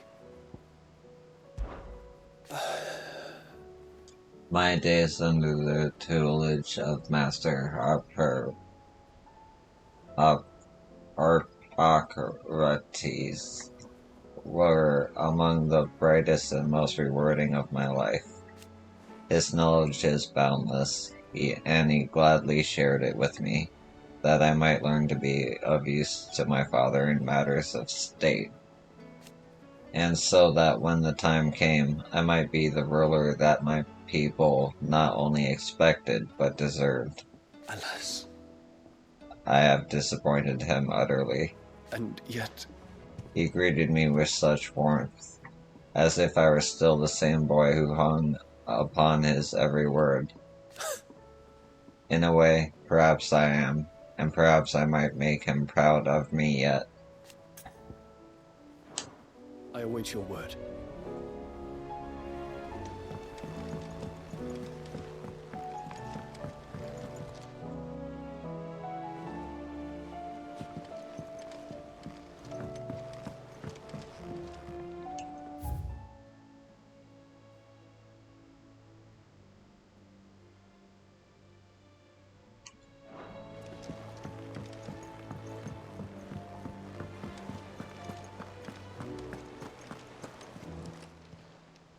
Oh, I wasn't expecting you back so.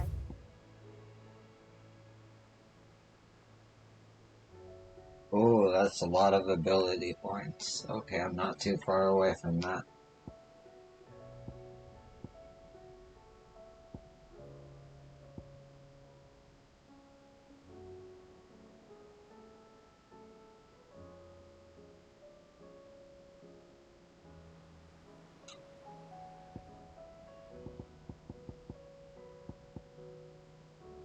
Come again.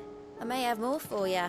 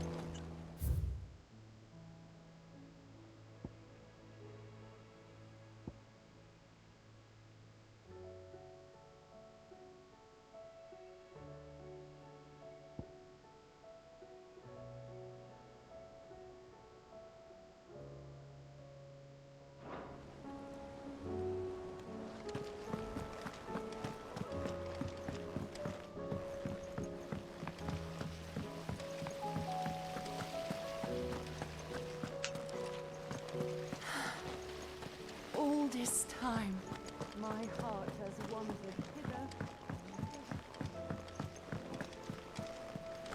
What do you think happened to Miss Middledore? I heard she was kicked out. Whatever should I write next? A love story, perhaps? But with a happy ending, of course.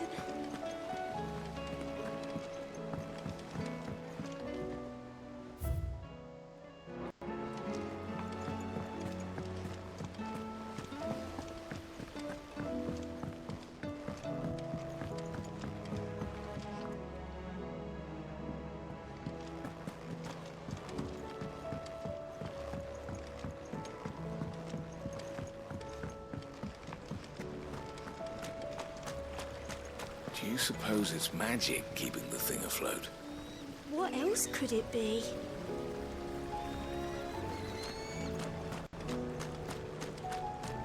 I never come up here. So there's a new mother. Fussing over it won't see the hens fed. One moment you think you've freed the realm from her fate. The next, a darker one rears up to replace it. What awaits us when we finally attain release? True freedom? Or something else entirely?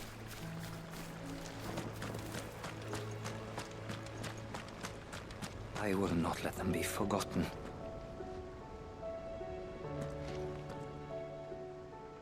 Sid, may I have a moment? Of course. It is an honor to finally speak with you. My name is Herman. I've been with the Cursebreakers for some time now, and I wish to be deployed to Ash. Any assignment will do. No. The lands across the Narrow are too dangerous. I will not send good men and women to risk their lives needlessly. Why would you want to go back? I need to retrieve something. Something important. I was raised in an orphanage. The Badbach Conservatory. Or rather, I was held captive there. It was not a place of nurture. It existed solely to turn bearer children into mindless weapons. We were tortured until we feared no pain. Tormented until our hearts turned to stone, and few ever survived long enough to become tools of the last king. I can't imagine. I lost so many. I can't even remember all their names, but they must be remembered. They cannot fade away, faceless and forgotten. The Institute was run with military precision. Every child measured, every name recorded, every death logged with meticulous care. Sid, allow me to travel to Ash and recover the registry so that my brothers and sisters might live on.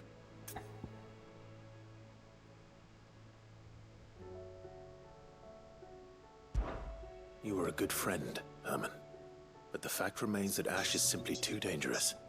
Sid, please. Even should it cost me my life. Too dangerous for you, Herman. But not for me. I'll go to Bad Bach and find the registry. You will? I won't let you risk your life. I don't know how to thank you. You can start by telling me where I'll find this orphanage. Vida Grace. Hidden in a forest, overlooking the plains. All right. I'll see what I can find there. May the mothers guide you.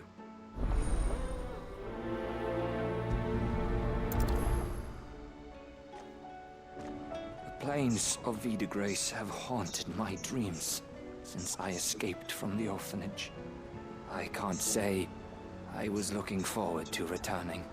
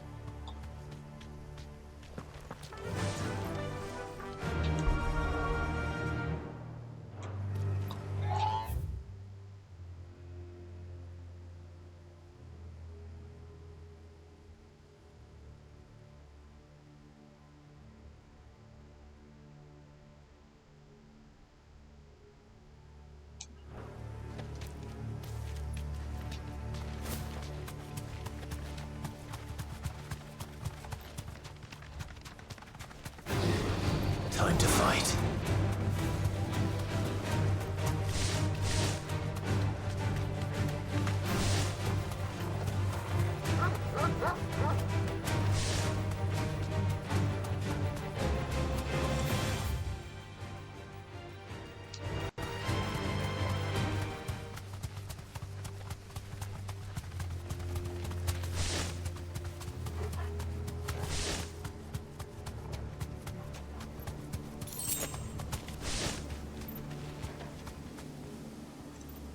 Be safe.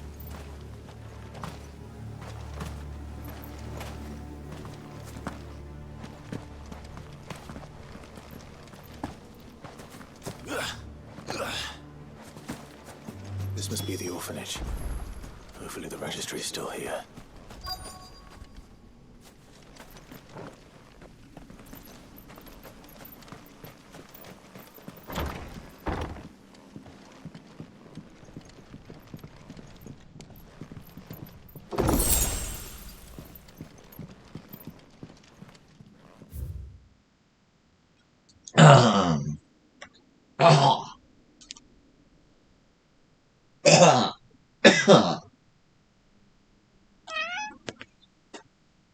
Yeah. What you want to say?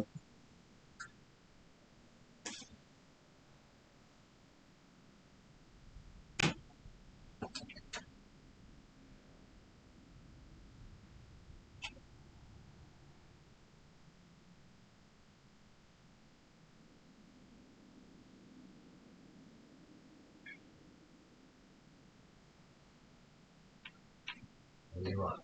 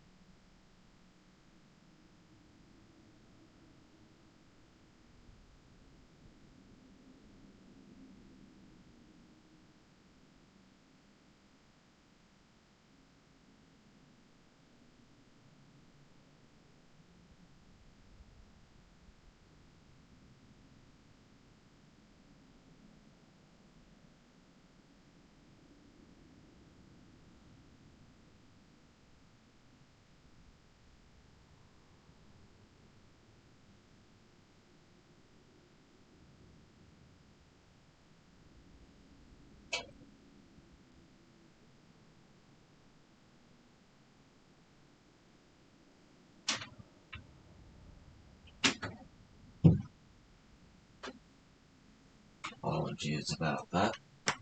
Bad Batch Conservatory, writ of incorporation. The Kingdom of Warlord hereby incorporate this institution wherein juvenile bearers are to be granted the opportunity to give themselves in service to the state as soldiers.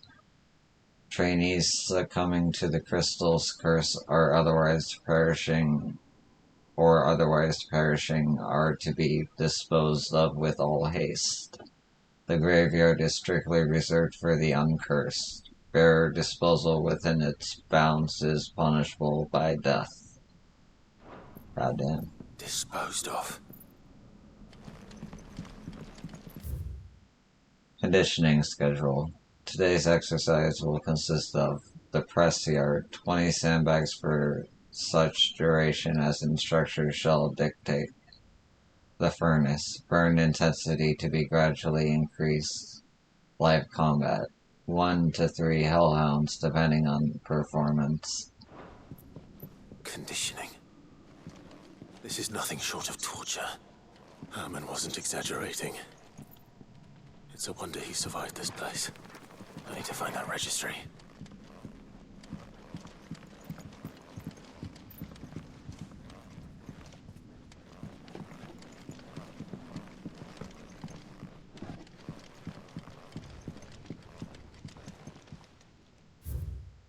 I have recently learned that my own daughter was among the children turned to stone by the brutal training I subjected them to. I had not so much as a thought of her since handing her over to the authorities as a babe. but inquiries with the military confirmed it. It was her. I had been torturing my own flesh and blood, and now I see her everywhere. Today one of the children smiled at me in the hope of receiving a few scraps from my table. It was her smile, the smile she inherited from her mother, the mother I killed for giving birth to a bear. Their ghosts have all come back to haunt me. My daughters, my wife's, all of them, all those children. So many have died at my hands. I can bear the guilt no longer, and so I have decided tomorrow I too must die. It will be the last order I give those poor wretches, the last torment I subject them to. I will command them to tear me limb from limb, and inter my accursed corpse beneath the white tree whose crooked hands reach to the sky in supplication. And besides me, my shame, my curse, the record of all their names, all those I have wronged. This reads like a suicide note. Did the director go through with his plan? There's only one way to find out.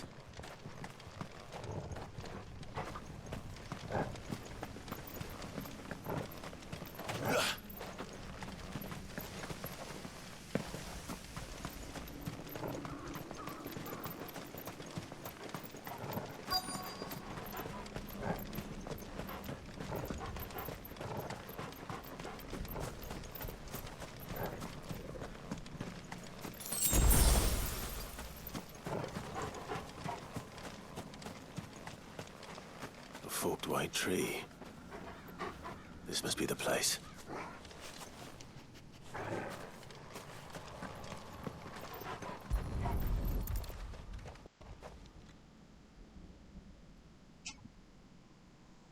Could he really be buried here? There's something hidden among the roots. Let's see.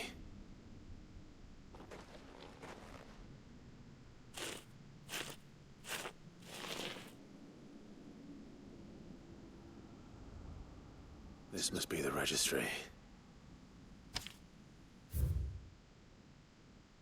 Bad Batch Conservatory Registry of Rare Losses.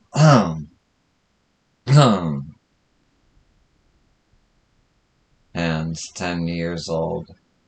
Lidification. Alfred 9 years old. Succumbed to conditioning. Franz 12 years old. Lidification.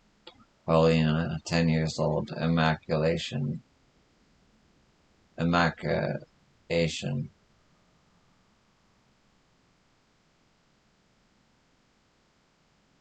Succumb to... Yeah, you get the idea.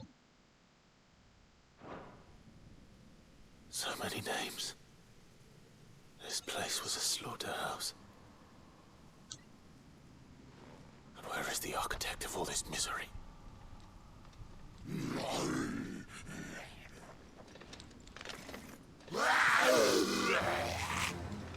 It was only a matter of time, I suppose. This place is cursed.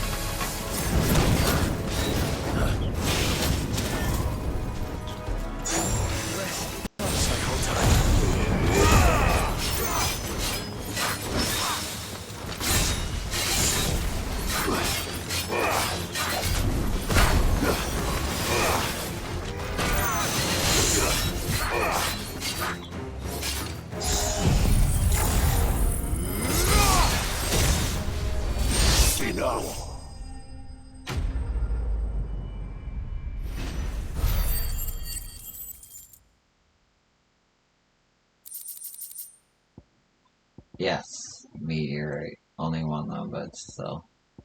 I need 4 more.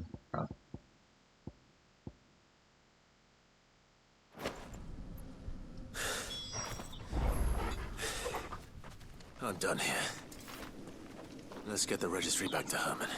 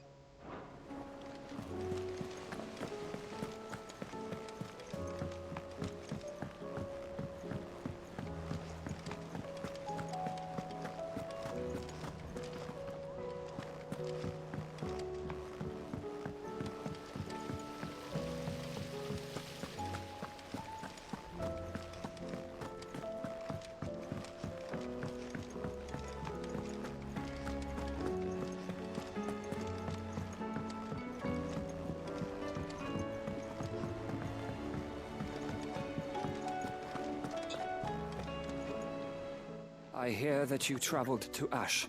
Sid, did you by any chance recover the names of my fallen friends? I did. Yes.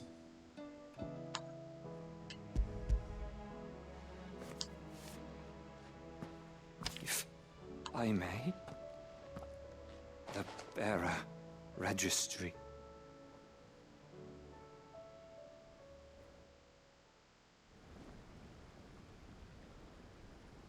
The director was a brutal man. He got no worse than he deserved. The registry was all I found beneath the tree. There was no sign of a body. Or any record of what happened to the children after the orphanage closed. I pray that at least some of them survived. All their names are here. The ones we lost. My friends. My light in those dark times. I can still remember their faces, like it was yesterday. Children who were taken from their bunks in the morning, never to return. No explanation ever offered. They'd be happy to know that you survived, Herman. But why did I make it out alive, when so many others died in that awful place? It's not your fault. And blaming yourself won't bring them back. Honor their memory. See that their names live on. That way, at least. They're never truly gone. Thank you. Sid, I'm going to write a book.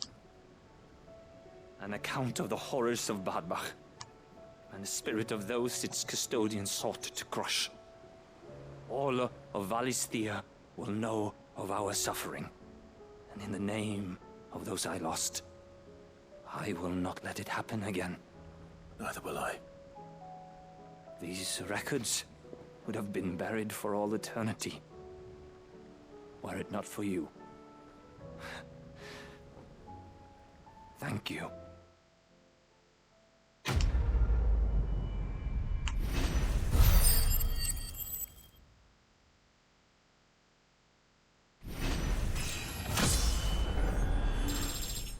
Level 45, yeah.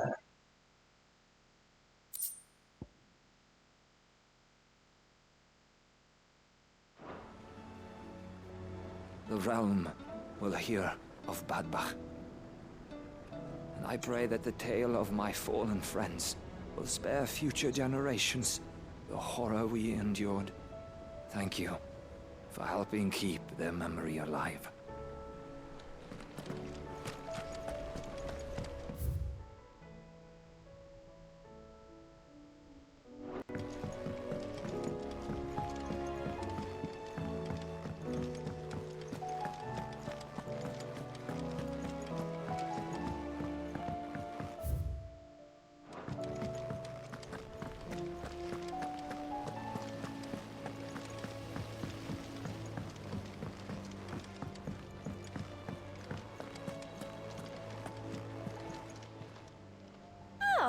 wasn't expecting you back so soon. Your benefactors are a generous lot. You earned this.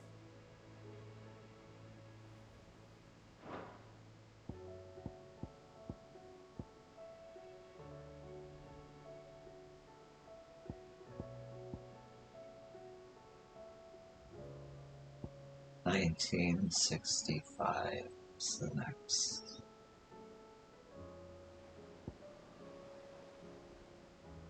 Well, that's the one I'm interested in, for sure. Always good to have more music, though. Anyway. All done?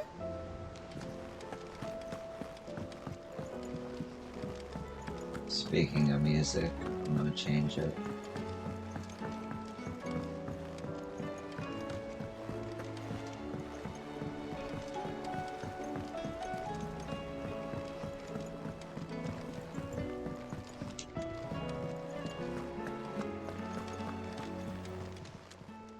Clive. Go on then.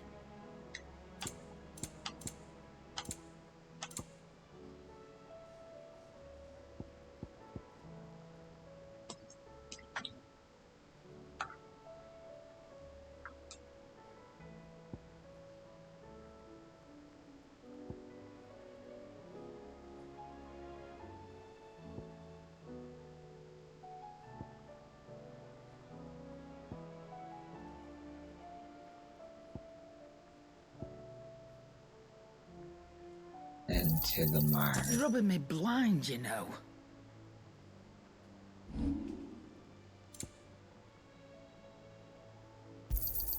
I'll be thankful you got that much.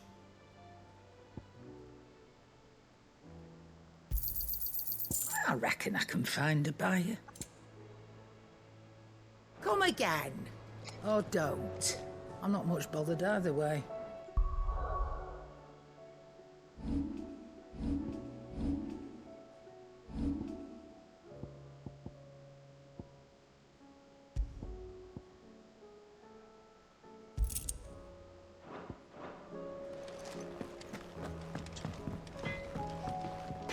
Trouble with your gear, or what do you want?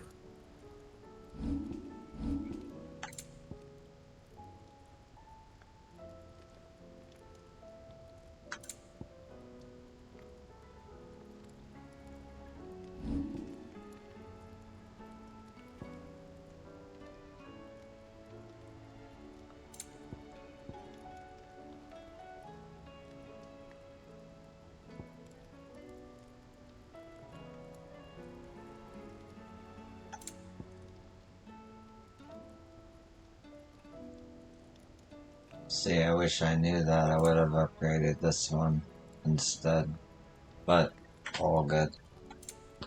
And?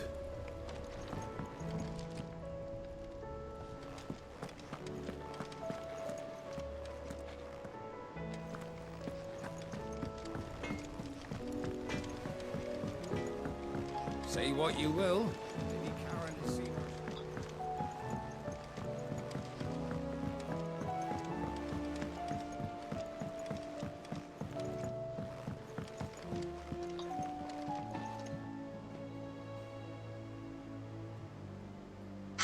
Alright. I'm gonna take a quick break. I'll be right back.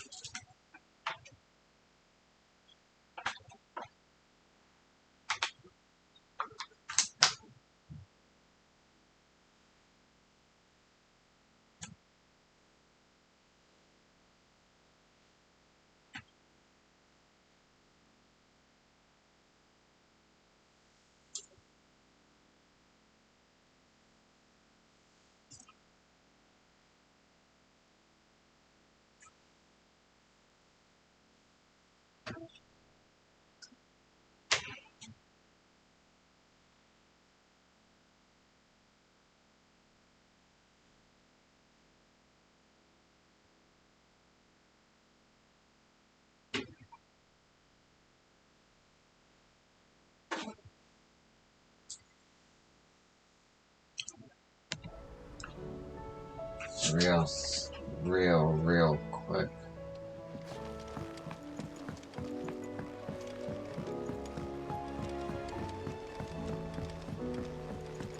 I said I would change the music, and even bought music to change it.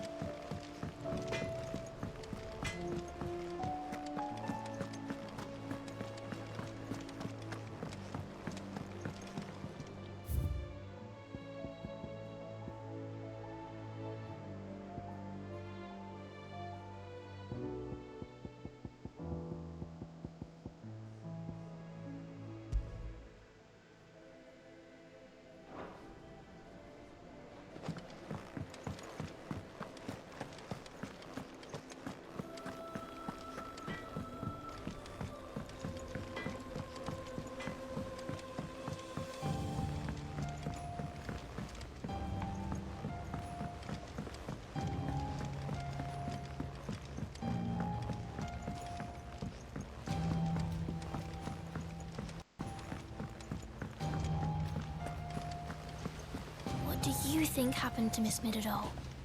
I heard she was kicked out of the university. Alright. Give me. I'll be right back.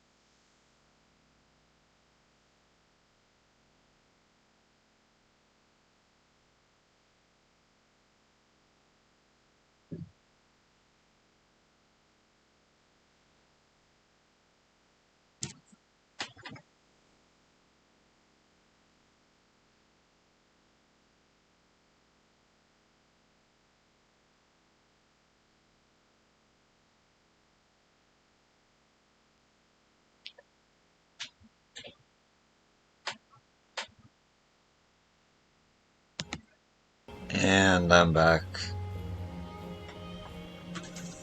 Oh, how's my controller doing? Oh.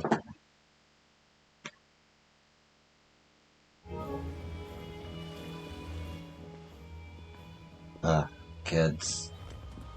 Better get out of the way. Sid, you have to help us. With what? You didn't take apart another of Mid's contraptions, did you? No. Well, yes. But that's not what we want to talk to you about. It's Miss Mididol. She's been acting strange. Very strange. She's barely ever around. When she is, she acts like we aren't even there. Her head's in a crowd. In the clouds. That's what I said. In the clouds. Well, she does have a lot on her mind. When did you last see her? Not long ago.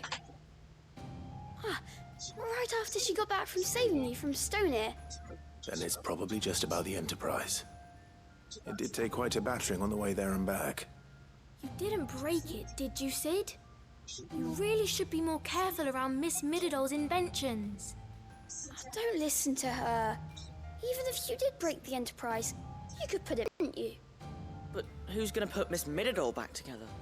She seems really sad. Why don't I go and see if I can cheer her up? You do that? For us? She's in her dungeon. Don't scare him. It's not a real dungeon. Thanks for the warning.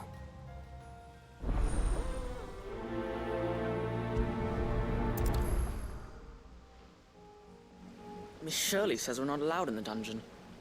But Miss Mididol doesn't mind.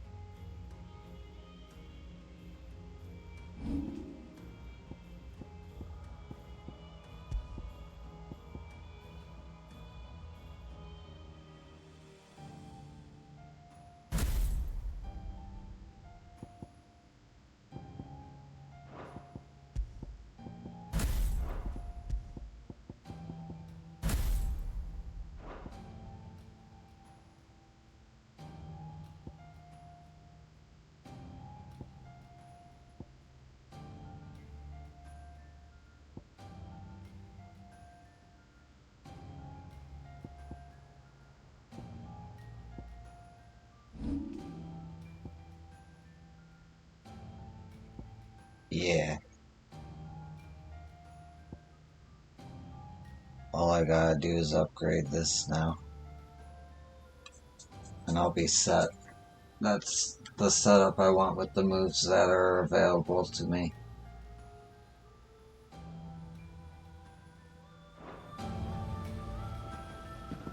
And the icons.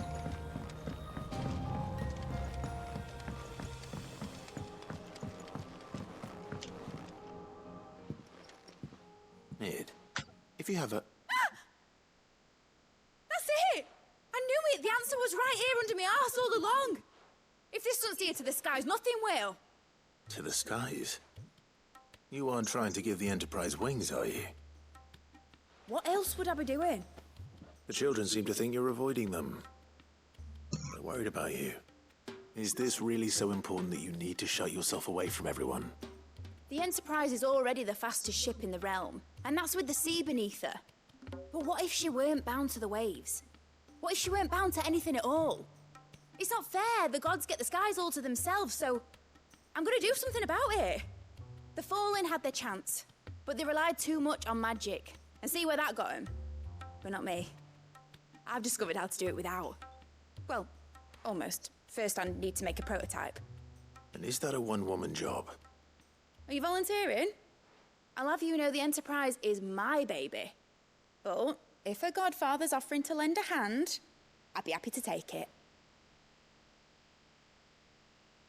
First, I'll need oil, and not just some old drippings from Miss Molly's spits in the Tub and Crown.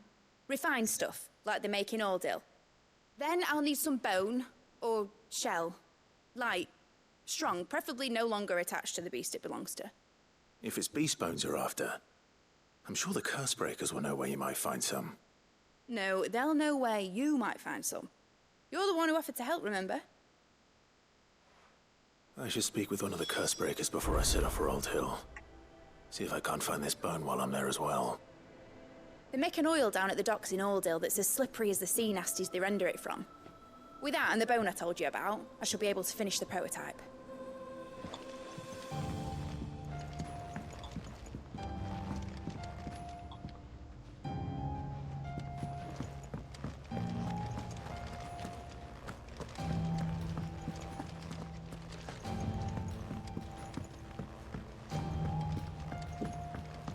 Has Midadol mentioned a new project yet?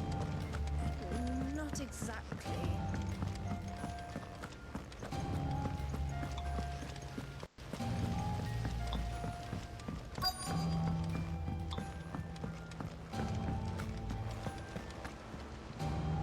All right, Sid. Come to buy us around, have you? Only if you earn it. Mid needs a piece of light but durable bone for her next project. You've encountered your share of beasts on your travels across the realm. Any ideas? Most bones are the same. Whack 'em hard enough and they'll break. If it's durability you're looking for, shell will serve you better. You know what an adamantus is? I do. And I know to give them a wide berth. Will any old adamantus do? Well, with shells, the older the harder. There's a rumour of an ancient adamantus down in Karava, near Old Bidza, or what's left of the village anyway. But don't expect to make quick work of the bastard. There's a reason it's lived as long as it has. I'll keep that in mind. Thank you. Normally I wouldn't recommend going anywhere near an adamantus, let alone one that's had a few centuries to let its temper simmer. They're mean bastards, and they only get meaner with age. Why do you think the village of Old Bidza was abandoned?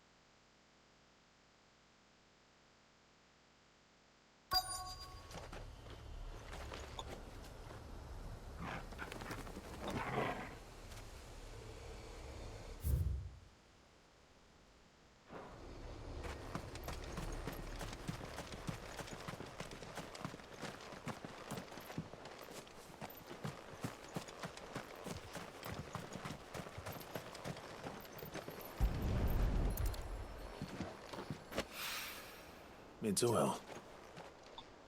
After what happened here, it's a miracle there was any left at all.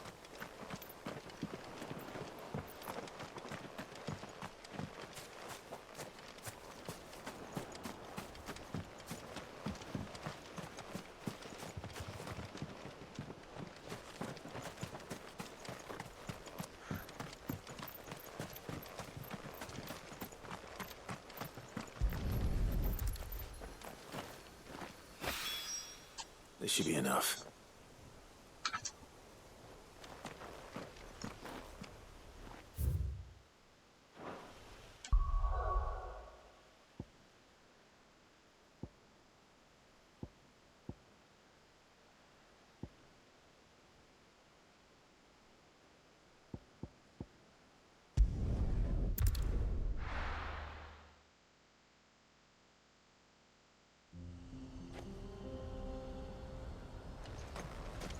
You lost, stranger. Wherever you're headed, it's back the way you came.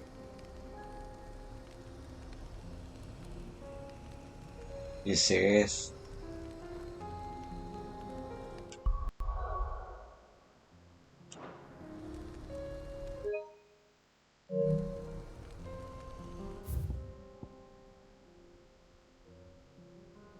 What is over there? I have to go all the way around. It probably has something to do with that cross, honestly.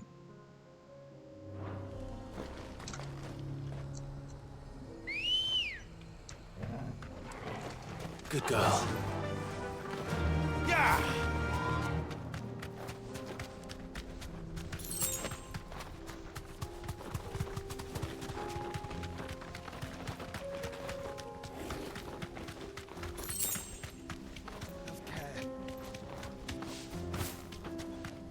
Here we are again. Carava. If you were a tortoise, Torgor, where would you hide?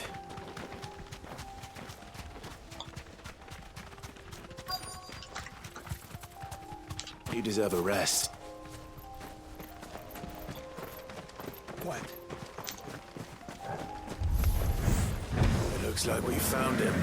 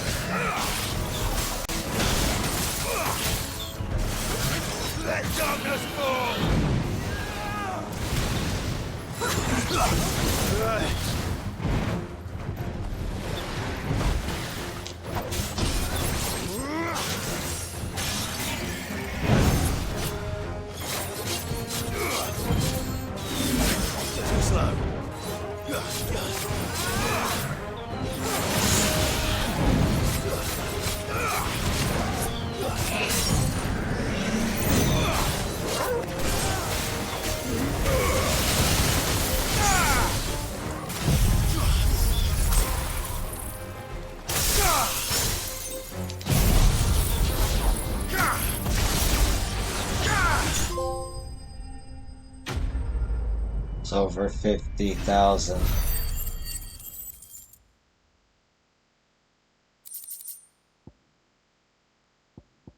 Nice.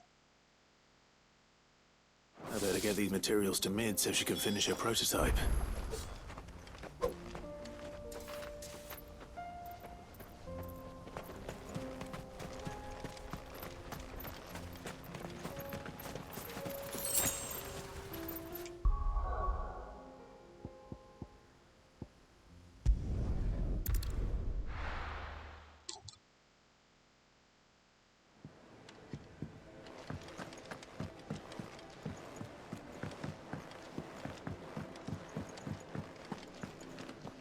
Wrong way.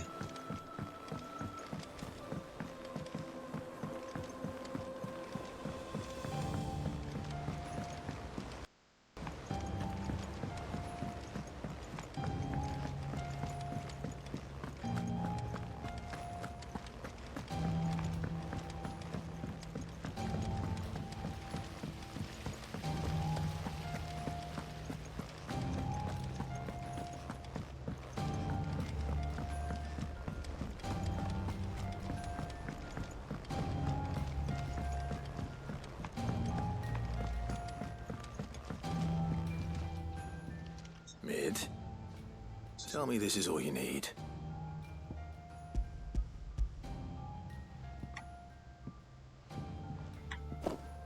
Aw, you make it sound like I asked you to save the world or something. Tell me this is all you need. It's most of what I need. After you left, I went over the figures again, and I realised I'd forgotten a 1 and a 0. And a cogwheel. Just a tiny one. Though, that's the problem. Gears that small are a bastard to make, and I may have lost the one Blackthorn spent a fortnight toiling over. Wait. The children. When they took apart your scales, there was a tiny brass gear. Now that I think about it, they didn't use it when we put the scales back together. The young'uns? But why would the... You know what? I don't want to know. I'll keep working on the model. You go and find that cog. Don't look at me like that, Clive. I already apologised to Blackthorn. Miserable old bugger. Besides, you can't expect me to keep track of every nut and nail floating about this place. It's a mess.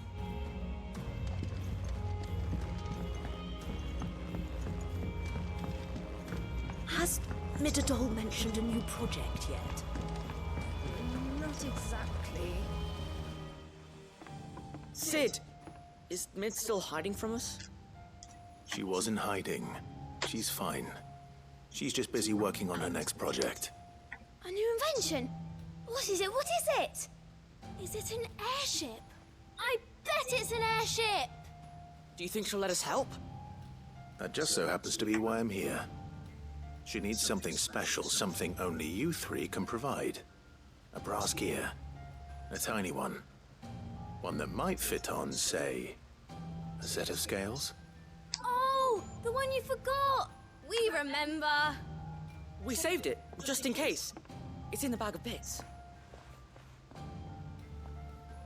Since your lesson, we've been disassembling, then reassembling everything we can find.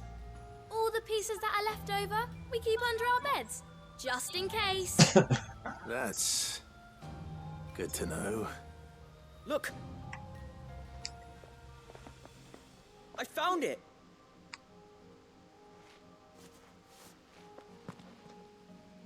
Is that all? Just the gear? We have more parts if Mid needs them. That's all for now. But I'll let Mid know about your hoard. Just in case.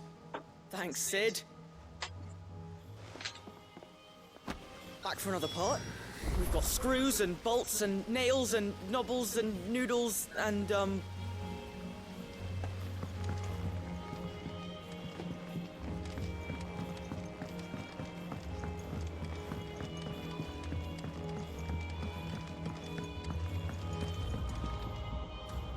Well, did they have it?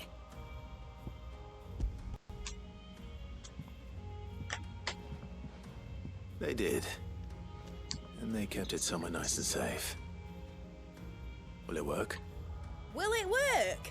It's perfect! You're a genius, Clive. What exactly are you going to use it for? Only the most important job of all. The wings aren't going to move on their own. But with the right cog in the right place... Well, you just wait and see. Wings.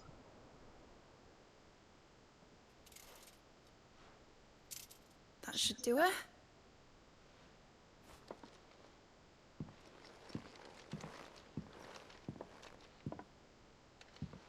Here goes nothing.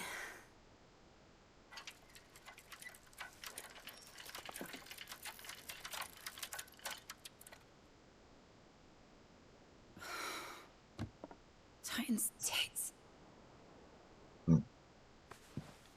It wasn't supposed to fly, was it? Of course it was supposed to fly.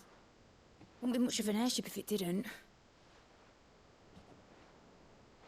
Honestly, these bloody engines are driving me mad. I was so sure this would be the day she soared. The Mithril engine was made to make dreams come true. But maybe this is one dream the world's better off without. Show folk how to take flying. It won't be long till they're raining death down on each other. People will lose their homes. Children, their mums and their dads. Like I lost mine. I'm sorry. So am I, Clive. So am I. Sorry that I have to choose. Do I follow my head, or do I follow my heart?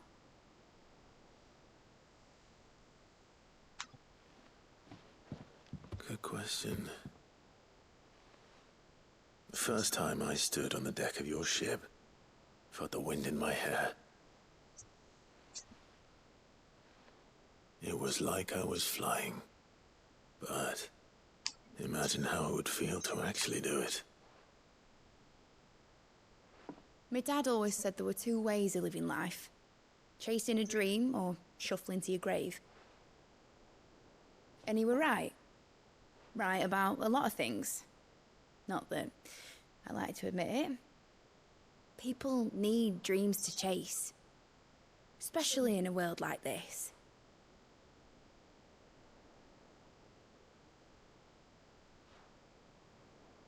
Right.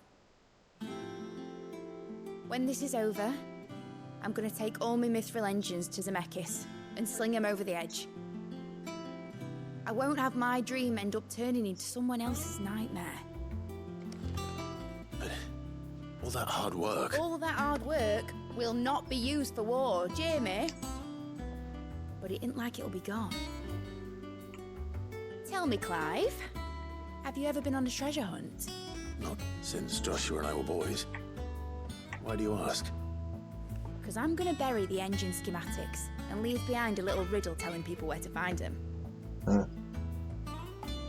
A really hard one, so that only the most dedicated dreamers will ever be able to work it out.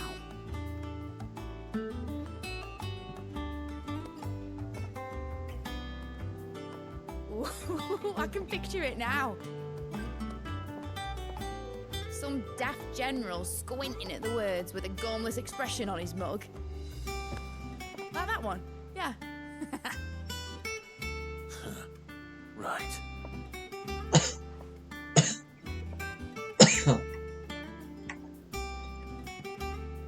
What a twist on Sid and Mid. I like it though. Of course, if I'm putting this engine at the end of a treasure hunt, I'll still need to make it a treasure worth hunting for. Won't be much of a prize if it couldn't even make a toy boat fly after all. My dad always said, dream big. But it ain't the size of a dream that's important, is it, Clive?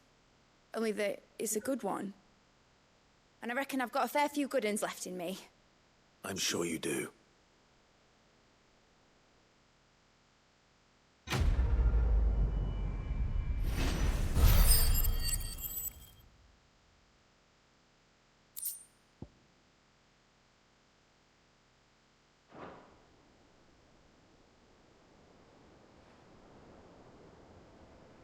What shall I do with your model? You spent a lot of time on it. We both did. What, that old thing? Not healthy to cling to your failures, Clive. They'll weigh you down, you know. Sound advice. Still, I suppose my prototypes will probably be worth a fair bit when I'm as famous as Bart's the Builder. Seeing as you're always strapped for coin, suppose I can give it to you. Just make sure you get a good price when you do come to part with it. I'd say that was up to you as much as me. Helping a wine out with the alembic, are you? Nice one, Clive.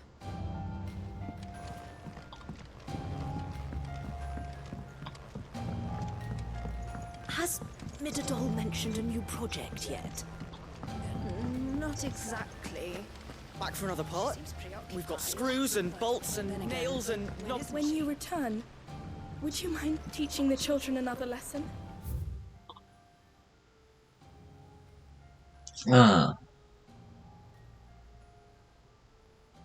Actually, They did so enjoy that one.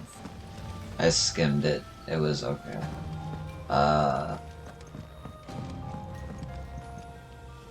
Where am I going? There.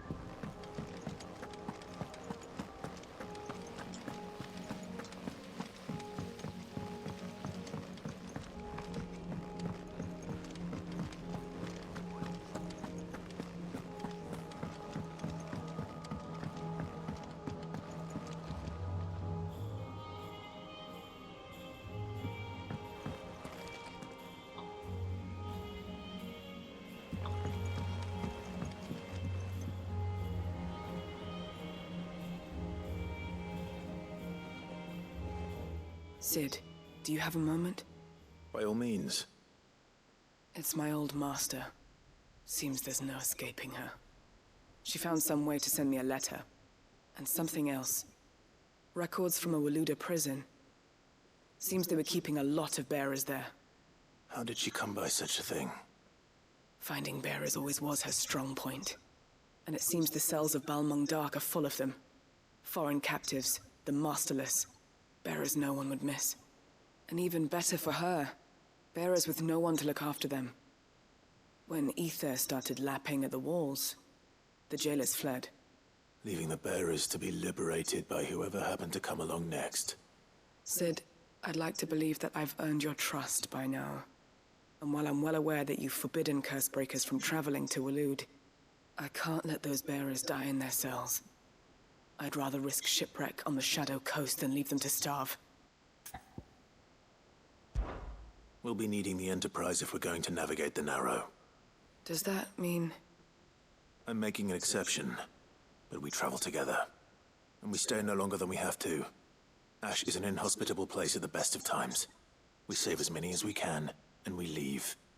Thank you, Sid. There was a name in the prison register. A name from my past. Chadwick. Another of my former master's protégés. A gifted soldier, and the closest thing I had to family. The thought of him held captive in that place. He must be very important to you. He was. Is. Then we find him. The entrance to the prison lies in the shadow of Ravenwit Walls, just beyond the portcullis. We should head there as quickly as we can. I only pray there are still bearers alive to save. As do I, Doris.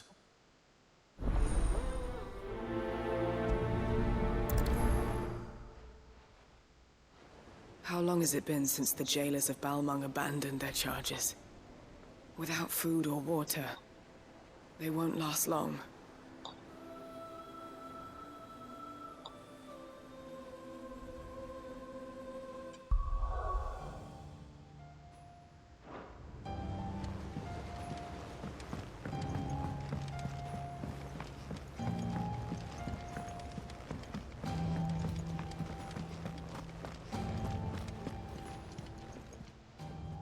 Aye, it's a dangerous world out there.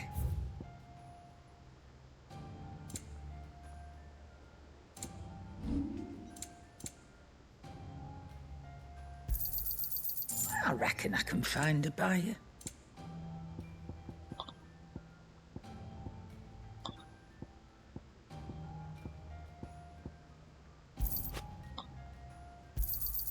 You got out else?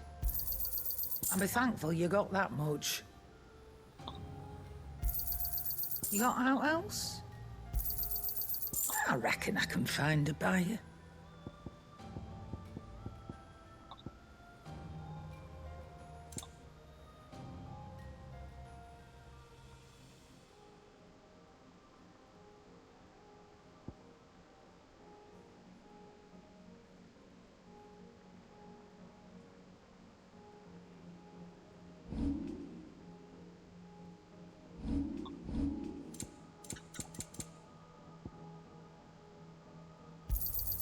You'll not find a better price than that.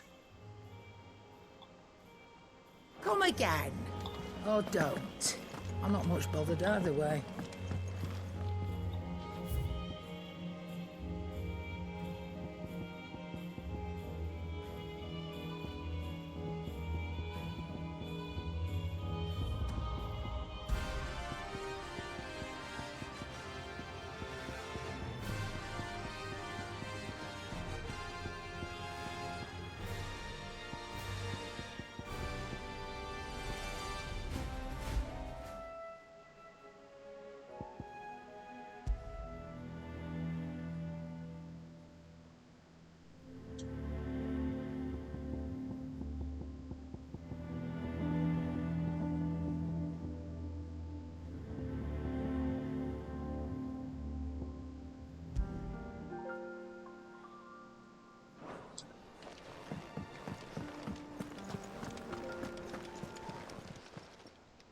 Still alive, are you?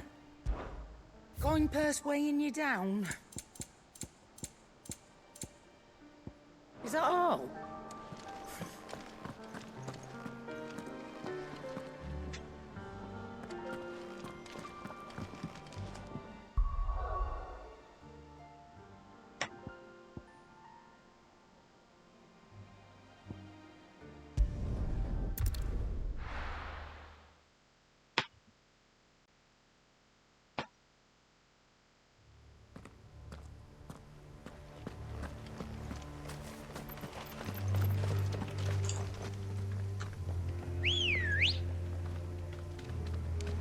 Ready, go? Doris is waiting for me near Balmung Dark. The longer she's out in the open, the more likely she is to be found by a Kashik. I need to hurry.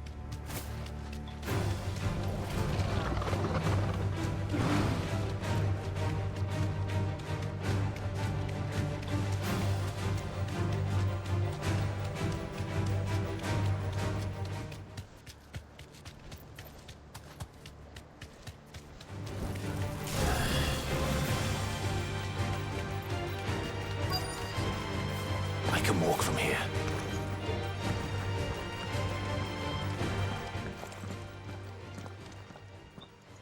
There were no guards, I take it.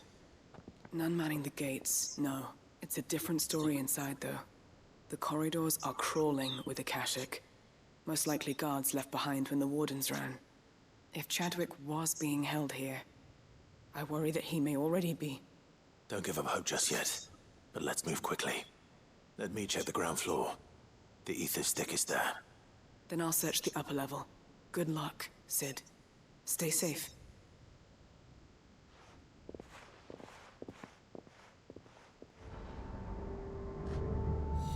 Just how bad are the floods inside the walls? Bad enough to turn a bearer? I hope not. We're risking a lot just being here. Better keep my eyes open for signs of life.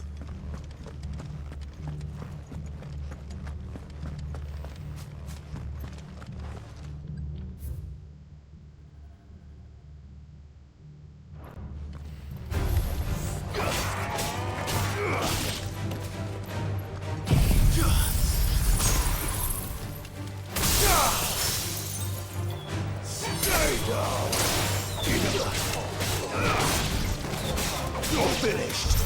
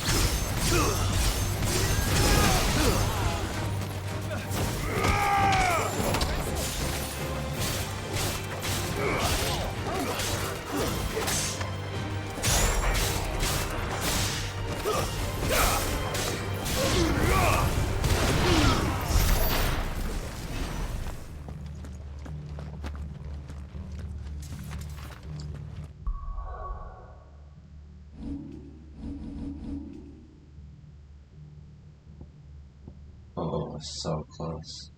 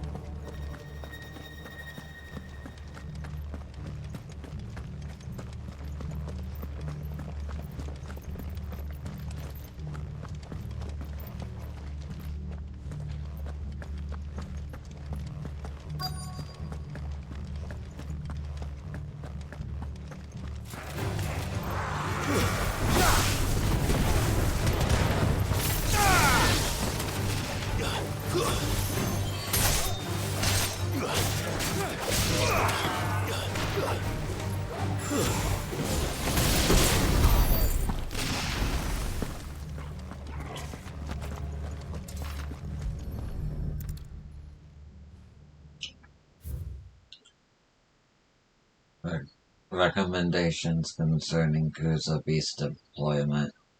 The Kuza has long been recognized as an especially aggressive species. This being the case, it was hoped that successful deployment on the battlefield might be a means of inflicting heavy casualties on the enemy. In exercises conducted thus far, however, the beasts has proven incapable of distinguishing between allied and enemy combatants. As such, deployment alongside regular troops is not recommended. It is proposed instead that bearer captors be employed in order to draw enemy focus, and the beasts then driven into the fray in order to achieve maximum benefit with minimal loss of warlord or lives.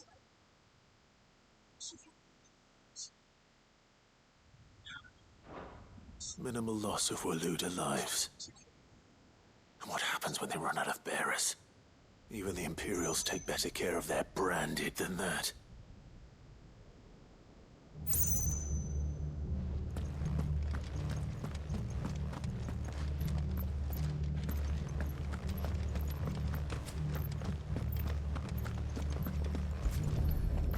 And more on Kuza beast feeding. Recent supply shortages left us with insufficient resources to feed the Kuza entrusted to our care. Fortunately, the creature was observed to kill and consume the bearers assigned to fight beside it in a mock battle conducted as part of its training. The beast was further observed to enter a state of visible contentment.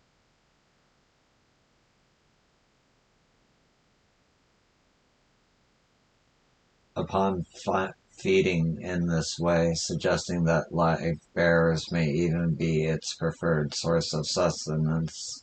While this behavior is unexpected, it is not unwelcome. Bearers no longer of use for training purposes can now be repurposed as required.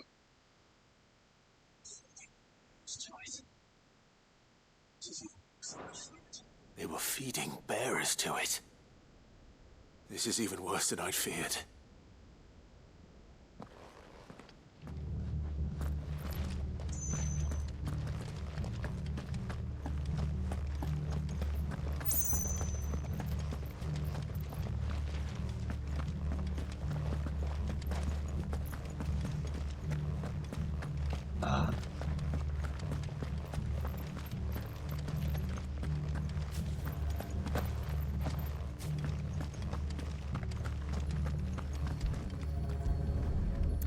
Elman Dunk, writ of designation.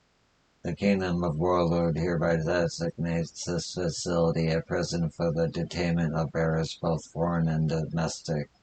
The purpose of this facility is to rear and train a Kuza beast for deployment in the field. The aforementioned purpose is a matter of strictest secrecy, and any mention thereof is to be punishable by death. Captive bearers have been provided solely for the perusal of the aforementioned purpose. Express permission is required for use of bearers in any other capacity.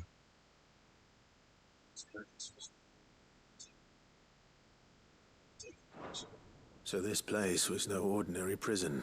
Felt like I read No that out doubt they'll of have taken order. the creature with them when they fled.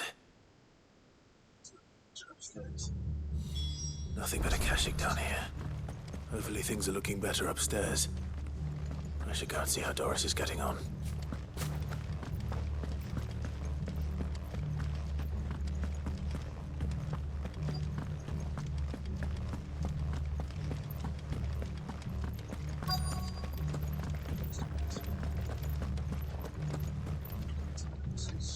No lock downstairs.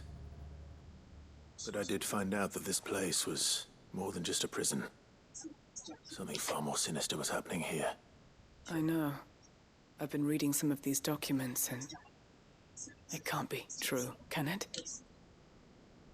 Bearers die every day in service of their masters, but this is so much worse. Pitting bearers against a wild beast armed with nothing but their wits? And all in order to bring about more death. And not just those who could fight, but the elderly, children even. And those who wouldn't or couldn't were disposed of. Whatever that means. I'm afraid it means they were fed to the monstrosity they kept here. Then we're too late. And I was a fool to bring you here. Don't say that. Did you find anything else? A key. But it doesn't fit any of the locks on this floor. Perhaps it will fit one of the doors downstairs. There's a corridor I haven't searched yet. Finish up here, then come and find me when you're ready. All right. I'll be there in a moment. If we don't find any survivors, we've risked our lives for nothing. Take care. That creature might still be here somewhere.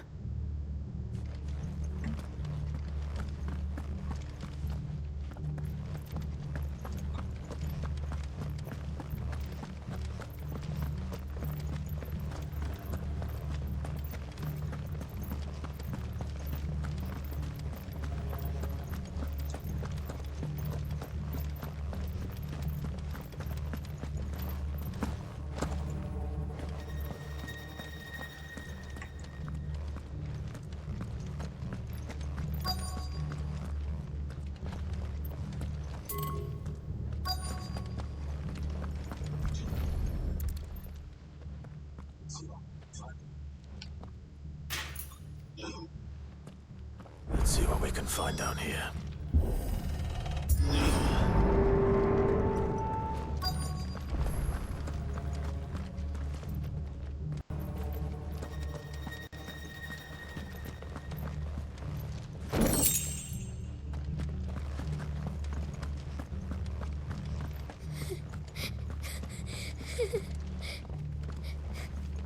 Survivor. She sounds close.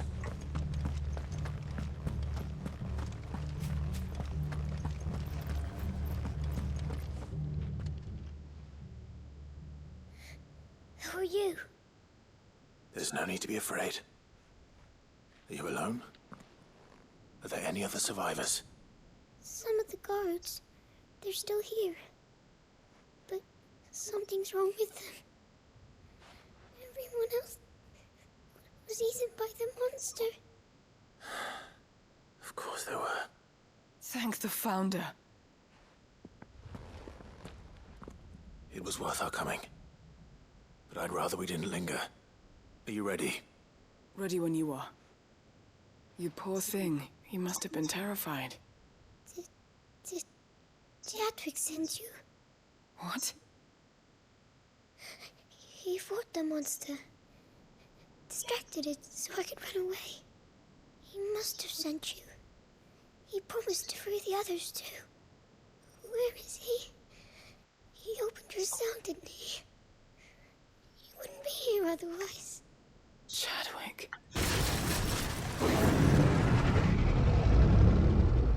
Was that? Monster's back! Chadwick, help! We have to get out of here. Doris, keep the girl safe. All right. You put that bearer-eating bastard in the ground.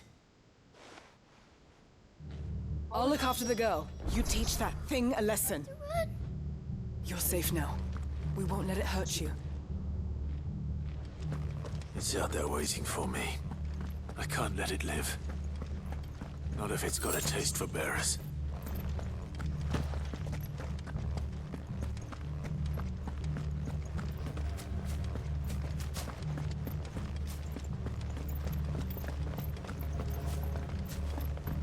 How do I get to it?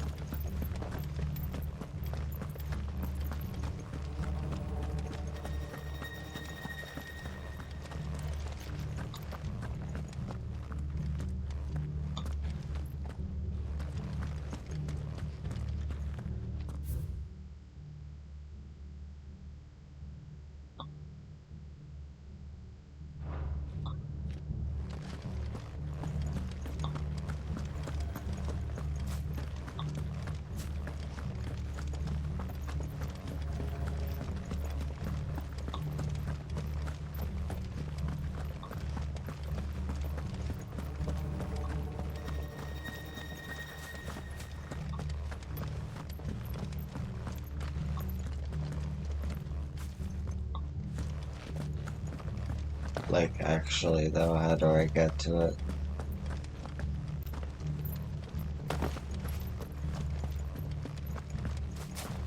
Must be on the second floor.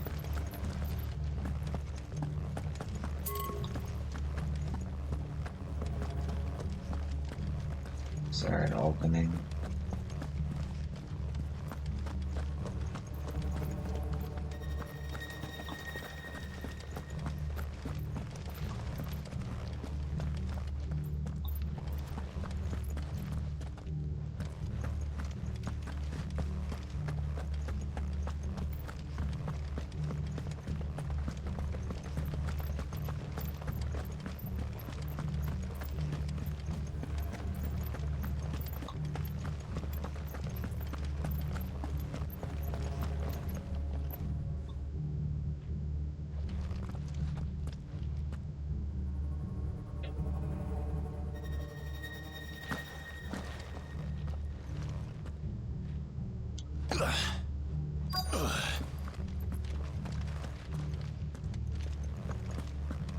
How do I get to him, man? Is there a switch? I feel like I'm missing something vital.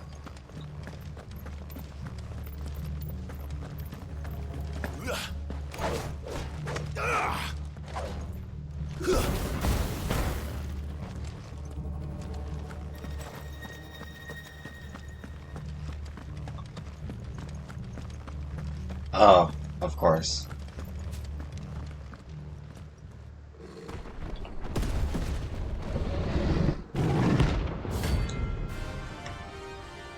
Oh, just A-ring? Okay. Well, I say that, but you might. We'll see. The beast will wreak havoc if it ever leaves the prison. I can't let that happen.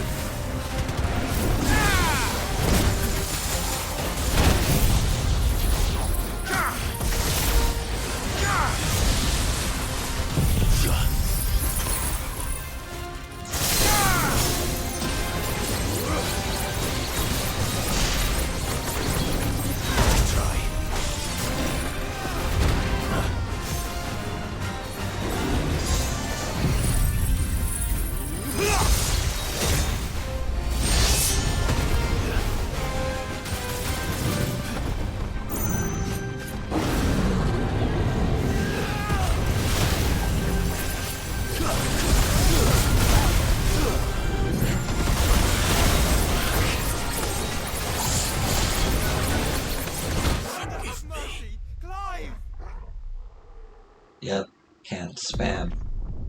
Cannot spam.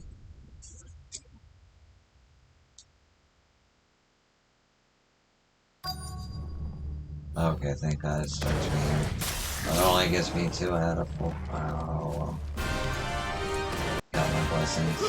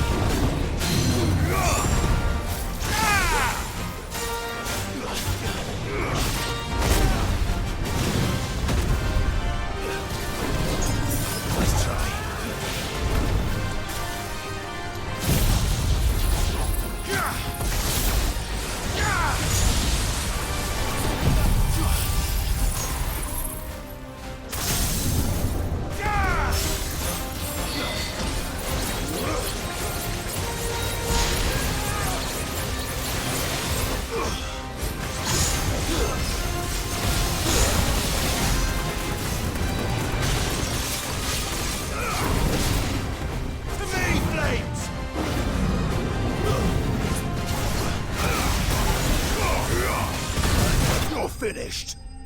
So lucky. So lucky.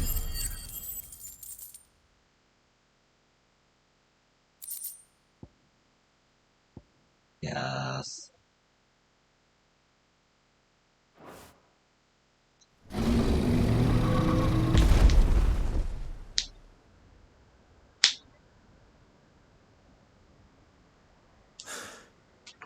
Finally. Sid, are you hurt? I'm fine. I think.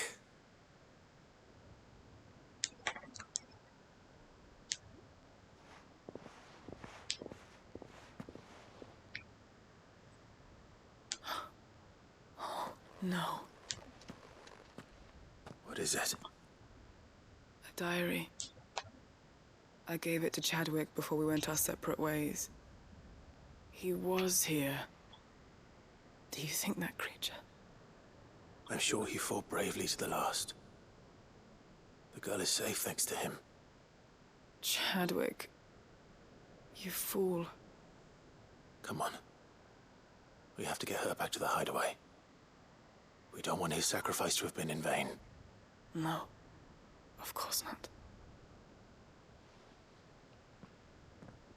I'll see that she's looked after from now on. It's the least I can do.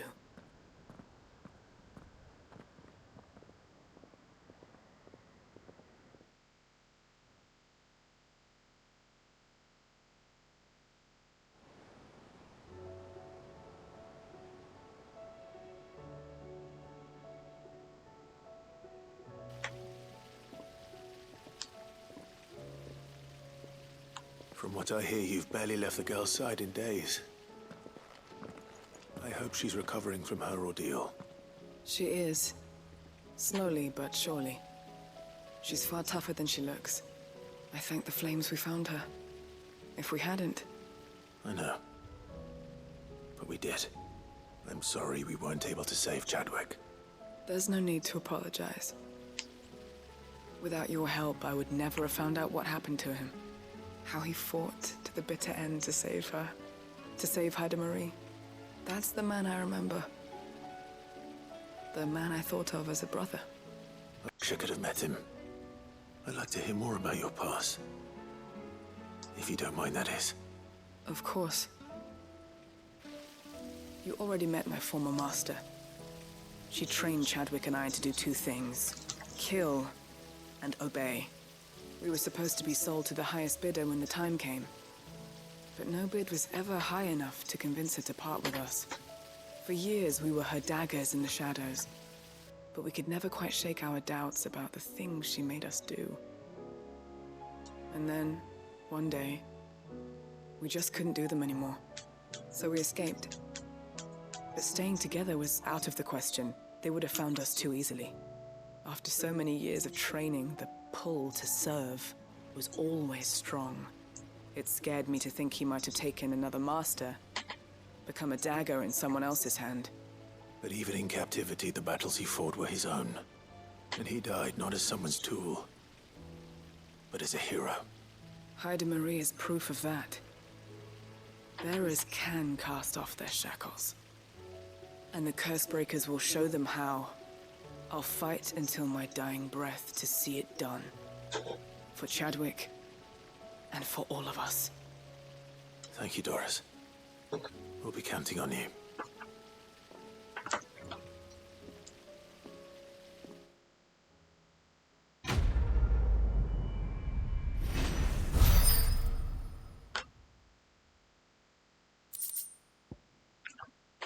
Nice.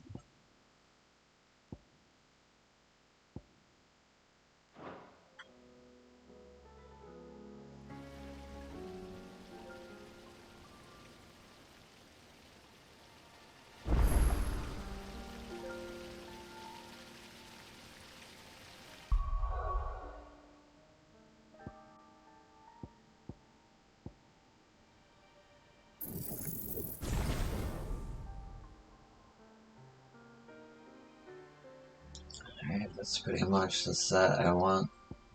The most I can do is master this.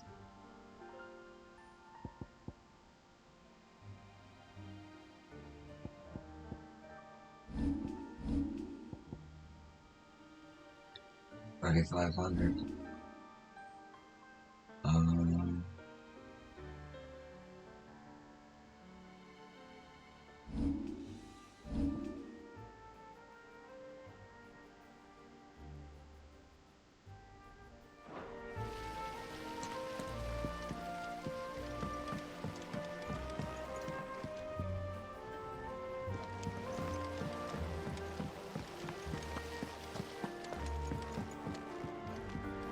There's so much food in the hideaway.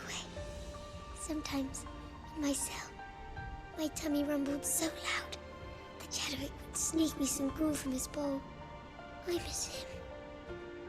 He would have liked this place. It couldn't have been easy for her making the journey from Ash. What with her belly so fat? You'd be surprised the lengths a mother is willing to go for her child. An empty shelf is like an empty heart. It must first be filled to bring one joy.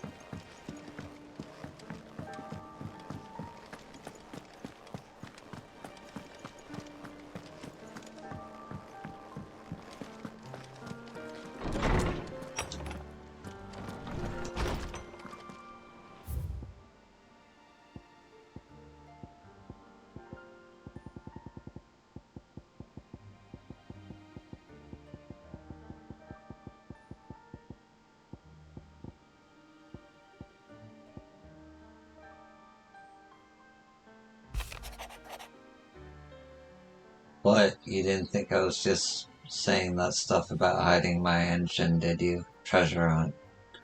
Wouldn't you know, I've already a fine spot picked out and everything, but if you're going to go on this grand adventure, you'll need to be quick about your business with that ready god of yours. Take too long and somebody more clever might beat you to the prize. I suppose in that case, I could bury one of my lesser inventions. Goddess knows I've countless mid.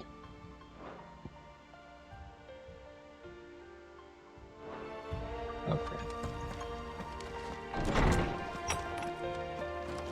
Let's pick up this last quest.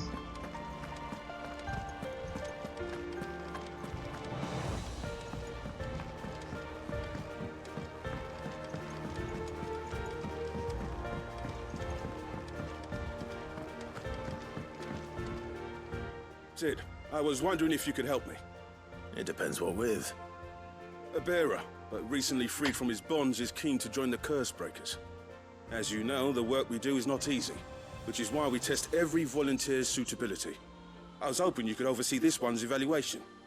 I don't mind, but why this one? Because he wants to be a scout. Our ranks are filled with men and women capable of breaking chains and putting slavers to the sword. But scouting, we're few with the nose for that, which is why we still rely so heavily on Gav. And since he accompanies you on so many of your missions, I thought you might be better placed to recognize the traits in him that we should look for in those who'd fill his boots. Sounds reasonable. So you're happy to oversee the boys' test, then? One can never have too many scouts. Truer words, Sid.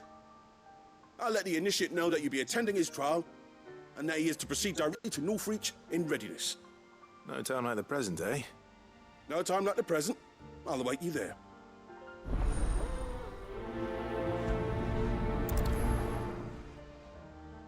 Northreach. I don't suppose they could have chosen somewhere closer.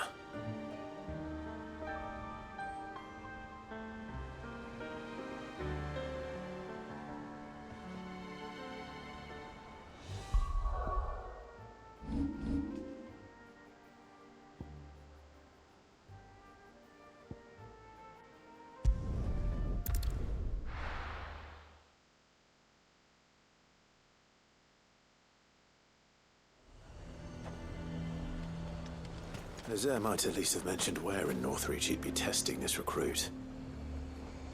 Do you see anything you like?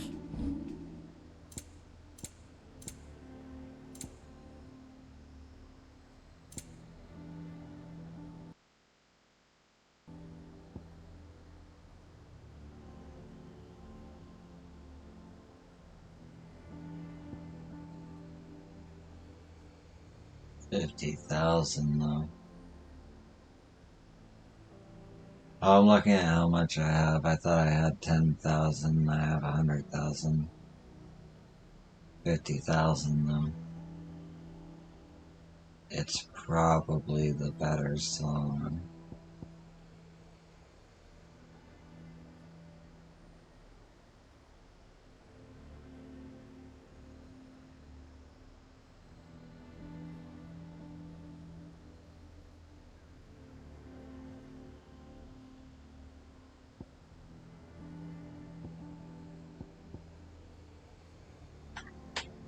I feel good about Before the Storm.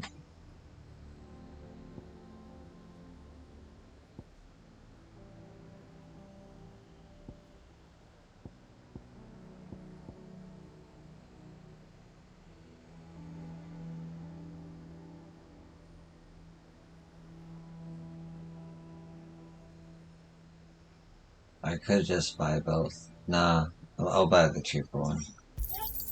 An excellent choice. And a fine, fine day to you. A fortress? And who'll pay for that? Who'd you think?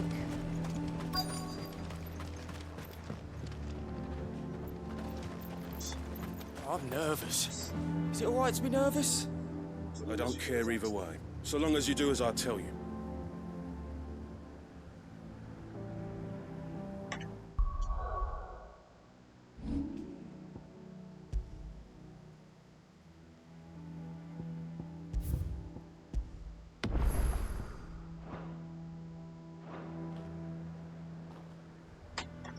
Alright. I'll be right back. I'm just gonna take a short break.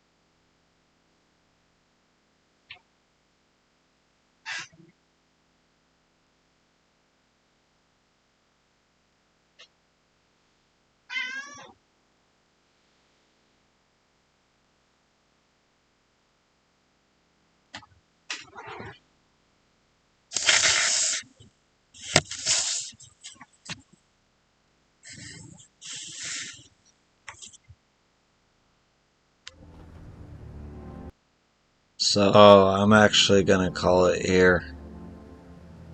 It's been about 7 hours. I've streamed several hours before today too. It's going on 10 hours. I should probably take a break. Could keep going, but the energy level's not there. So I'm gonna take a break. But I'll see you tomorrow. Probably tomorrow morning. Peace. Thanks for watching.